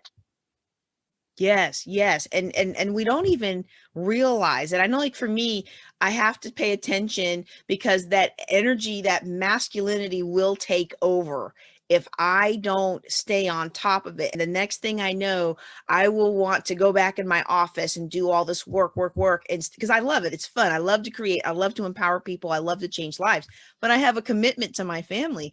And so every so often I'll have to pay attention and say, oh, I need to reset. I need to build in some more time for downtime, to build in more capacity and to build in more softness, because when I get in mode, I'm not worried about cutting you down. We're going to get this job done. But that's not my best way of relating to the people in my care. And so every so often I notice that about myself. But what I love is that we have the power of choice and we can choose to be in touch with that feminine side, and it doesn't take away from, and this is what I really want to impress upon the audience today, it doesn't take away anything from your productivity. If anything, it enhances your productivity. It doesn't make you less of a strong person. As Dr. Martha said, it makes you stronger.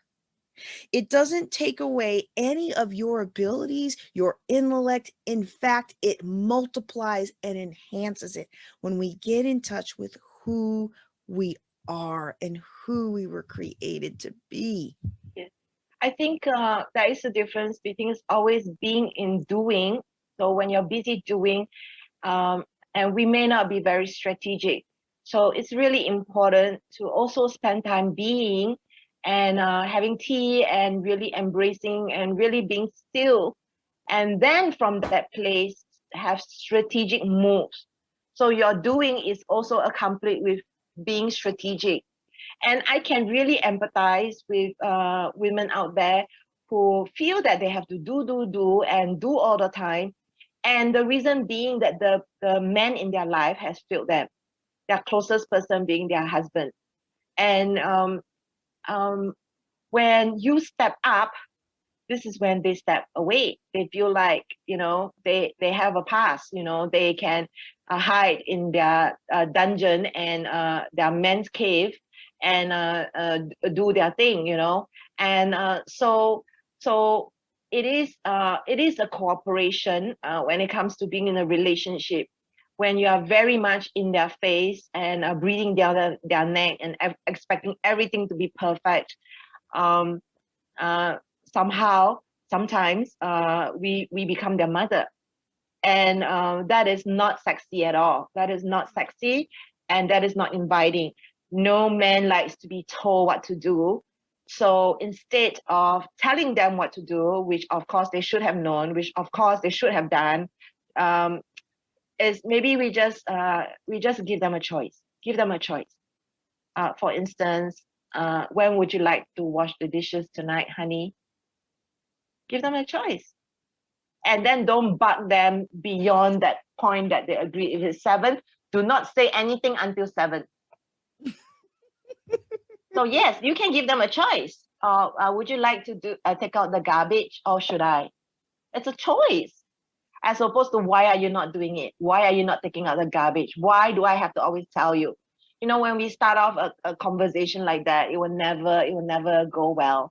So I think part of the understanding of the feminine approach is that the feminine is not so direct. The approach is more indirect. It is more of a question. It's more giving people choices. So when I started to embrace my feminine, I also started to learn about the feminine approach to things, which is indirect. And as somebody who's very masculine, it's very exasperating to feel that why should I say in 10 words what I can with one? Right. However, being direct can also come across as hurtful and abrasive. And Mhm. so I've learned, you know what, if being masculine and direct is not working, then I'm actually the stupid one by doing the same thing again and again and expecting different results. Ooh, you said a mouthful right there. Yeah.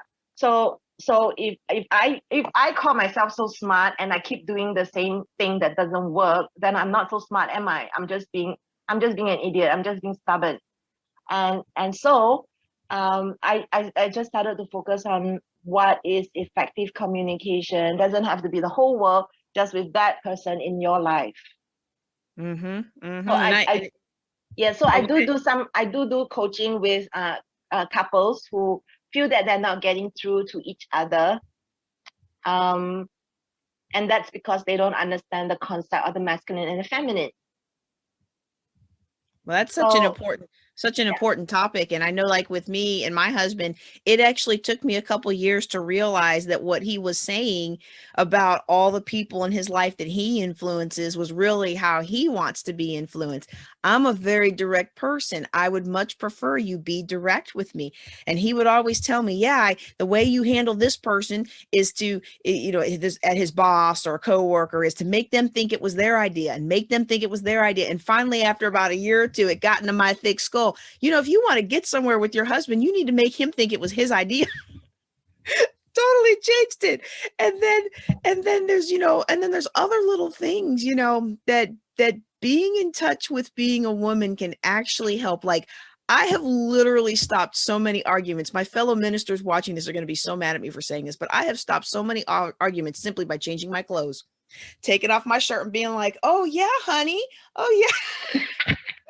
And you're like, "That's pretty dirty." I'm like, "But it works. It interrupts the pattern of the communication because all of a sudden his eyes are like, whoop." And then we're able to like reset. I get my other shirt on. I'm conveniently I change shirts a lot.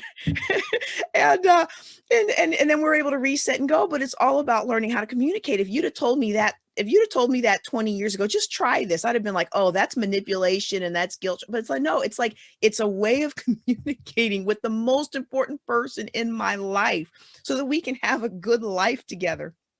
And yes, so I'm like, oh, now I'm a little embarrassed that I said that. But I used to really dismiss a lot of those feminine wiles and a lot of those ways of being less direct because I felt like masculine was better. yes. And I think that's And I something. suffered for it. Yeah. So how do we overcome that? If we grew up, I mean, I think younger girls, maybe it might be a little bit better for them, but most of the people that I meet in their 30s up, they're still suffering from this perception that masculine is better. How do Yeah. we move forward? You've already given us some great ideas, and I love that idea of dating yourself. How do we even know that that's a problem that we're having? Like, Yeah, how do we because see that play out? yes, because we live in a patriarchal society and it's very much about the masculine way. So we have been indoctrinated from school and from our careers that we need to be direct. However, it does not work in our personal lives because we are not in a business relationship. We are in an emotional relationship. And so we should be using emotions.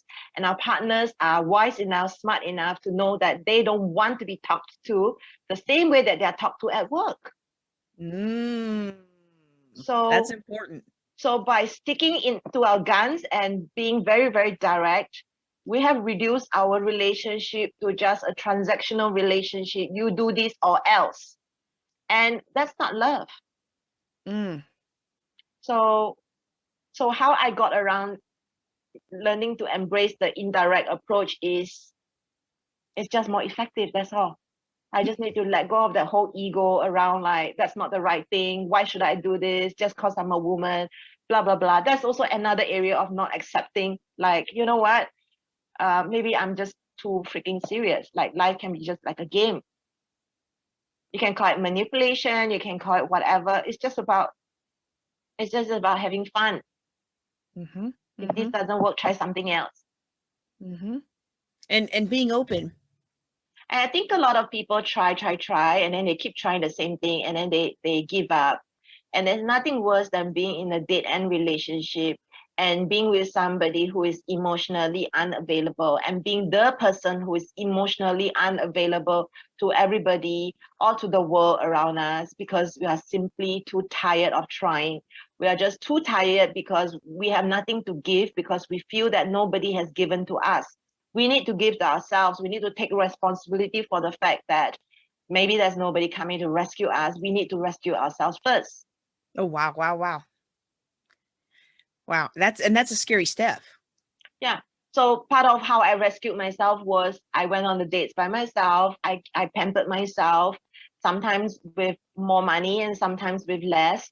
But regardless, it was me really milking my off days and really, really treating myself as the most precious person in my life, which I am. And by being gentle with myself and valuing myself and putting the value into myself, nurturing myself, then I started to have stronger boundaries. Then I started to have less nonsense in my life, because it is something that people can sense of you. They can sense when somebody is a person of substance. Don't mess with this person. They can sense it, because predators, manipulators, all these narcissistic people, they prey off people who are weak. So this is where the wallflower doesn't work. Mm-hmm. So don't be a wallflower. We are not meant to be wallflowers. It doesn't make life any easier by being a wallflower. However, by wanting to work on yourself, grow yourself, nurture yourself, heal yourself, there are times when you move forward, and then there are times that you feel tired and you want to take a break, and it's okay, because life is a journey. It's not a race. So even with COVID, everybody around me was panicking and lamenting like the lockdown and blah blah blah, and I was like, you know what, this is not something I can control. The government says this, blah blah. So how can I make the most of this time? And because I have such a good relationship with myself, it's like, this is a time that I can really rest. And rested I did, and then after that I just continued with my work, and in fact it became even better because of the rest that I had. Wow, that's so powerful. And we think that we're taking back, but it's actually multiplying our effectiveness.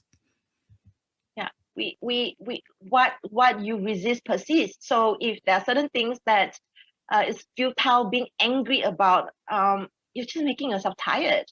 So what can you do with the resources that you have? So I have this mantra, do my best, let go of the rest.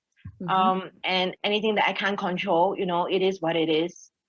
Yeah. Do my best, let go of the rest. I love that. I love that. And I like what you said also about really embracing the feminine energy and understanding that it works.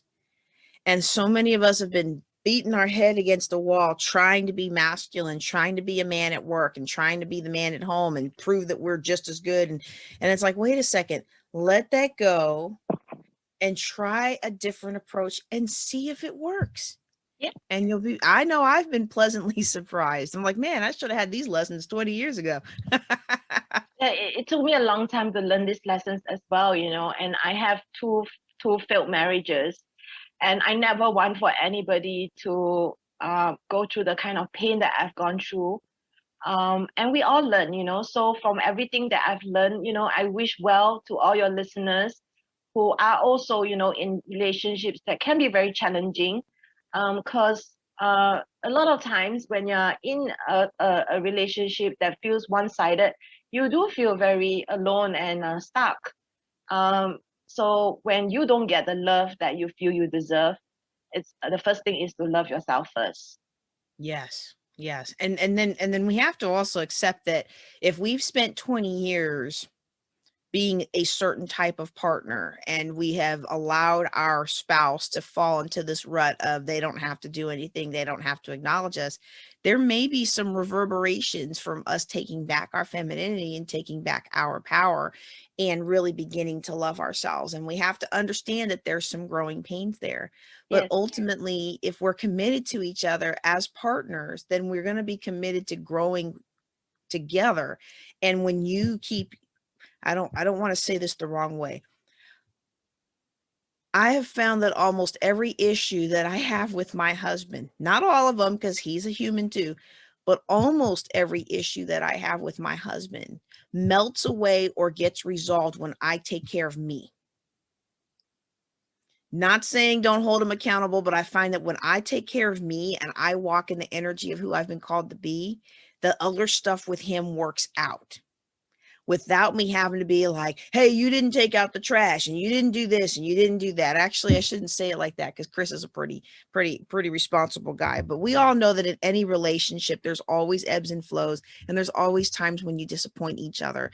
But I find that if I walk more in that feminine energy, it becomes more effective. But then I think about not even just relationships with other men, or with my husband or with other men or at work, but even my relationships with other women can be, we got to understand that sometimes when we make this growth in us, it's going to challenge and convict the women around us.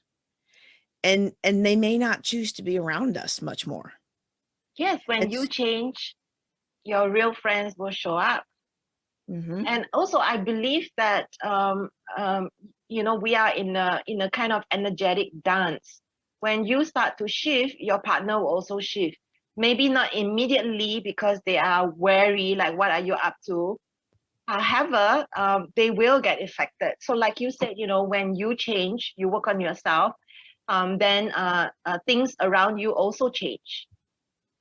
Yep. You said it so much better than I could. I couldn't quite get the words together. Yeah, But it's like, an energy dance. It really is. And a lot of people, they just do something for a short time and they may be doing it not for the right reasons. That's why it doesn't stick.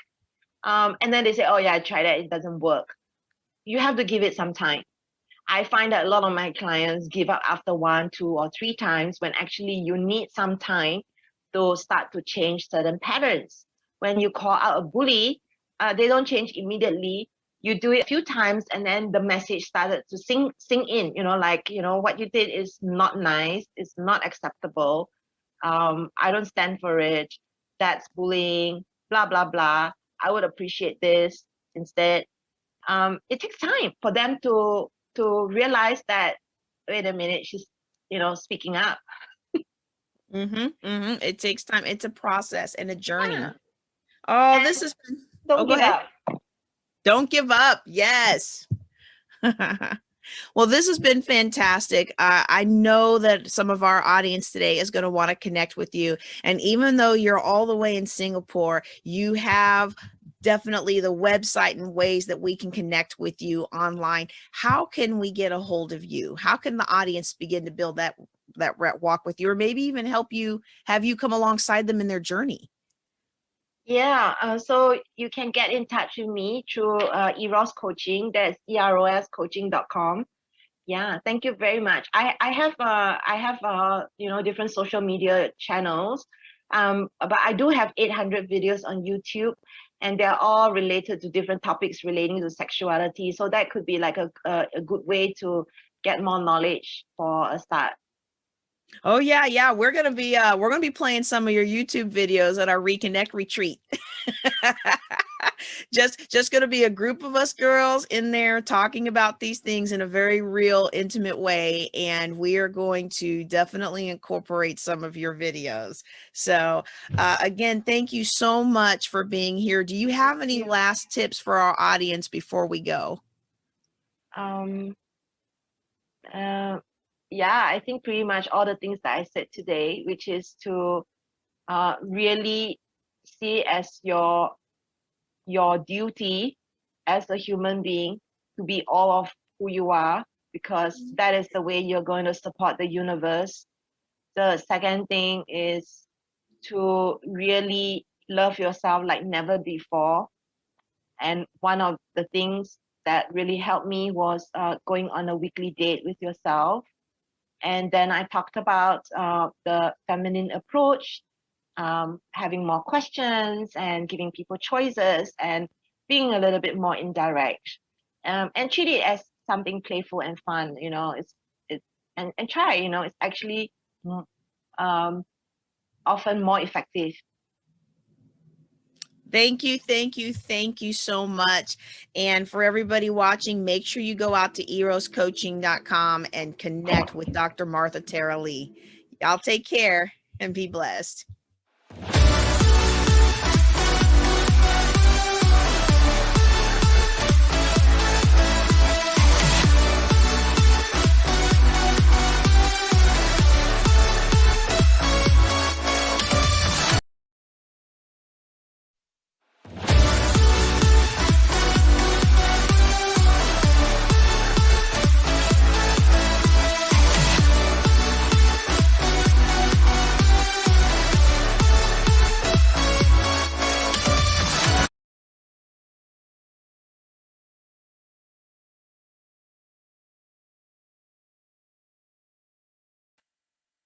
Wow, wow, wow, wow, wow. Wasn't that amazing? I am so excited about our speakers today. And let me tell you, as empowering and encouraging as they were today, they're going to come back tomorrow with more speakers, more encouragement, more empowerment, and more inspiration. Here's the thing, though. It's not just enough to watch a conference like this and say, oh, wow, I'm so inspired. Oh, wow, I'm so inspired. Oh, my goodness, this was so great. Oh, my goodness, I feel so good. That's great. And it puts you in the energy you need to change your life, to take back your life. But the energy you need is temporary. And in order to sustain that energy, it takes action. It takes action to apply what you've learned today. So I'm going to encourage you to do a couple things. First of all, if there was a speaker that really spoke to you today, I'm going to encourage you to send them a little love offering. You can send to PayPal or Cash App, Queen of Cash Flow. Okay, that's one action of sowing a seed in the speaker's life. It's a biblical principle, y'all. Sowing a seed into the speaker's life in return for them blessing you in your life. And when you take that action to honor them, I promise you, the universe will honor you. The way that the Lord has set up his universal laws, that when you do what's included in his word, the blessing comes back to you. All right. So that's PayPal or Cash App, Queen of Cash Flow. Make sure you put the speaker in the comments, because if you don't put the speaker in the comments, then those funds raised go to my boys. And I'm okay with that. I really am. Seriously though. Okay. So that's the first thing I'm going to ask you to do, is to take action to bless those who've blessed you.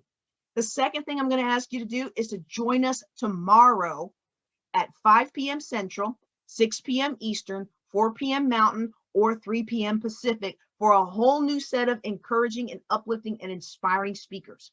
You will not only be supported by others who have overcome trauma in their lives, but you're also going to learn from our first ever Healing My Sisters Virtual Summit male speaker. And this brother right here is going to teach you lessons that I learned the hard way being a single mom. I wish I would have had somebody like Robert to come in and teach me these lessons before I made all the mistakes. And so when you hear me agreeing with him on what he's doing, it's not because I've been such a good mom. It's because I messed up, and either my son's teachers or his doctors or his counselors have had to pull me aside and say, hey, you need to try this, or hey, you need to try that. All right. So I definitely want my single mamas out there to come listen to what Robert has to hear or has to say, but it's applicable for all parents. And in fact, even if you're not a parent, if you had a parent that was a pivotal role in the hurt that you're walking in, then it's time for you to hear these lessons so that you can understand that sometimes the communication issues weren't your parent intentionally trying to hurt you. But maybe you had a parent who was intentionally trying to hurt you. Well, we've got somebody coming to talk to you about being an unloved daughter. Maybe you're not sure about how to move forward in your life. We've got somebody who's going to give you action steps to move forward from the trauma and the pain, even more than what you've learned tonight. Okay. And that leads me to the third thing that I'm going to ask you to do. So the first thing was to bless the speakers that really spoke to you the most. Drop them $5, $10, $25, $2,500 on Cash App, Queen of Cash Flow. Put their name in the comment, and I'll make sure the funds get to them after we close out the conference. Second thing I want you to do is put it in your calendar right now. We're starting an hour earlier because we got more to do.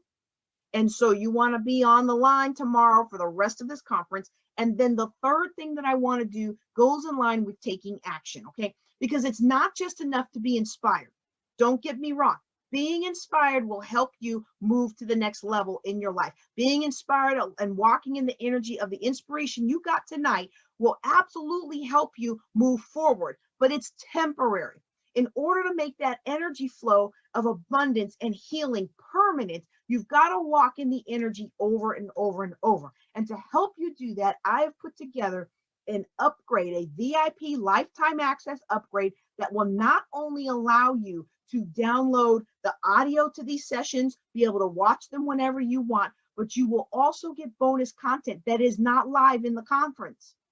So you're going to get bonus content on taking your stories and putting them into books. You're going to get bonus content on how to manage your health, doing the simple things that you can do. You know, it's amazing when me and Elizabeth got to talking about how we both came off of painkillers. Our journeys were so similar. And we think to ourselves, I don't have any choice. I've got these injuries. I've got these medications. I've got these medical conditions. I'm just stuck like this. You are not stuck like this. You want to get that bonus content. We talk about it a little bit in Elizabeth's talk tomorrow, but you want to hear the whole discussion on the step-by-step process she took to get off her pain meds and the things that you can do, the things that I did, the things that she did, the things that you can easily do regardless of what your situation is right now. I think I already mentioned Robert when we talked about communication, but I mentioned Kimberly when we talked about the unloved daughter. But all of these different things, you want to have access in your life. You want to play them over and over so that you can be encouraged. See, when I did this first conference, I didn't just do a one and done kind of deal. No, I did the conference, then I did a replay, then I used it as part of my podcast. And I'm telling you, I was listening to the content over and over and over. And over the last 4 years, I've had so much healing that they downgraded me from TBI down to post-concussive syndrome. And then the insurance doctor said that there was no way I could have been as injured as I originally presented and have the kind of healing that I have today. So they decided that I must have been faking to get insurance money. Now, if y'all know anything about me, any of y'all who know me, I want you to drop it in the comments or send a shout out or something. Any of y'all who really know me, you know I care more about having functioning of my life than pretending to be sick to get a little bit of insurance money, right? Because I had stuff to do. I was trying to look, y'all. I thought I was in line for promotion. I've now learned enough to know that even if I had been promoted, it probably wouldn't have been because of me. It would have probably been because I was working for the front office of a 4-star at the time of the car accident. But because I have a lot of faults and a lot of issues, y'all, and I didn't realize it till after the fact, right? But the thing is that's where I was in my headspace, and I was doing everything I could to hurry up and get better and get over this because I didn't want to blow my promotion. I felt like the Lord was giving me that promotion. I felt that the Lord was putting me in all the places for it, and I couldn't see a scenario where I would retire from the Air Force without that promotion, okay? So anybody who knows me, you know I was trying hard, but it didn't look that way to the doctors because I've made all of this progress, and they're like, what? Anybody who had this problem, this problem, this problem, and this problem couldn't possibly do it. Even the neurologist that I'm seeing right now, y'all, the neurologist that when he was going through my stuff, he said, you have unusually high executive function for somebody with your injuries. And he said, I would not have expected you to show up in front of me based on the brain scans that we've done and the results of the little test that they have you do. He's like, you present as a much more confident, much less anxious, and much higher performing individual than your scans would show you should be. So I'm here to tell you today, it doesn't matter what you're facing. It doesn't matter what you're going through. It doesn't matter what happened to you in the past. It doesn't matter who wrote you off. It doesn't matter what mistakes you made. It is never too late to live a life you love. It is never too late to design your life by design instead of default. It is never too late to take charge of your life, take charge of what you're allowing into your mind, and taking charge of what you allow out. It is time for you to be the person that God has called you to be. And I hope that you will take action right now Upgrade for your VIP so that you can get the lifetime access and be encouraged over and over until it sticks. Until you get to a point where you're no longer beating yourself up in your head. Till you're getting to a point where you say, I love myself more than you say, I hate myself. Until you get to a point to where you say, I am beautifully made and fearfully and wonderfully made. I am talented and gifted. God has equipped me for a purpose more than you say, oh, I messed that up. I'm so dumb. I'm so stupid. The inner voice has to change. And until it changes, you need to walk in the energy of those of us who have made that shift. And I want to encourage you to do that today. All right, that's all I've got for you today. I hope you will come back tomorrow for another evening of empowerment and encouragement. I'm JJ Conway. Y'all take care and be blessed.